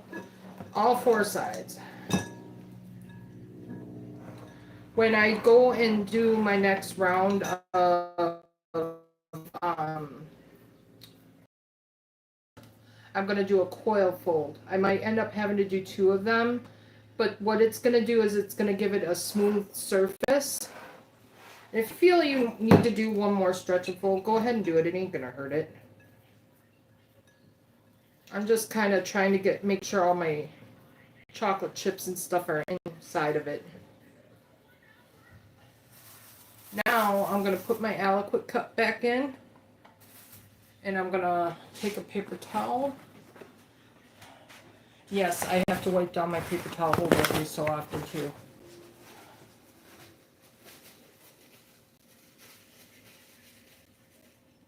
Get off the dough and all that stuff. Then I'll be washing my hands one more time.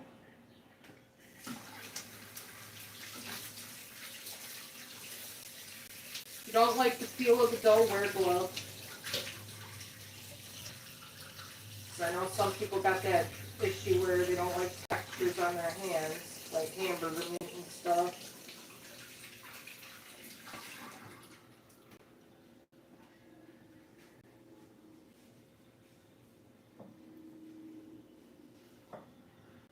Paper towel. I'm gonna dry my countertop a little bit.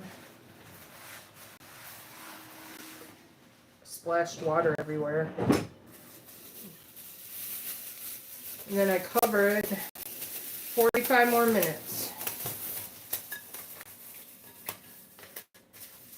Do you guys want to kind of, I kind of got the paper towel in front of you. Do you want to kind of see what it looks like in the bowl kind of right now? That's not melted chocolate, that's the coconut being toasted. So when you're stretching it, you're building up that gluten structure in it. And each time you do your stretch and folds, the more tight the dough is going to feel.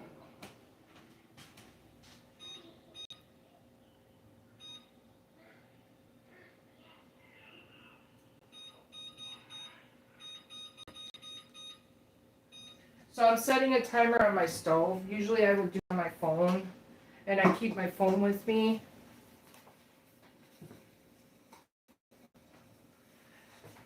And now she sits again, another 45 minutes. And technically this would be your last round, but I'm going to do 2 coil folds. It's not rocket science. Usually it's like 3 sets of stretch and folds, but I'm going to do 1 more coil fold. I'm going to set my timer for 30 minutes instead of 45, and I'm going to do another set of coil fold if it needs to. I don't think it will need to. I think I'm only going to have to do 1 coil fold. Because she looks like she's holding structure pretty well, so... And she stretched pretty good, and I think she's doing good. I think she'll be fine. But it smells phenomenal. It smells like a good coconut pie smell.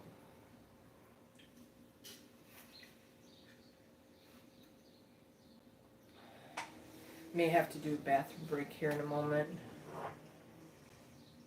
So my nephew left his motorcycle here. I'm happy he did. I'm so happy he did my brakes. You don't know how happy I am. I just hope they don't give him a hard time. You know, I never want to burden anybody.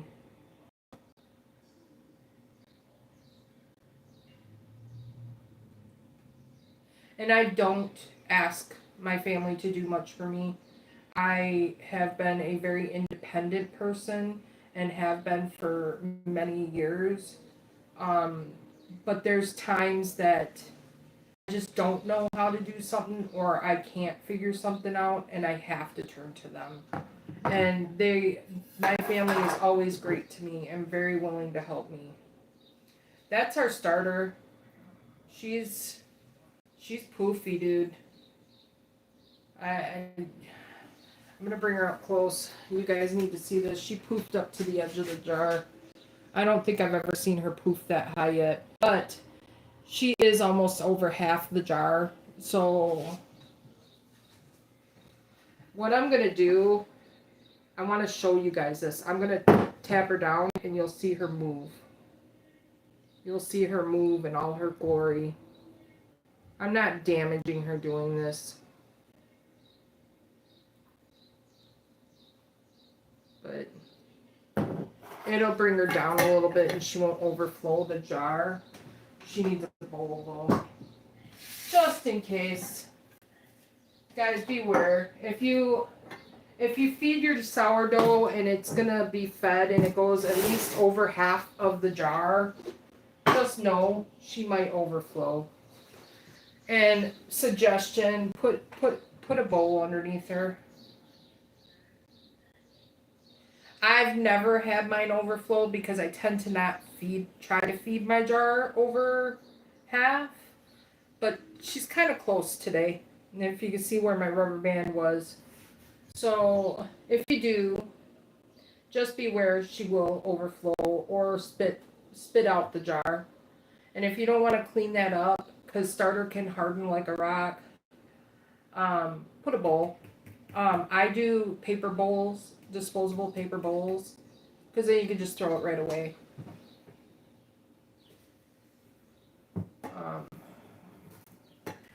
It is bathroom break time, so I'm going to go bathroom. I go quite a bit. I'm on medication that is for my heart, for hypertension, and it makes me go. So I'll be right back.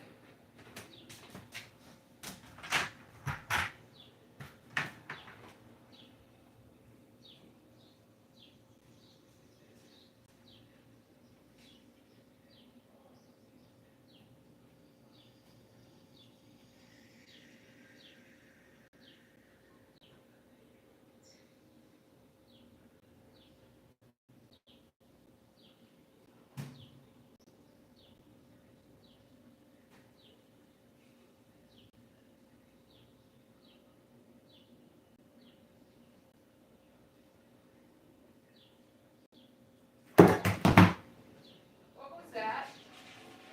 I think my phone fell.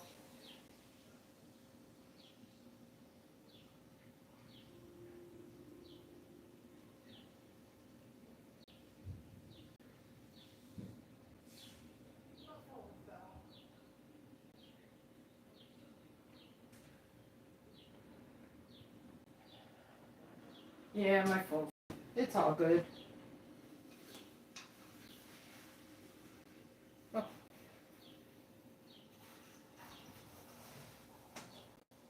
So I'm praying my chocolate chips don't melt. They shouldn't. It's not like the dough's real hot, but it feels cold to the touch. So I think those should be okay. You just don't want to manhandle the chocolate chips too much. Let's do this here. You like how I say that, manhandle? I have a headband. Yes, I wear a headband all the time.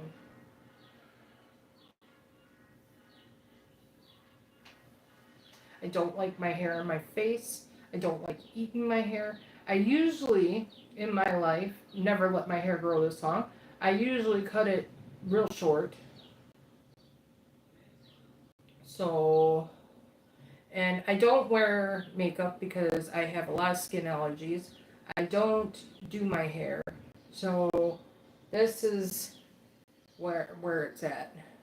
I do need a haircut. I do need to color my roots. My hair is gray at the roots. Well, silver, not gray. I don't have gray, it's silver. I've been silver since I was in my early 30s.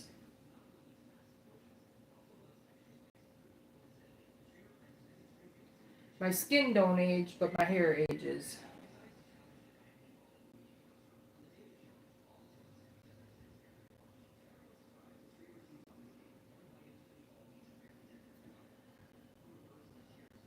Thank you everybody for who's sitting on here and keeping my live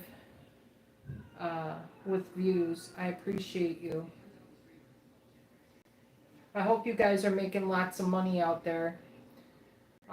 My map here in town wasn't that good. So I didn't really want to. In fact, I'm looking at it right now. Check it out. Yeah, it's not even busy here. They're not even running promo pay. It's too nice of a day. People are just cooking out. Let's see if I can. You can see my map.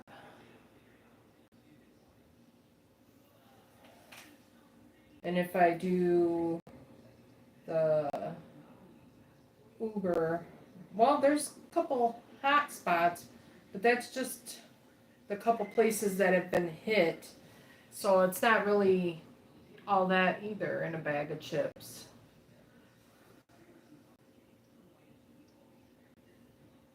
See what Spark has to say.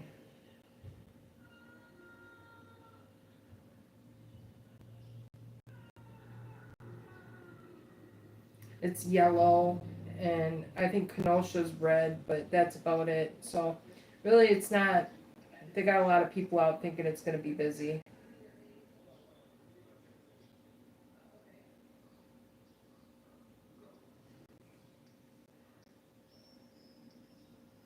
I'm kind of glad I'm staying home.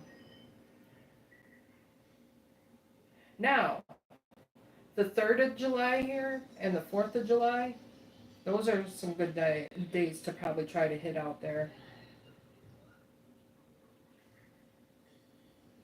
I did that last year. I think I chose one or the other day. Because they do fireworks in one town over on the 3rd, and then they do fireworks here on the 4th. So it was like, which ones do we want to go to? So last year, I think we did the 4th of July here, and then we worked on the 3rd of July, and I think I did really well.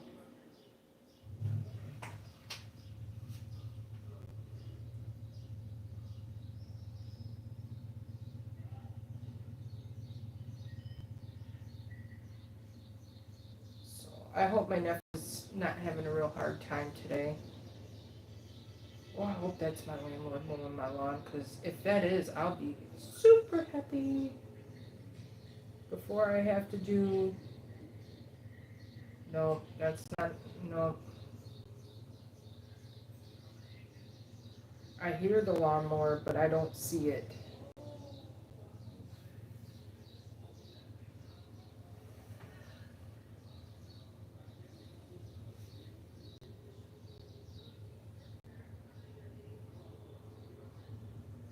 I've been waiting for our landlord to mow our lawn. It's pretty long, and when you have dogs, that's not cool, man. It's how they get the fleas.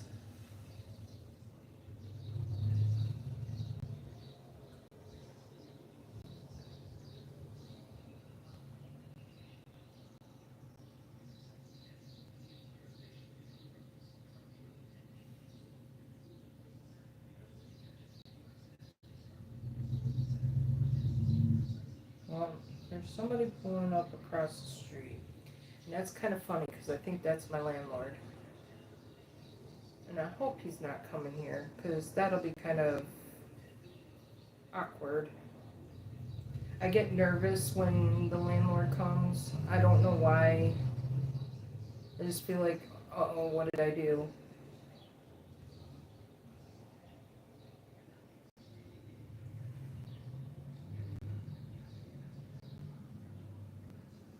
I just hope it ain't here.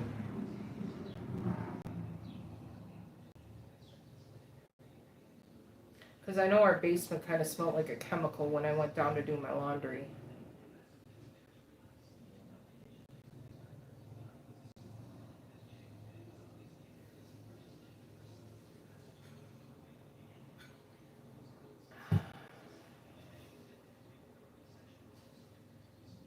But we'll see. I'm watching it like Hawkeye. I'm not seeing your guys' conversation, that would be why, so you know. Because then if I have to pause you guys while I'm live, I might have to.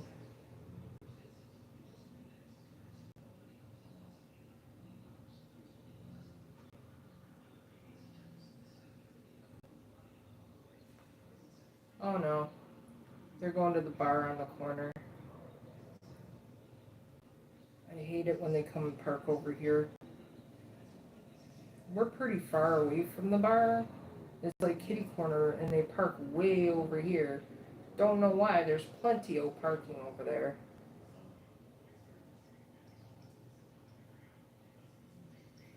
So, with that being said, knowing that they're mowing the lawn, tomorrow I'm going to have some high issues with my allergies. So when I do my video for my sourdough starter, it's going to be kind of rough in the morning. I'll be doing some sniffling and all kinds of stuff, so you guys are aware. I am actually been tested. I am allergic to grass.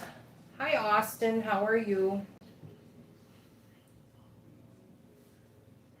I'm allergic to grass, and I'm allergic to those little, whoops, I can't read conversation if that keeps falling. I'm allergic to grass, and I'm allergic to those prickly things that stick to your sock when you walk through like a forest. You know what I'm talking about? I was told they're called cockleburr bush. But if people don't know, they grow in your grass. It's that weed with the big leaves. It doesn't have like,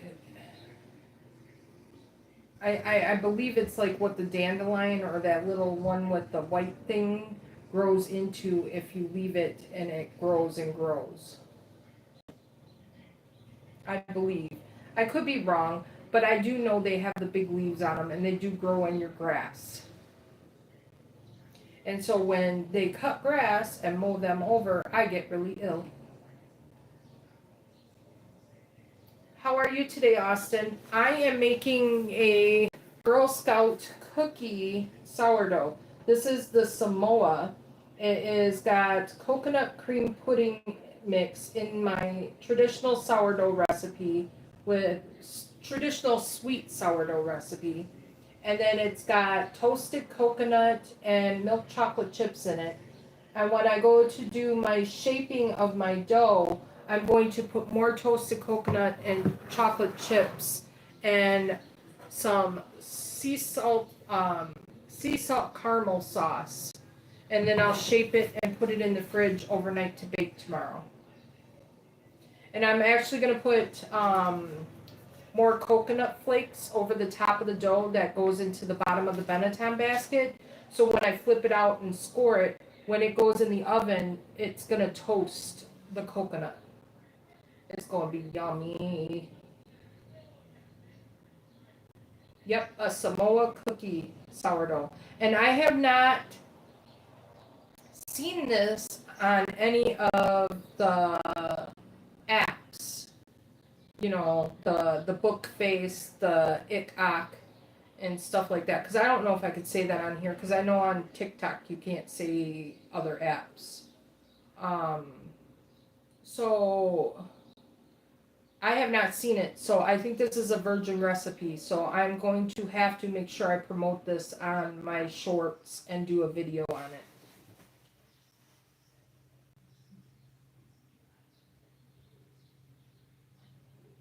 I think this one might hit top notch. Oh no. It's gotten that bad.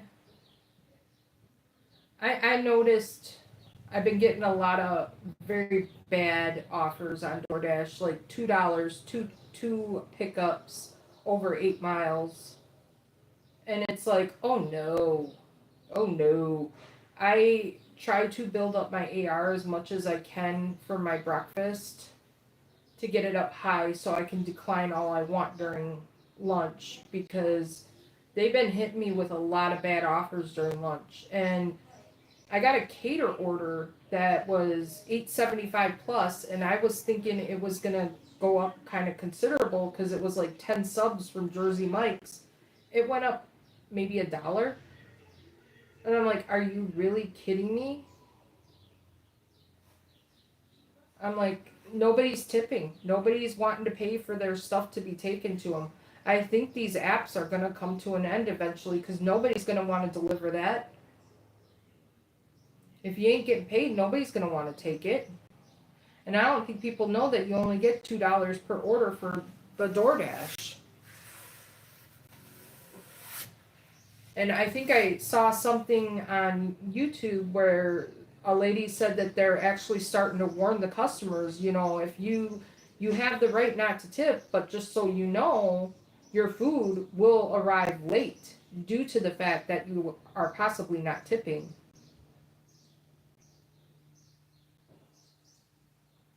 Because drivers have the right to refuse, and I think it is showing it.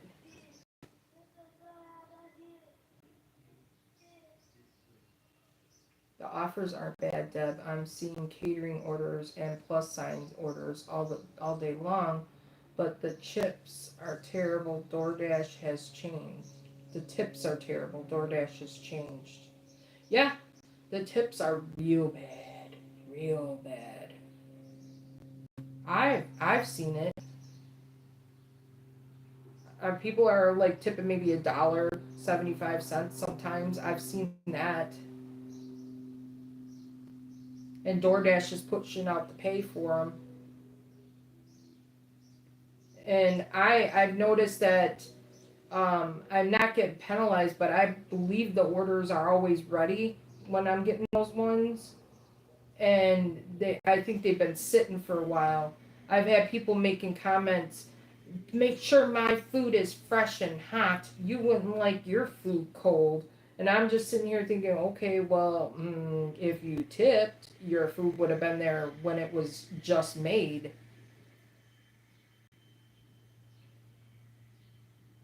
Um, I'm thinking about it myself, but it's kind of really hard to get on any of the apps.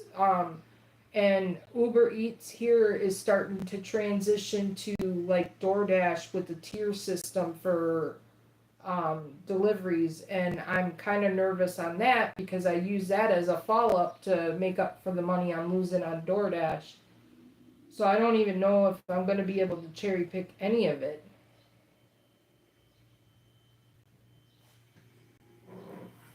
And I think a lot of people are platinum in my market too. Not everybody is below platinum. I don't even make $200. I barely fall short. In the past, I would have been a $300 day. Oh, and you're delivering downtown too. That's rough. You're going through all that traffic, and you're delivering that. They should be tipping something decent.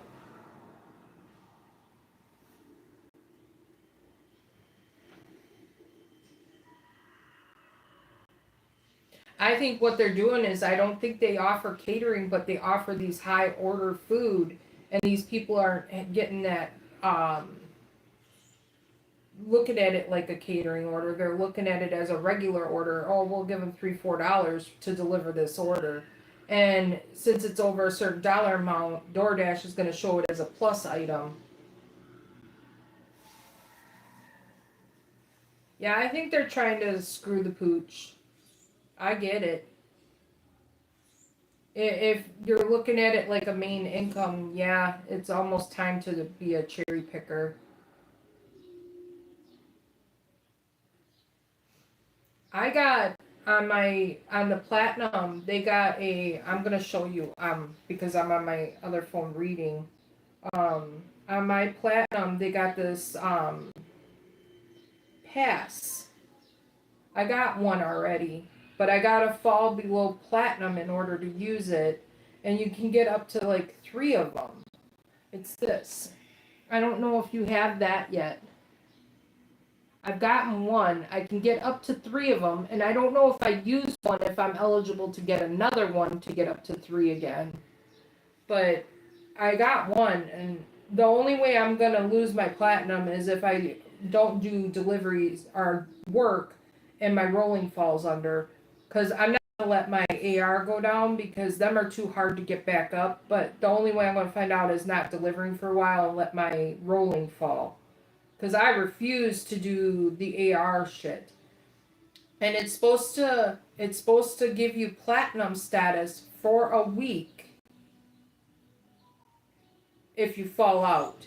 So then that would give me enough time to get my rolling back, and I'd still have my platinum status to get the platinum offers and whatnot. So I'm gonna try that. I gotta sneeze. That's them cutting the grass. Sorry. I got my windows open.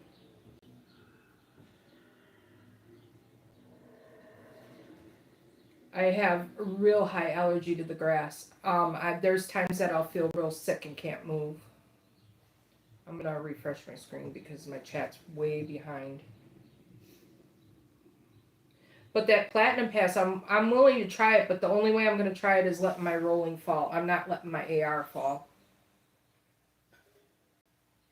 That AR will take me way too long to get up, more than a week, because you gotta wait so many deliveries to get it up, and I'm not willing to do earn by time all day long. No flipping way. No flipping way. Because earn by time is not good during the evening hours and lunch hour. And you're definitely going to get all the $2 holler earn by times.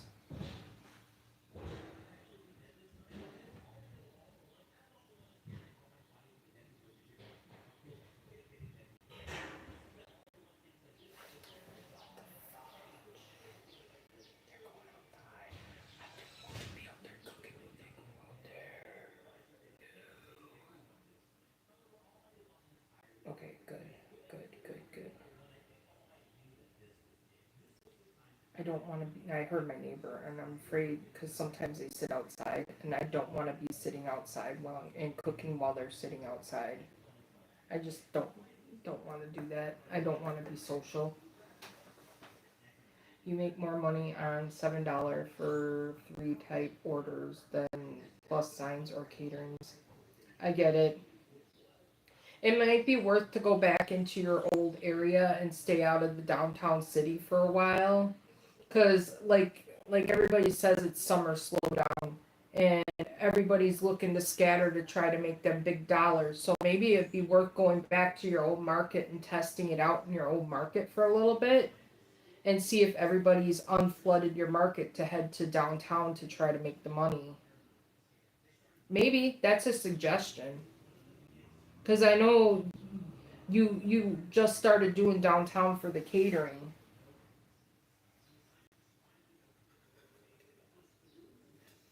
Because summer's in full effect. College students are out. High school students are getting out because they graduated. Um, all the teachers are going to start flooding the market. So I mean, let them have the downtown for a little while and go back into your old market and try to see if that will pan out for a little bit. Or do what you want to do. Do the catering too, but test it. See if it works right now. Just kind of the logic of it, I think that they're all trying to flood downtown to try to get those orders. Plus, if anybody's watching your YouTube, they're going to know you're in downtown Austin.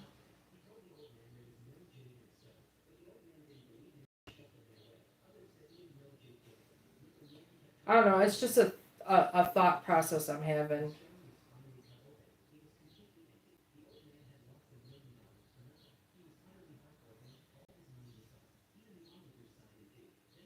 Because it is that time. It's where everybody's flooding. Wintertime is the high dollar amounts. Or your cooler months. You don't have winter like we have. But in my opinion, I did well last summer, and I don't know if it was because I was a newer dasher and the app was treating me well, but I know I did notice changes in how the orders are coming across and stuff, but I only do it part time.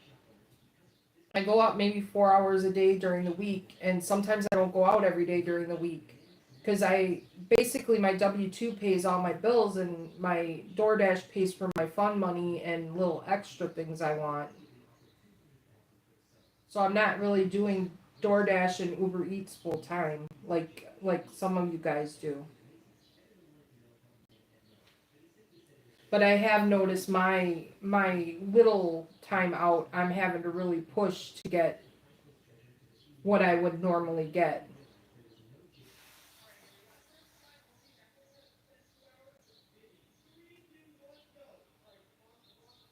And I know I have a friend, I got her into DoorDash and Uber Eats because she had surgery and she wasn't able to stand up very long at her job.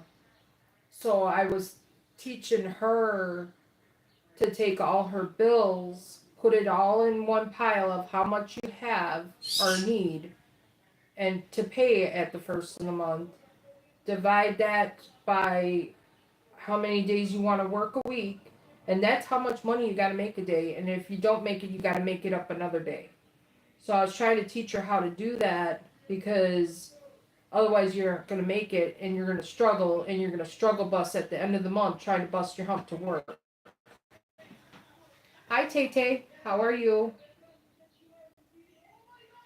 Welcome in. I'm doing a sourdough live today. I'm doing a new one. It's a Samoa's Girl Scout cookie one. It is a sweet dough, my sweet dough recipe. And then I do, uh, Jello pudding in it, a 3.5 ounce box. I mix my dough all together. And then in my stretch and folds, I'm putting toasted coconut and milk chocolate chips. And then when I shape my dough, I'm going to put more toasted coconut and milk chocolate chips and then caramel sauce. And then I'll shape it and then I'll put some just plain coconut on the outside. So when I bake it, it'll toast on the outside.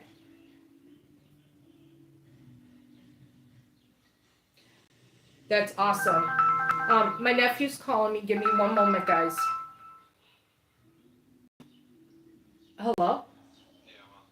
Oh, okay. I will be right down. I'm gonna put my apron on the chair and let these guys know that I'm gonna go, and I'm gonna mute it so Steven don't talk crap in the background. All right. All right. Bye. All right, guys. I'm gonna put you guys on a hold for a moment. I gotta go to an ATM around here and get money for my nephew. I'm gonna mute the phone so if my husband comes in the kitchen and he's whatnot, that way you guys don't have to hear him. So I'll be right back. Here's my apron, and it shouldn't take me long. I'll be back before my next set of stretch and folds anyway. Steven? Steven?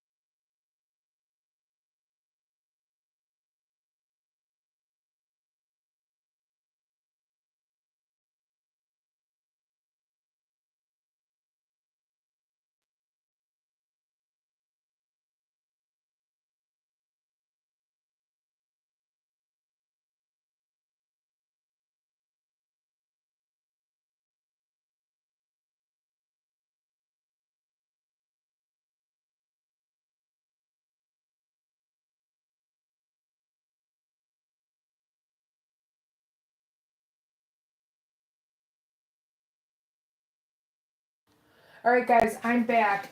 I am going to hit a potty break and then we're going to do our stretch and folds. Give me 1 second.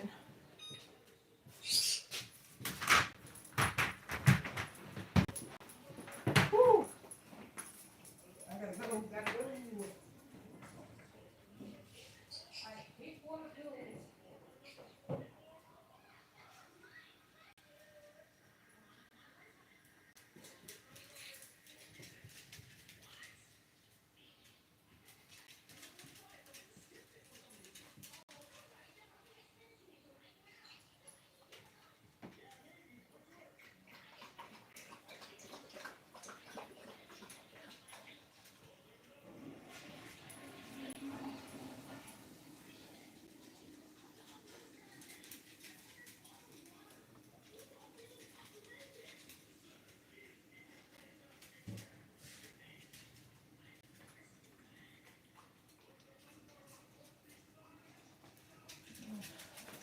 Okay.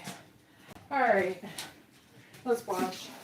I just washed my hands, but I'm going to wash them again. That's OCD anxiety for you. Make sure you rinse all the soap off, leave your hands wet. Actually, we're not going to do that because I want to put my apron on for you guys. I want to keep my apron going here. Oh, my chocolate chips can get soft. Let's get you on my phone. There we go. Come back in. There we go. Oops. Trying to balance my phone on things. I need a little phone thing. So my brakes are done. They're working good. We're all good in the hood.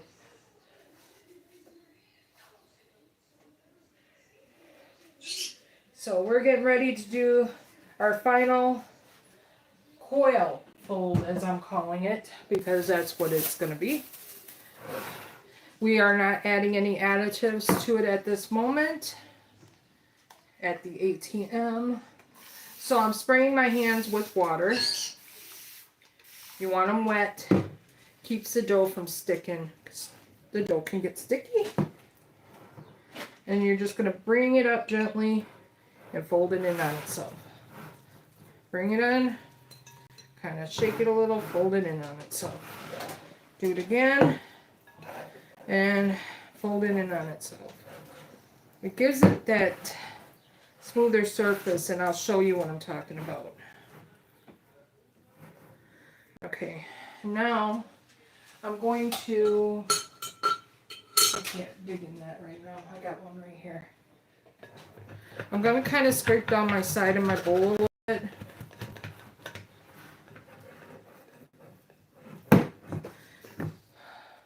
My dough feels warm right now, which is different because before it felt cold. Probably should take the temperature of that dough. But that means my bulk fermentation will go by pretty quick. Alright. Now I'm cleaning up around my bowl. Now it's basically waiting until your dough, and I was going to show you, wasn't I? See, I'm having major brain farts today. Today is the brain fart day. That's my dough. She is done, and she's got to sit until that dough in that cup has expanded to the roof of that cup. And then I can take her out, and I can put her in her, I can laminate her, add the more coconut, the caramel, and chocolate chips, and then shape her. And then coat the outside with coconut. And then I'll put her in floured Benetton, where she will sit in my refrigerator until tomorrow, and then I bake her. So we're going to sit on here. And I'm going to prep up my food for the grill.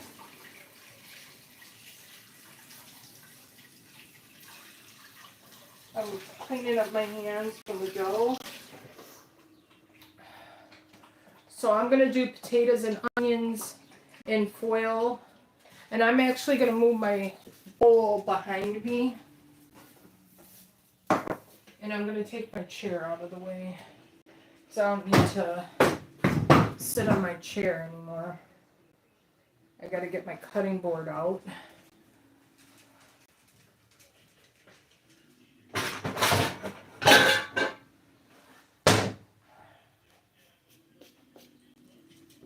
My cutting board.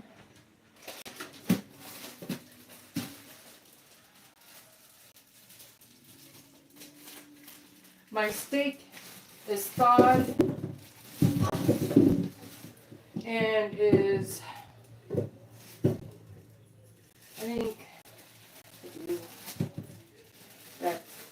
that's gonna be enough for this for me and him. He's not really gonna eat a lot, and neither am I.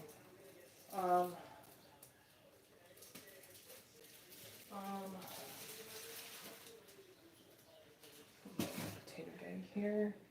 Wash my potatoes.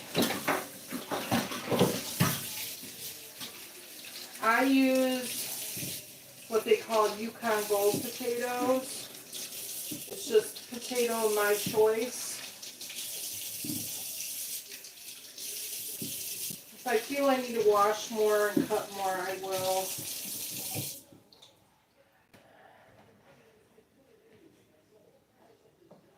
Let's get my onion.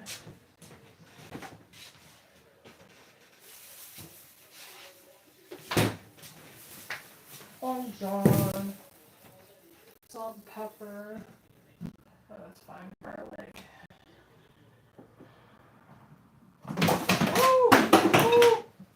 Oops.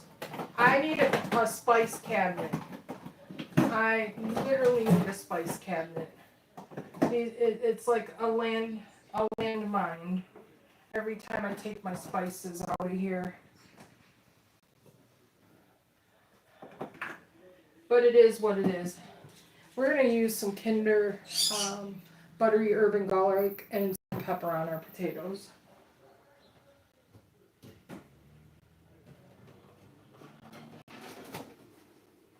Oil, ham.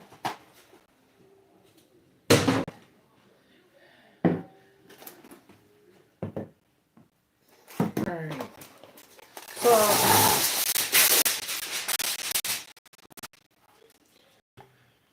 So I say I don't ever have enough space, ever.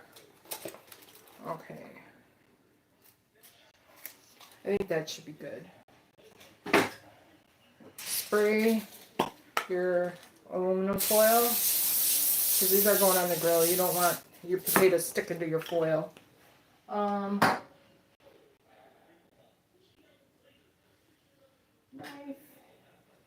You guys, I am whipping out a knife. On TikTok, they have to make a statement so they don't get in trouble. I am a cook. I am showing a cooking show. We use knives. I use very sharp knives, but they are used for cooking, not for other purposes that people think they're deemed for. So we are going to cut potatoes.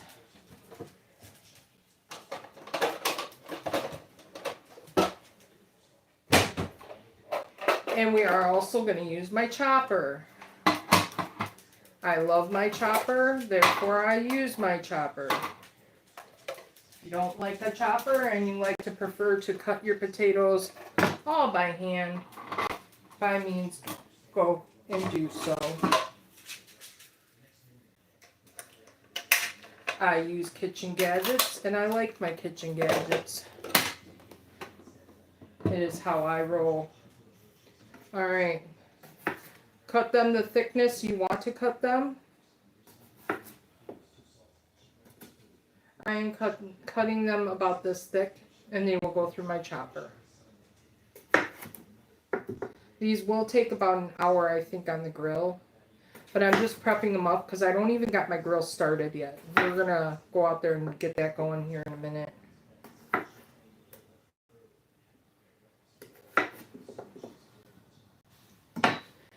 And I just send them through my chopper. They'll be nice and cubed. They'll be nice and cubed.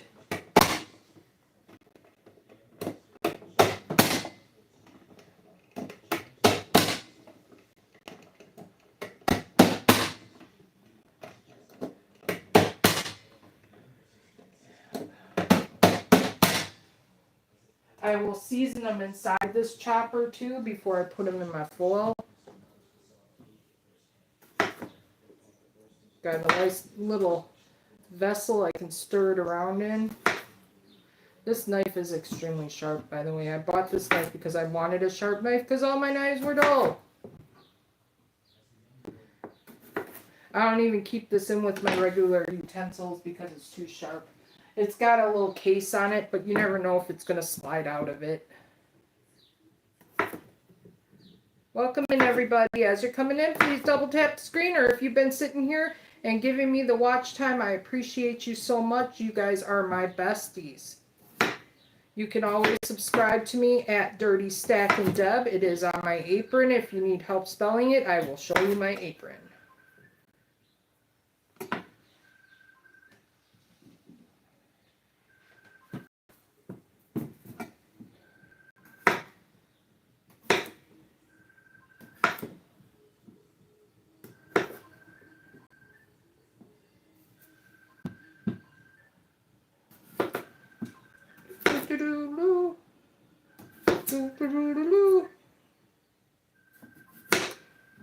Alright, now we are going to chop these up. May have to slide them around a bit because they'll get full.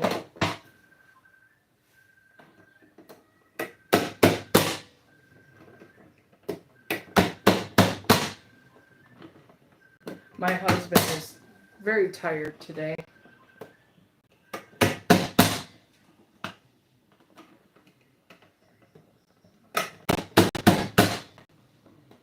I'm putting 2 potatoes at a time, but she's still working. I may not be able to see your guys' combo at the moment because my phone fell because I'm tapping her down. So these are almost like, you know, those southern hash browns you get at the store? That's about what these look like right now, which is fine by me. That's how I want my potatoes. If you don't want your potatoes that way, don't do them that way. Do them your way. If you want them just in circles, do them in just circles. If you want them in triangles, cut them in triangles. I just do them this way because that's how I like it. And I'm not about having to impress anybody because I'm not a culinary chef. I'm not Gordon Ramsay, but I do love his show. I think this is way more than enough potatoes for 2 people, or 3. But, and you see how easy that was. Look, I have a whole container full of potatoes. And actually I'm going to need a mixing bowl because this is going to get everywhere.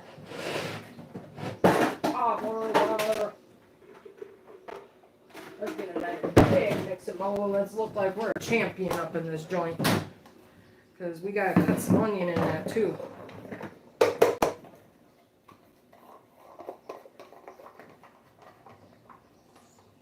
Alright. Potato. Onion, onion.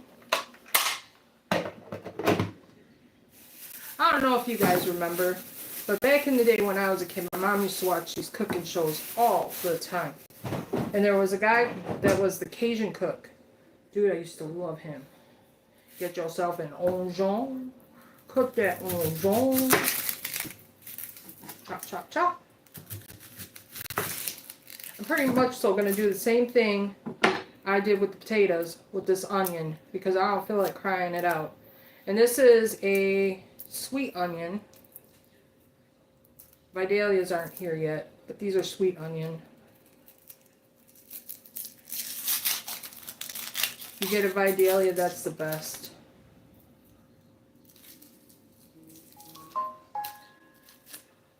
Alright, she looking good. I'm going to clean up my onion skin. Yes, I have a dog here, and he wants all the scraps he can get, but he can't have onion because that's not good for him. So, I'm so thankful I have that enclosed garbage can.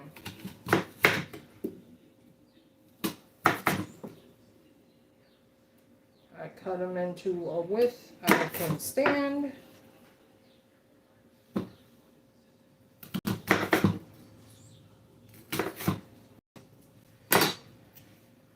May have to cut them in half on this too because they might be too big to fit into where the blade is.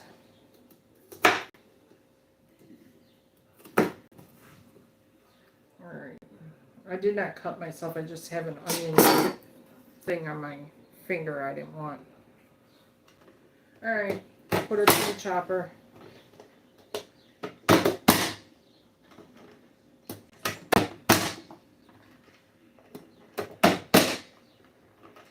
Get her chopped. Do 2 at a time. Ouch, pinched my finger. Oops. Alright, onion is cut. Rinse your sharp knife off. So I don't get cut. I put it in its little holder. And I store it behind my sink. I never put it in my sink. Alright. Onion. Inside the mix.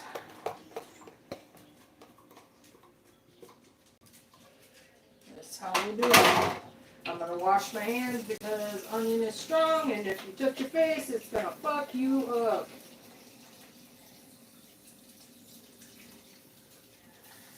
Same thing with jalapeno peppers.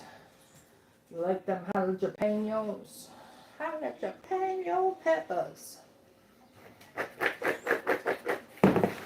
Give them a flip, flip, flip, flip, flip. Alright, Kinder's butter and garlicky seasoning. Taste it to see if you like it. I know I already do. We're gonna season these potatoes. Don't come out that way, try it another way. Kind of flip it.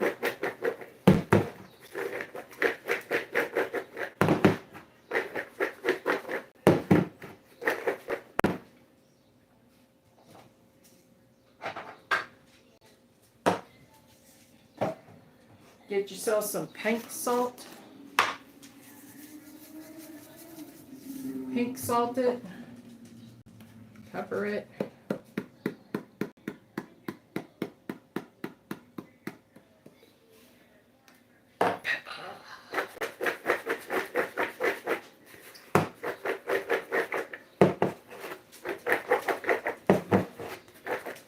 That's about what she's looking like now, but I can really smell the seasoning, and I don't want to over season it. And you can always add more after it comes out if you want to.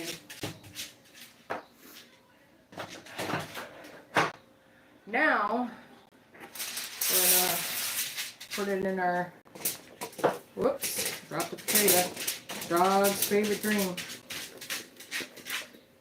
Lincoln, what are you doing? Put it in your baking bowl for the grill.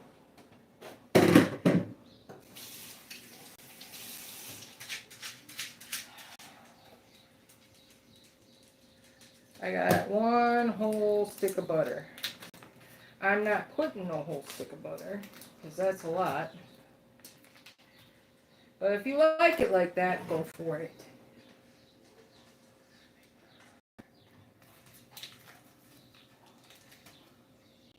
That looks about right.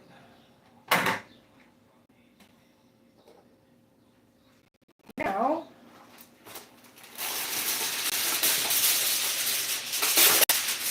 yep, that's about right too.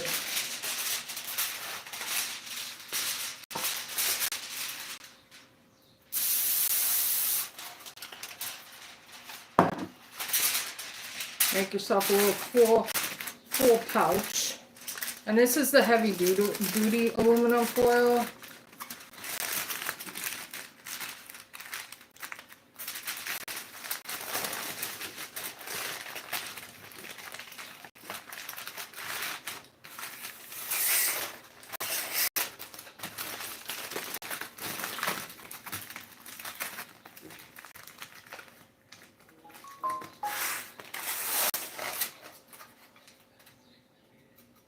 Uh-huh.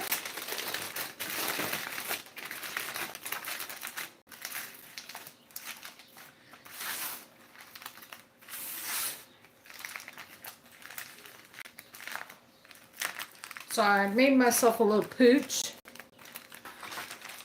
for the grill.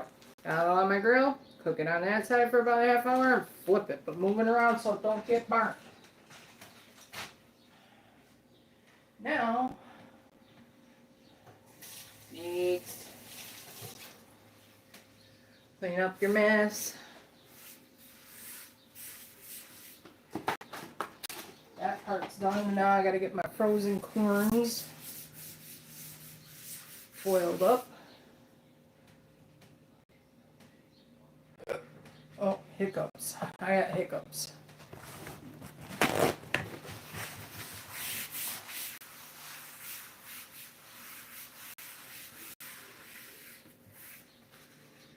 Alright, another piece of ball, easy cleaning vessel. And it throws away easily afterward. Calm, calm, calm.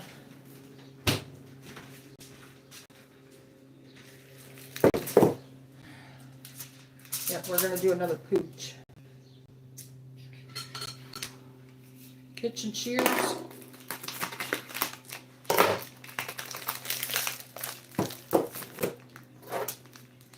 I do wash these too quite frequently, guys. Oh, there she goes.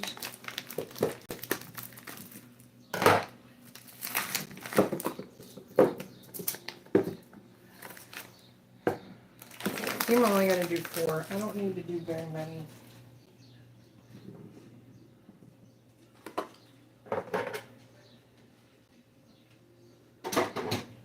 And then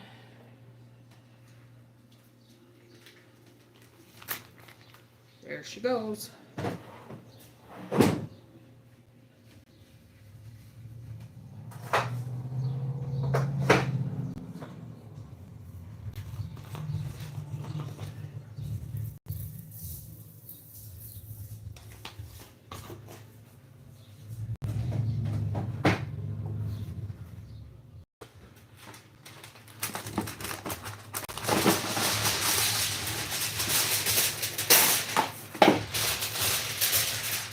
Or pooch.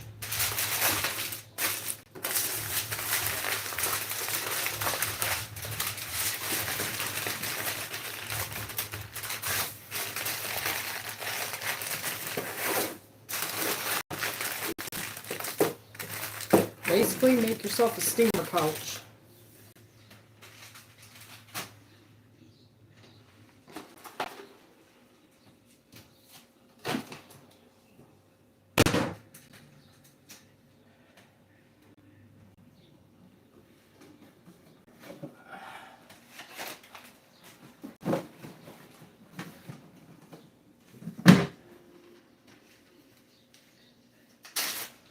Yeah, couldn't eat it, could ya?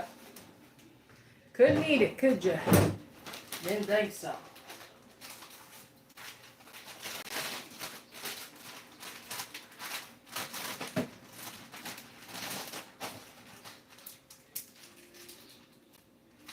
Alright.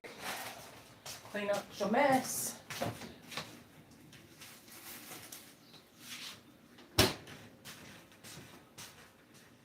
I got hair in my eyeballs. I need to pull my hair back. Hair is like a razor blade when it gets in your eye and you gotta pull it out. Yes, I only did salt, I think. Did I even salt them? Yeah, I think I did. If not, salt afterward. No biggie. Life is easy.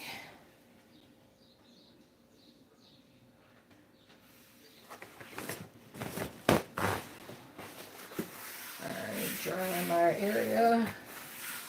Now I just gotta fill up a metal pan with the meats and season my hamburgers.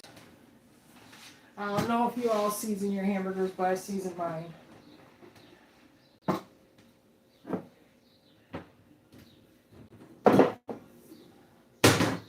I'm gonna sit for a minute because that's how I roll.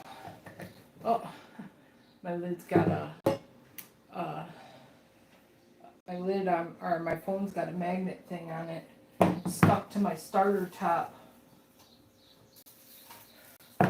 Put my sourdough back. Hey, Mom. Hey, Michael, what you doing, buddy? I'm hungry. Well, find something to munch on because I'm gonna be cooking in a minute. All right, buddy. I don't know where it's my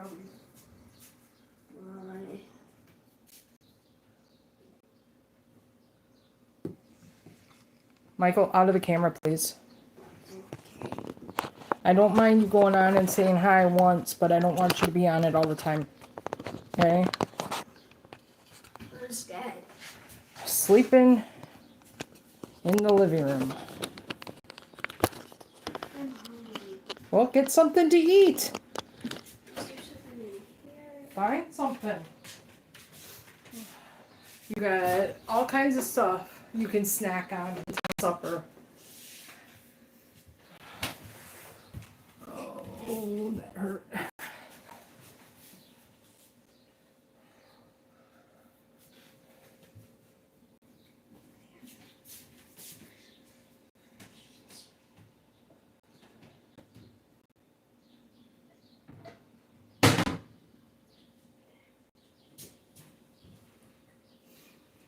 Oh, I'm getting warm, guys. It's getting hot in my kitchen. It's getting hot in here.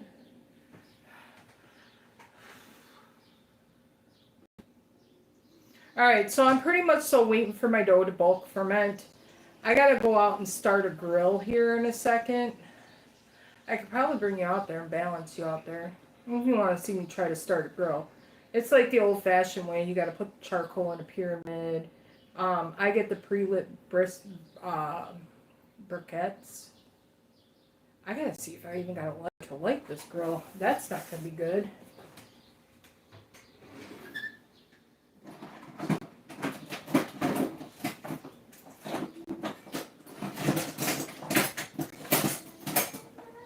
Steven? Did you run off with my grill lighter? My grill lighter? It was in this drawer, and I've not used it since last year. So it didn't just roll legs and walk out of my drawer. I have no lighter to light the grill. Wait, it's today? Yeah, and I have no lighter to light the grill. Dad, do you know when your lighter is?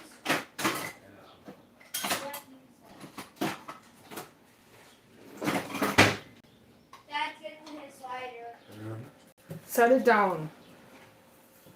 You have been no help to me, and I'm sorry I'm blaring you on fucking live. Oh, dude, this is real life. That's how life is. You argue, you get over it.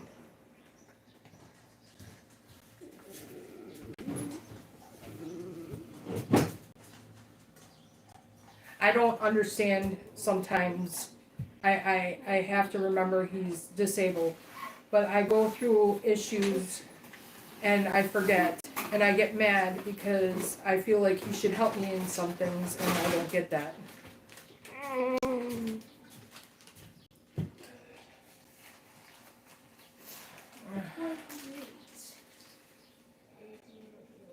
So I get upset, but I get over it.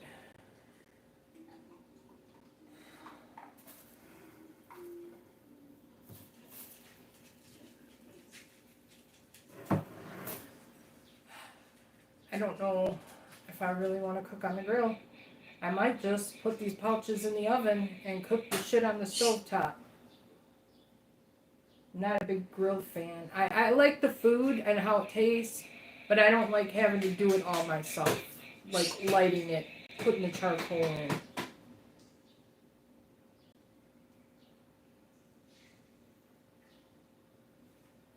But on the other hand, my brakes are done. My nephew did my brakes today. What a wonderful, wonderful thing.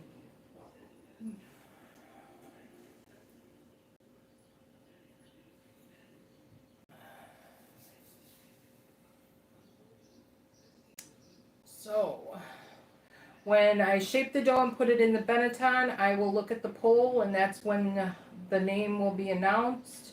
I'm pretty sure, I think I already know what it's going to be because a while ago it was the same thing, so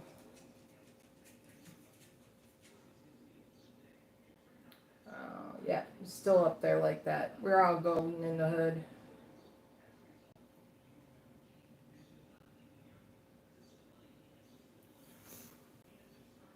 So anyway, welcome in everybody. As you come in, please double tap the screen. If you haven't subbed to my channel, please sub to my channel. This is subscribe at Dirty Stack and Deb. This is a sourdough live.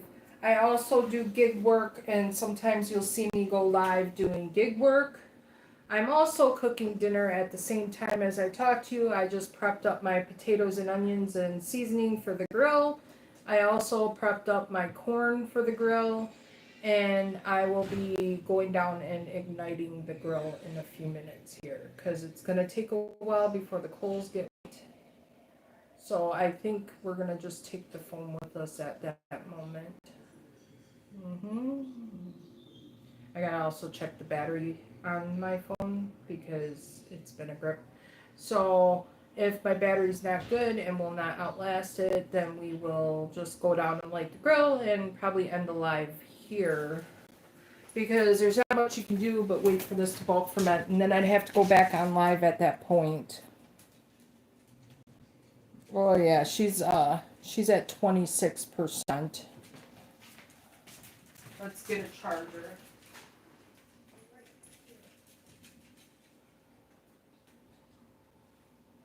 Move, move, buddy.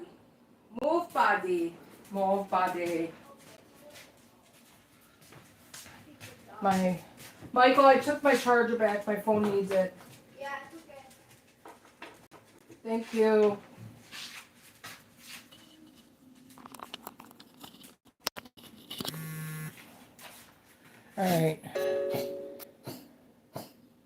All right, she is charging. We are at 25%. So what I'm going to do is I'm going to go down and I'm going to ignite my grill.